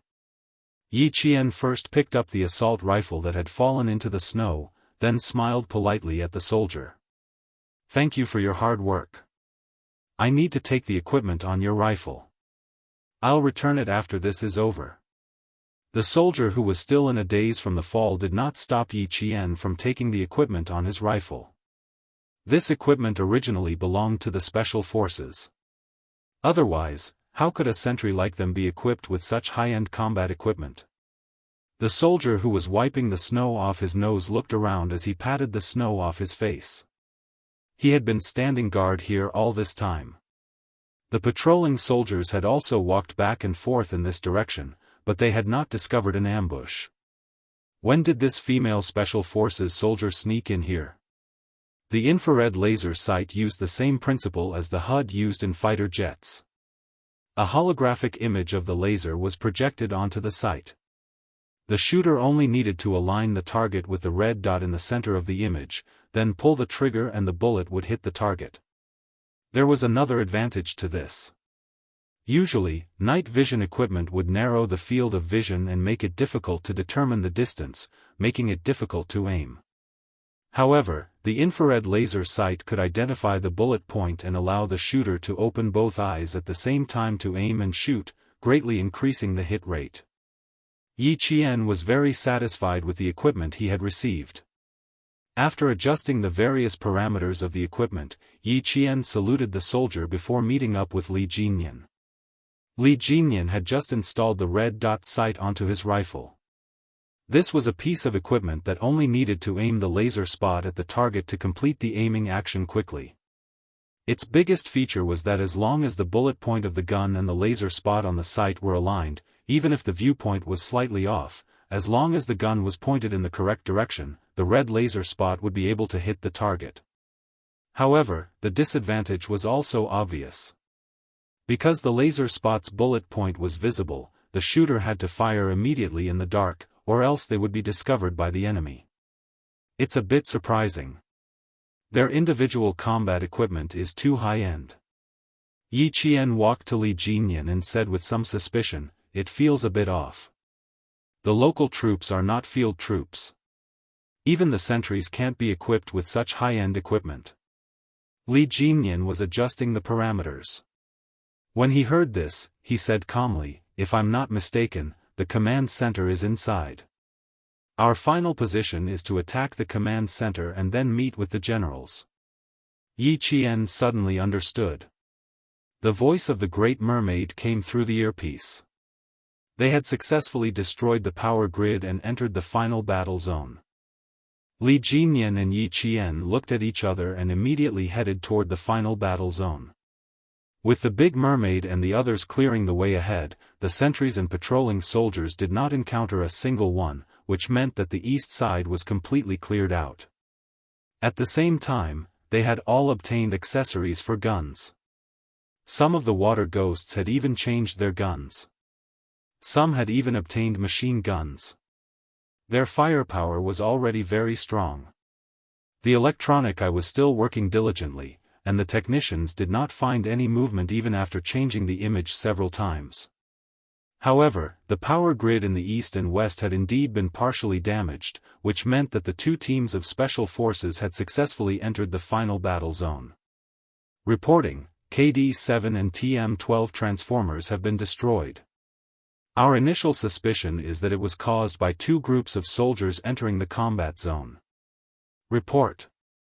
11 soldiers from 4 sentry posts to the east have been killed.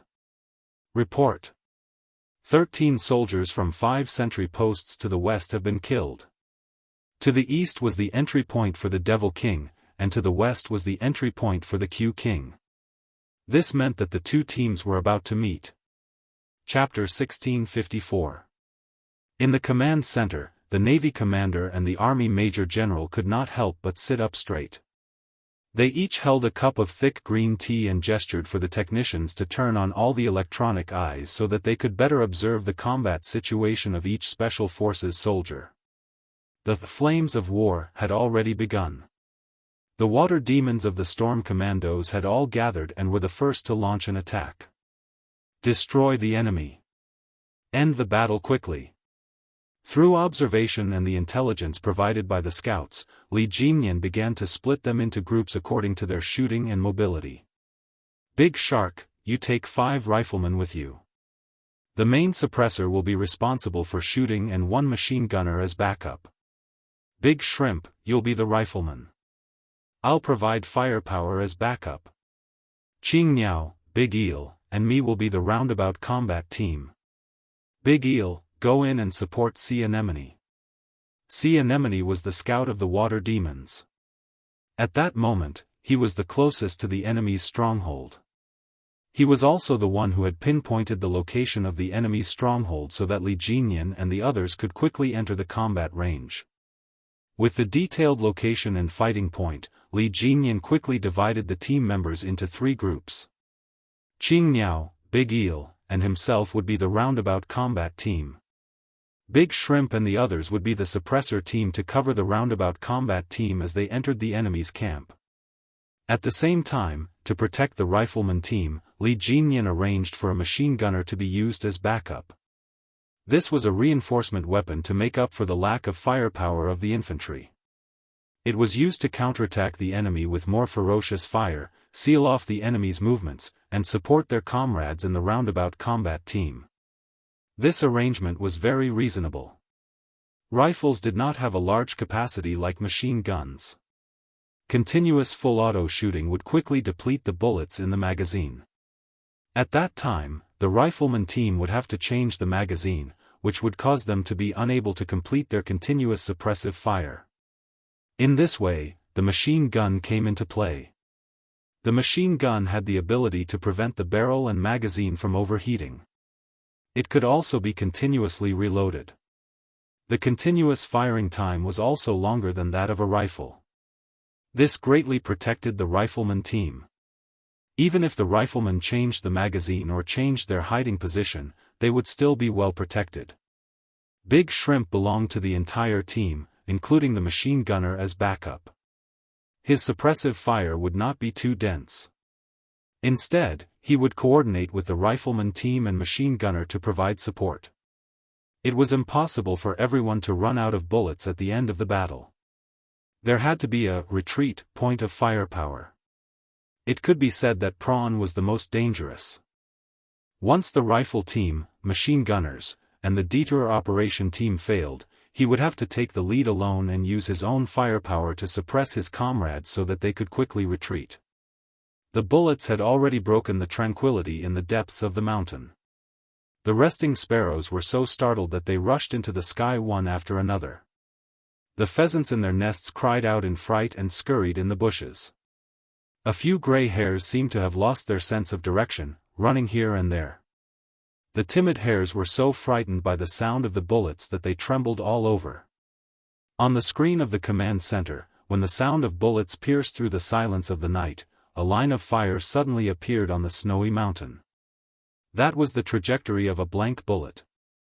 The soldiers at the enemy stronghold had actually been waiting for a long time. Every one of them was tense, ready to take action as soon as they heard something. Suddenly, the two sides exchanged fire head-on. Bang, bang, bang, bang. The sound of gunfire was so loud that it was deafening. There was a sense of collision that felt like a landslide, as if this place would be razed to the ground in the next second. Chapter 1655. The rifle team was responsible for suppressive fire, so they did not have to hit the enemy. They only had to force the enemy to be unable to move and achieve the effect of resisting the enemy. The entire range was 300 meters, and De Xiao and the others were equipped with high-end equipment, so they could lock onto targets within a large range and shoot. Beep, beep. Xianxia's voice was heard. It was the sound of the laser marker. In 1999, the various military exercises did not complete the implementation of laser simulators. Although the Soviet Army had developed some light weapon laser simulators in the 1980s, the cost involved was very high, and China was still in the trial stage. This time, in order to use the laser mode confrontation control system, the military had been surveying and building in this mountainous area since May. This was so that the military and the top leaders who were paying close attention to this competition could immediately know the situation of the competition. At the same time, there was also an element of experimentation to see what areas still needed to be perfected and improved. This laser mode countermeasure control system used the transmission and reception of lasers to receive the satellite positioning data, ammunition storage, combat status, and other information from each laser simulator through the communication network. It was then transmitted to the military as quickly as possible so that the top leaders of the country who had been paying attention to this competition could know the progress of the competition immediately. It also allowed the top leaders to know the combat strength of the two teams immediately. Even though the Storm Commandos have only been established for a year, the captain who commanded the battle is very capable. He was able to make this underwater special forces team that started from scratch dare to go up against the Army Special Forces that have been around for more than 10 years. On the other hand, the Snowfield Brigade is brave and resourceful. The commander of the deployment is decisive and can complete a destructive battle without losing a single soldier to suppress the firepower of 2 platoons. His combat deployment is very experienced. At 7:30 p.m., the top leaders finished their day's work and arrived at the military headquarters to observe the final confrontation between the two teams. Seeing the confrontation between the two armies, the top leaders had a gratified smile on their face. He gave extremely high recognition to Li Jinyan and Xia Jinyuan's combat skills. Lieutenant General Xia knew that his son had some ability. Although he knew it in his heart, he would never say it out loud. Now that he had received recognition from the top leaders, the lieutenant general still said, as the leader, how he fights and how he deploys is directly related to the lives of every soldier. He has the lives of all his comrades in his hands, so he must have outstanding ability. You're right. He has to fulfill his duty. As a captain, if you're not outstanding, it's better to abdicate early and let the capable take over. Lieutenant General Xia's words made the highest leader nod in agreement. Both team captains are very outstanding. With them leading, I have great hopes for them in next year's competition. I hope they can continue to work hard and return victorious next year. This was the first time that the country had sent out special forces to participate in an international competition. It was equivalent to comparing notes with the best special forces of other countries. Don't talk about friendship first and competition second. As a soldier, there was no second place, only first place. I will definitely not disappoint the country. Lieutenant General Xia stood up and made a military pledge to the highest leader. What the leader of the country wanted was also what he and the thousands of soldiers behind him wanted. Looking at the big screen, the highest leader was observing the entire situation with a dignified gaze. Seeing that the few platoons that had been deployed in advance had been wiped out, the highest leader's mouth tightened. Chapter 1656.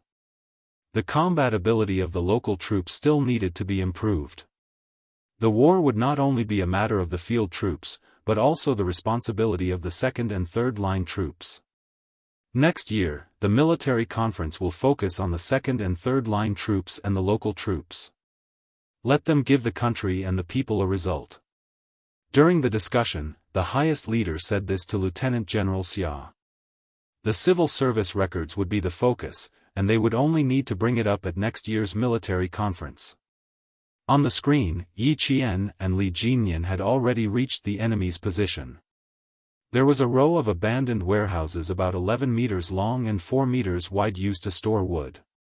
The warehouses were made of mud bricks and had triangular roofs, similar to the warehouses in brick factories. The two of them assisted each other in their operation. When Big Eel's voice came from their earpieces, telling them that he had met up with Scout Sea Anemone, Li Jinyan quickly moved and entered the abandoned warehouse. Half crouching, he confirmed that the surroundings were safe. He gestured for Yi Qian, who was half crouching for cover and alert, to move. The two of them moved in a crisscross pattern, moving to the rear at the fastest and safest speed.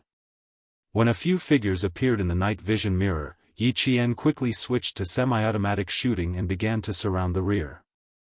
Fire from the front. Big Eel, Sea Anemone, attack from the side. Li Jinyan fired from the rear. He was fully automatic and provided cover for Yi Qian. A few beeps came from the front. There were already soldiers, dead. Fuck. They're outflanked. Support the rear. North. Ugh. Before a soldier could finish, his mouth was covered and he was pulled down from the abandoned wood. He died instantly. Easy, easy. I'm already dead. Why are you dragging me down? Being pulled down from a high place, the soldier was still in a panic. Seeing the other party dragging him by the collar to the corner of the wall, he gritted his teeth in pain as his back landed heavily on a piece of wood. Big Eel chuckled and said, "Brother, help us weigh our feet. The whole wall will collapse if we step on it. Let me borrow your body." He said it shamelessly.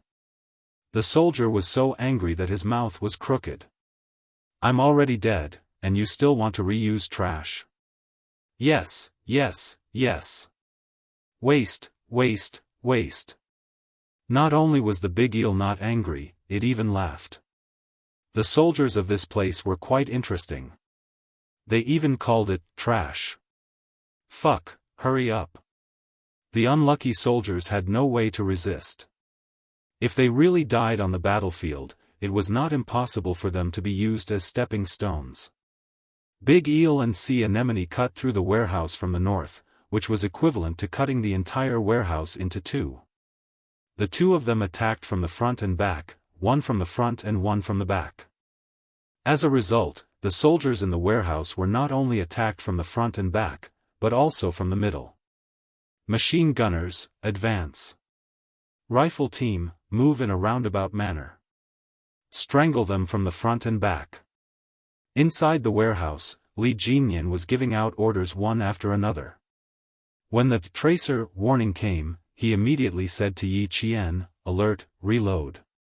Tracer bullets were loaded into the magazine in advance, usually in the position of the third last bullet. In this way, as long as a tracer bullet appeared during battle, they would know that they needed to change the magazine. Yi Qian quickly went on alert, while Li Jinyan leaned against the wall and reloaded. Clear, advance. Hearing the sound of a magazine being reloaded, Yi Qian knew that he had finished reloading. He accurately eliminated one of the enemy machine gunners, and the firepower of the deep battle was completely eliminated. Chapter 1657. Big Eel, who was fighting in the middle, said, "Complete the attack. Quick." Soon, Big Eel led the rifle team and finished shooting under the cover of Big Eel and the machine gunners. Bang, bang, bang, bang. The deafening sound of bullets never stopped.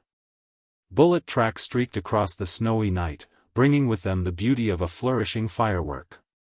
It was especially beautiful in the snow, but it was also so frightening.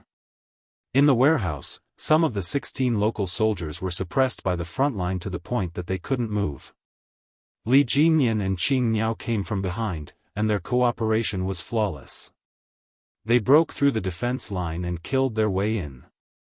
The entire battle was like an inescapable net that surrounded the entire warehouse, making it impossible for the soldiers inside to advance or retreat. They were suppressed by the firepower to the point that they couldn't even raise their heads. If they did, their heads would be blown off. Elimination complete. Elimination complete. Elimination complete. The front, back, and center were all eliminated. This meant that the entire base had been conquered. From the attack to the outflanking tactic to the complete elimination, this operation took a total of 16 minutes. Next, this place belonged to the Storm Commandos. Turning on the light on his helmet, Li Jinyan pointed at the battle map and deployed again. This is the highest point of the entire base, and it's also our final attack position. The Snowfield Brigade will cut in from the west, and we'll cut in from the east. Now, we'll wait here. Li Jinyan gently pointed at a coordinate with his thin lips pressed together and said coldly, "Big Eel will lead 12 comrades into the final position. Qing Niao and I will complete the hunting operation." Li Jinyan was a little afraid to let Yi Qian out of his sight. Xia Jinyuan's target in the capture plan was Yi Qian. As the captain, he had to protect her.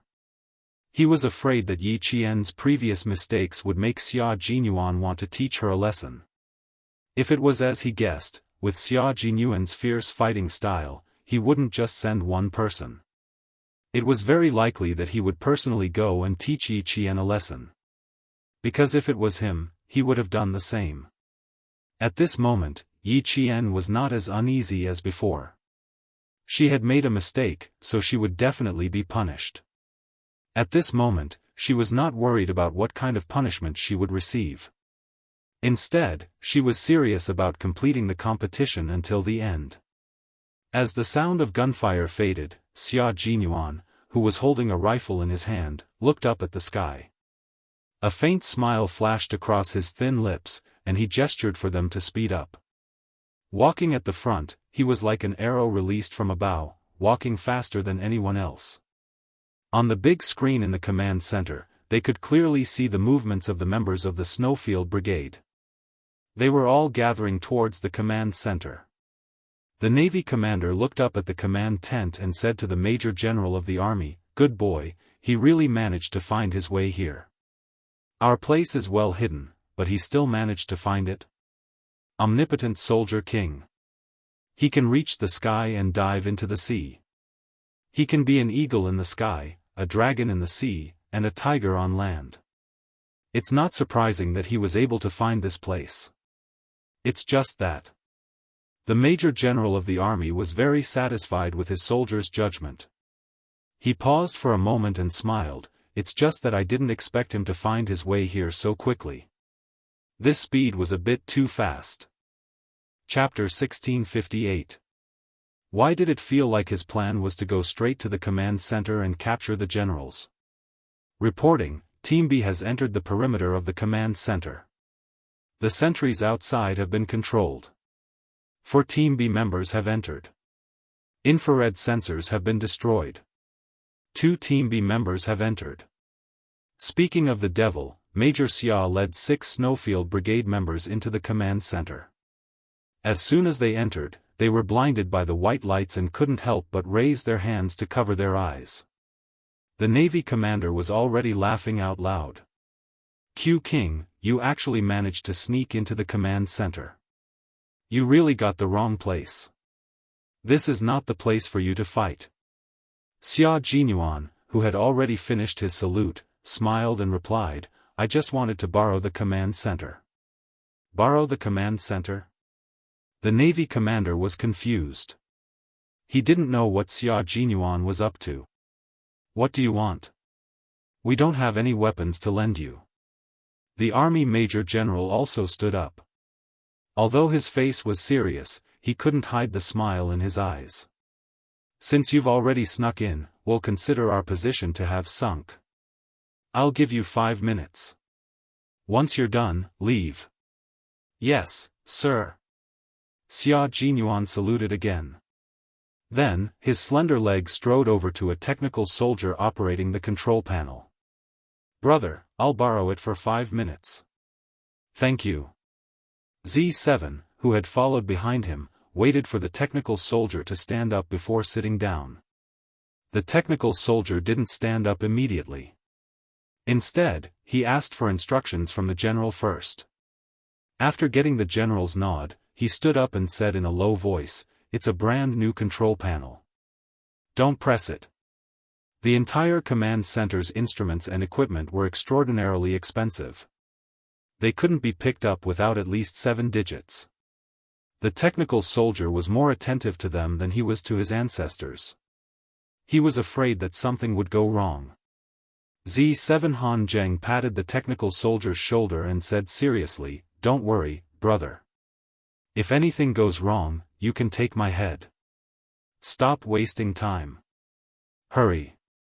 Xia Jinyuan pushed him to sit down. Show me Qing Niao's position and the final battle position. K7, draw the map. T6 and V8, cut into Team A's wireless communications and complete the eavesdropping. G3 was in charge of security to prevent the storm commandos from sneaking in. Xia Jinyuan sat down and took off his combat gloves and placed them beside the control panel. His slender fingers typed a series of commands on the keyboard. Then, he freed his left hand on the control panel and pressed a few buttons on the control panel. Xia Jinyuan squinted his eyes slightly. This person was a scout in the Water Ghost movie. As for this person, he had to find out where he was. The technical soldiers at the side were dumbfounded when they saw these special forces soldiers in snow camouflage moving their fingers quickly and skillfully operating various instruments. The scout from the Storm Commandos, the water demon codenamed Sea Thorn, quickly found a new hiding spot. They've been in the command center for 2 minutes. I haven't heard any sounds of fighting. You're right, Devil. The command center isn't our final battle position. Li Jinyan glanced at Qing Niao, who was walking a few steps ahead of him.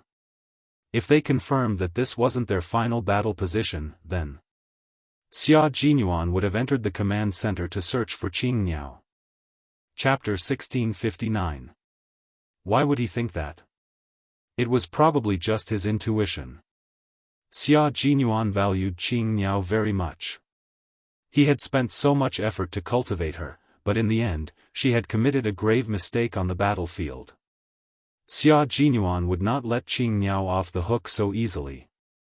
In that case, should he cooperate with Xia Jinyuan to teach Qing Niao a lesson? Things had been going too smoothly for her, so she should suffer a little.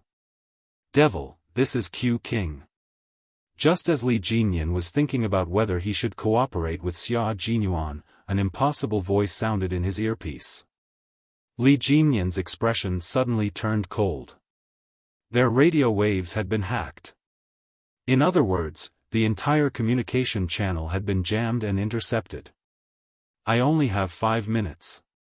It took me 2 minutes to crack your radio password. After 3 minutes, I will quit, and the command center will not be lent to me anymore. Xia Jinyuan actually spoke very fast, but he enunciated every word clearly. His words were sharp, which gave people the illusion that he was speaking very slowly. I need the green bird, and I want to give her a very good gift for our first meeting. I know you have always kept her by your side, and you will send people to protect her. Devil, Qing Niao does not need protection. She needs everyone to be at ease. She can fight against thousands of soldiers and horses by herself, and she can wipe out a company with a sniper rifle. She does not need protection. On the contrary, she needs to be taught a lesson. Do you understand what I mean? His voice was very calm and there was no anger in it. Even the tone of every word was controlled and flat. It was completely impossible to tell that Xia Jinyuan was feeling emotional. However, Li Jinyan knew that Xia Jinyuan, who was usually calm, was really angry this time. The two of them were the same type of people. The angrier they were, the more emotional they were, and the more they controlled their body language, actions, and all other aspects. They would never let others see that their emotions had changed. I understand, Li Jinyan replied, then calmly asked him, is that all? Xia Jinyuan's laughter came from the earpiece. This is a big deal, not a small matter.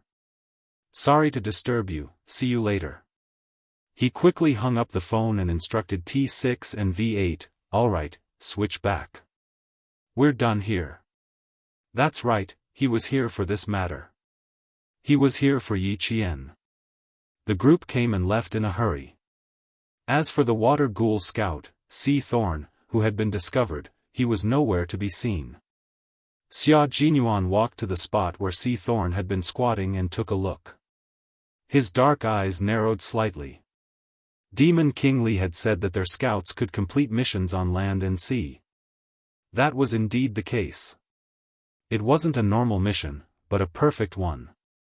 The position where he was squatting was less than 3 meters away from the position where the pigeon was squatting. Judging from the footprints he left behind, the tip of his foot was facing the position where the pigeon was squatting. This meant that he had discovered the pigeon at that time, but did not take action. As for the pigeon, a team member who was good at snow and mountain reconnaissance, he actually did not discover the location of the water ghoul scout. The pigeon broke out in a cold sweat. He really did not discover the water ghoul scout less than 3 meters away from him. The Demon King has a lot of talented people under him. He managed to train the entire team in less than 2 years. I have to ask him for some experience. Xia Jinyuan lifted his foot and covered the footprints with the snow beside him. He muttered something and turned to leave. However, Z7 and the others were sweating along with the pigeon because of what he said. The Demon King's training could only be described in one word: cruel. Chapter 1660. If that was the case, their training in the future would most likely be harsh and cruel. Just thinking about those days, ha, ha, ha, ha, ha, ha, ha. The senior generals in the command center were all confused by Xia Jinyuan's arrival. Did he make such a big fuss just to contact the team that was fighting against them? There was no conversation during the whole process. It was all about Qing Niao. Major General Lu frowned. He pondered for a moment and then said to the civilian beside him, check Qing Niao's whereabouts and get the electronic eye. Xia Jinyuan's words revealed too much. Qing Niao did not need protection. Of course, as a special forces soldier who could fight alone, why would she need protection? She should not be protected, but should be protecting each other with her comrades. In the last sentence, he said that Qing Niao needed to be taught a lesson. Why did Qing Niao need to be taught a lesson? She came to the command center's territory and left after finishing her work. She did not give a proper explanation and instead left them guessing and wondering why Qing Niao needed to be taught a lesson. There's no need to get the electronic eye. Contact me directly, Team B leader. Major General Lu did not want to beat around the bush. He directly asked the technical soldier to contact Xia Jinyuan. Xia Jinyuan, who had already left, did not hide anything. He reported the ins and outs of the matter to Major General Lu. After that, he added, if we don't grind her, she won't be a useful person. She has too little experience in individual combat. We need to let her experience what kind of cruelty she will face if she fails in individual combat. As a female soldier, she will never be treated well. This was especially true if they were captured by criminals who were internationally organized, disciplined, and had their own set of rules. There was no such thing as preferential treatment of captives. Criminal groups would not abide by any of the conventions and regulations such as not mutilating captives or subjecting them to any medical or scientific experiments, nor violence, intimidation, or humiliation of captives. Not only would they not abide by these rules, some countries would not abide by them either. Capture you and provide you with good food and drinks. Heh, what wishful thinking. Major General Liu was silent. Yi Qian had indeed made a big mistake. Then, he ordered, don't use your methods. Just teach her a lesson. After all, she hasn't officially joined the army yet. She's just a cadet. She hasn't received a complete systematic and professional training, as well as the various assessments of the Snowfield Brigade. You can't rush for quick results. If you make a mistake, you have to admit it. You will still be punished, but you have to know your limits. Do you understand? Xia Jinyuan agreed, but the look in his eyes was terrifyingly cold. If his girlfriend made a mistake, he would not cover it up, let alone hide it from his superiors. His girlfriend had made a mistake, and as her boyfriend, he was responsible for making her realize her mistake and making her swallow the bitter fruit of her mistake. There was no such thing as repeated mistakes in his dictionary. The first time it happened, he would mercilessly strangle it to death. There would not be a second chance for it to happen. Yi Qian, who was walking, didn't feel cold at all, but she shivered for some reason. Then, the sense of danger from her previous life came crashing down on her like an avalanche, making her stop in her tracks. What's wrong? Li Jinyan keenly noticed her abnormality and asked her directly, is there a situation? Yi Qian pursed her lips and scanned her surroundings. There was nothing out of the ordinary, and she didn't feel like she was being watched. That shiver was a little inexplicable. No, that wasn't right. It wasn't inexplicable either. After killing Bai He like that, if Captain Xia knew what was waiting for her. Chapter 1661. What awaited her was definitely not good news. Based on his understanding of him, he would never let her go so easily. Yi Qian lowered his gaze to hide the coldness in his eyes. She was the target of his plan to capture her, and he would never change that. At the same time, he would probably learn from Bai He's mistakes and make more careful arrangements for her. Li Jinyan saw this and didn't say anything else. He didn't tell his comrades that Xia Jinyuan had contacted him alone, and he didn't reveal to Yi Qian what was going to happen next. As they got closer and closer to the final position, Yi Qian, who was walking in the middle, suddenly tensed up. Someone's here, hide. With a whoosh, a total of 10 team members spread out and quickly hid. Don't waste your bullets, just take out the 2 sentries. The closer they got to the final position, the more dangerous it was. The storm commandos, who also liked to assassinate, would never alert the enemy if they could do it quietly. In many cases, the special forces liked to assassinate first, taking out the whistles and Jianghu, so that it would be easier for the brothers behind to enter. The team led by Deshao had already exchanged fire. The sound of bullets came from the north and escalated in less than 2 minutes. Bang! Bang! Bang! Bang! The gunshots made Yi Qian's eyes light up. There's no movement from the west for now, let's occupy the position first. Li Jinyan, who had snuck up and knocked out a sentry, quickly ordered his team members to occupy the position first while Deshao was distracted by Deshao. Xia Jinyuan needed to capture Qingniao, so he wouldn't deliberately let Yi Qian fall into the enemy's hands just because he knew about it. He would only proceed according to the original plan. Xia Jinyuan was wrong about one thing. He had never thought of deliberately protecting Qingniao. That was because they were partners now, and on the battlefield, he had the responsibility and obligation to protect his partner. On the north side, Deshao was suddenly attacked while moving. He led 12 team members and immediately hid behind the nearest cover.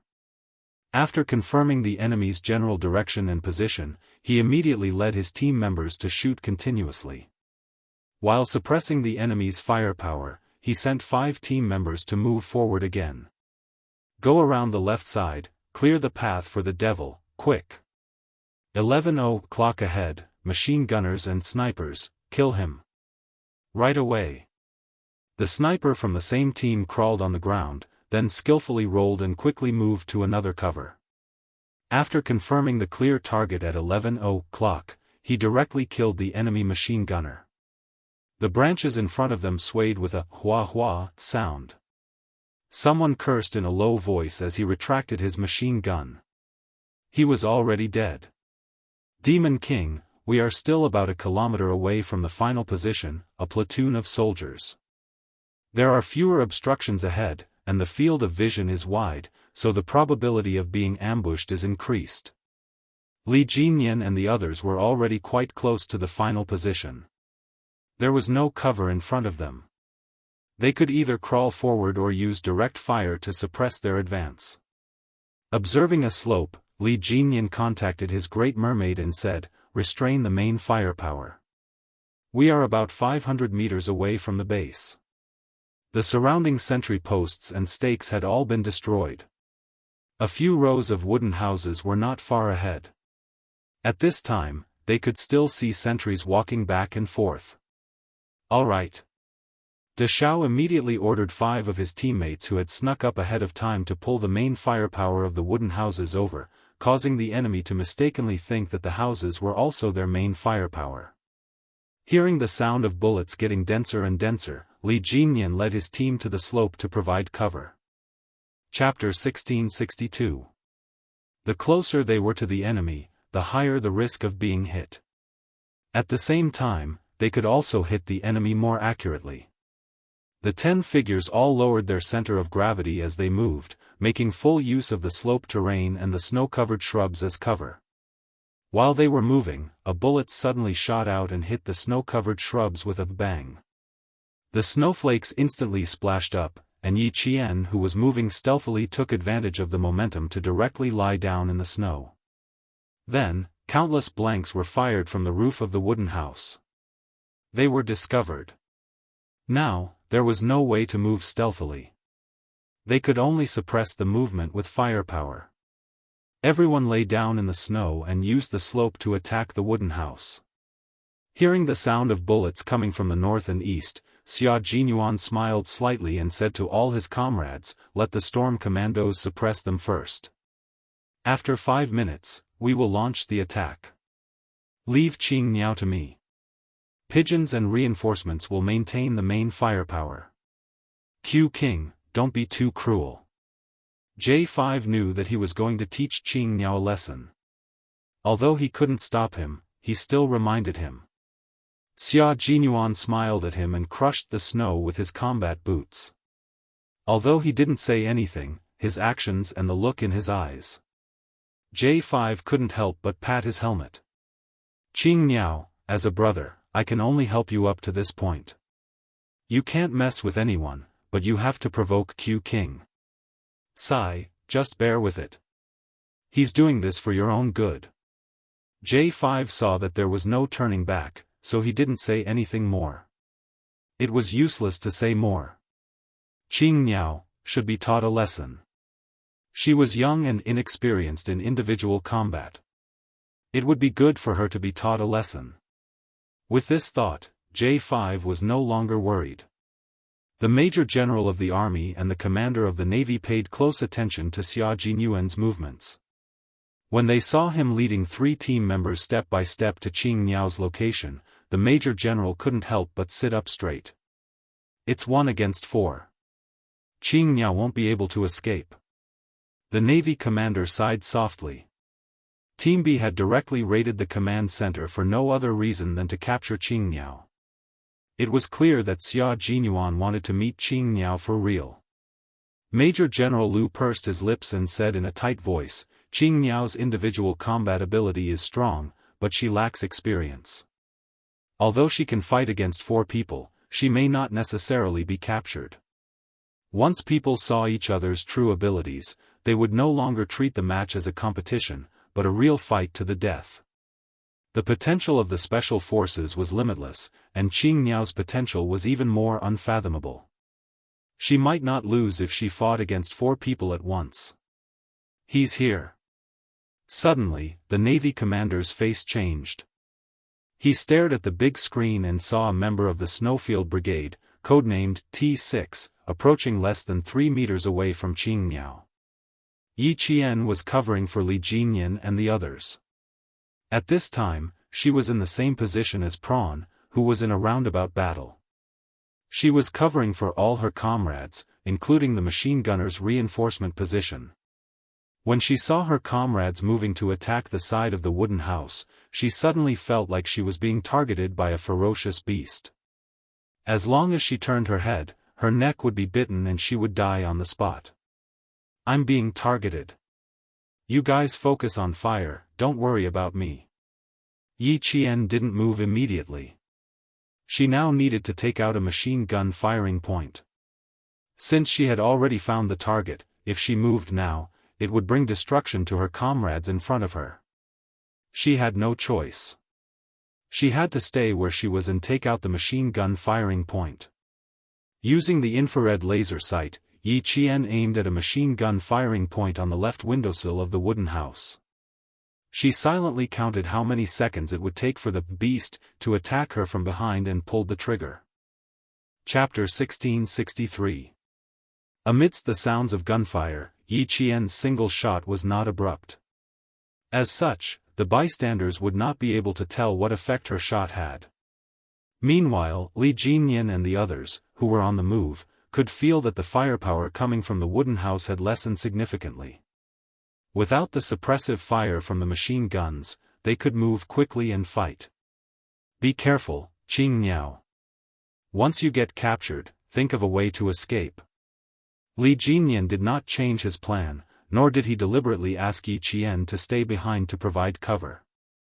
Before he spoke to Xia Jinyuan, he had already made such arrangements. When Yi Qian, who was rolling in the snow, heard this, she only replied with a simple, "Okay," before cutting off the call. The T6 combatant, who had made a pouncing motion, was just waiting for himself to leap into the air and capture Yi Qian. But who could have expected such a big change to happen in just 3 seconds? Yi Qian picked up her rifle and rolled down the slope. Wasn't she afraid that she would turn into a human snowball? Nice. Amazing. The Navy commander and the Army's Major General, who were observing the entire process, applauded Yi Qian's calmness. What a wonderful dodge. If she had been 3 seconds slower just now, she would have been pinned down by the T6 combatant. Why does it feel like she knew in advance? Before she fired, her lips seemed to have moved a little. Was she telling her comrade something? After the Navy commander finished applauding, he started to have doubts again. And he realized that every time he saw Yi Qian in action, he would always have countless questions. Actually, the Army's Major General had as many questions as the Navy commander. He also felt like Yi Qian knew that someone was targeting her, so she calculated the time. The second she fired the shot, she held her rifle and rolled away, avoiding the T6 combatant's unarmed attack. If she didn't notice, she would have paused for a few seconds after she finished firing the shot. Then she would have moved to join up with her comrades instead of rolling away from them with her rifle in her arms. The Army's Major General analyzed the situation carefully. So it's very likely that she has already noticed the danger around her and dodged after she finished firing the shot. That was the only explanation. The Navy commander grabbed the cup and drank a mouthful of tea that was close to the temperature of ice. The coldness swept through his mouth, and when the cold tea entered his stomach, it stimulated his spirit 100 times more. He said, "You really have guts. This is a courage that must be possessed." The Demon King led his troops to attack the wooden house, and as a reinforcement to cover for his comrades, even though she knew that she was in danger, she still had to complete her mission first. Furthermore, Major General Liu thought for a while before continuing, Qingniao should have calculated the distance between the T6 combatants and how long it would take for them to attack. She should have avoided them immediately after completing the task. Not only are you courageous, but you are also very meticulous. Every time he watched her fight, he could always dig out her strong points. He even felt that watching her fight gave him a sense of invincible and invincible. Xia Jinyuan was right. It was precisely because she was outstanding that she had to be polished. As long as there was even the slightest mistake, she had to be taught a lesson immediately. Otherwise, when the time came, she would harm herself and lose her life because of a small mistake. At this moment, Xia Jinyuan did not smile because of Yi Qian's reaction. On the contrary, his expression became even more solemn. This was because he understood that since Yi Qian was so outstanding, she could not afford to have any mishaps on the battlefield. Otherwise, it would be a great loss to the country and the military. The young major ordered his comrades in a ruthless tone, T6 combatants, fire blanks and force her to come over.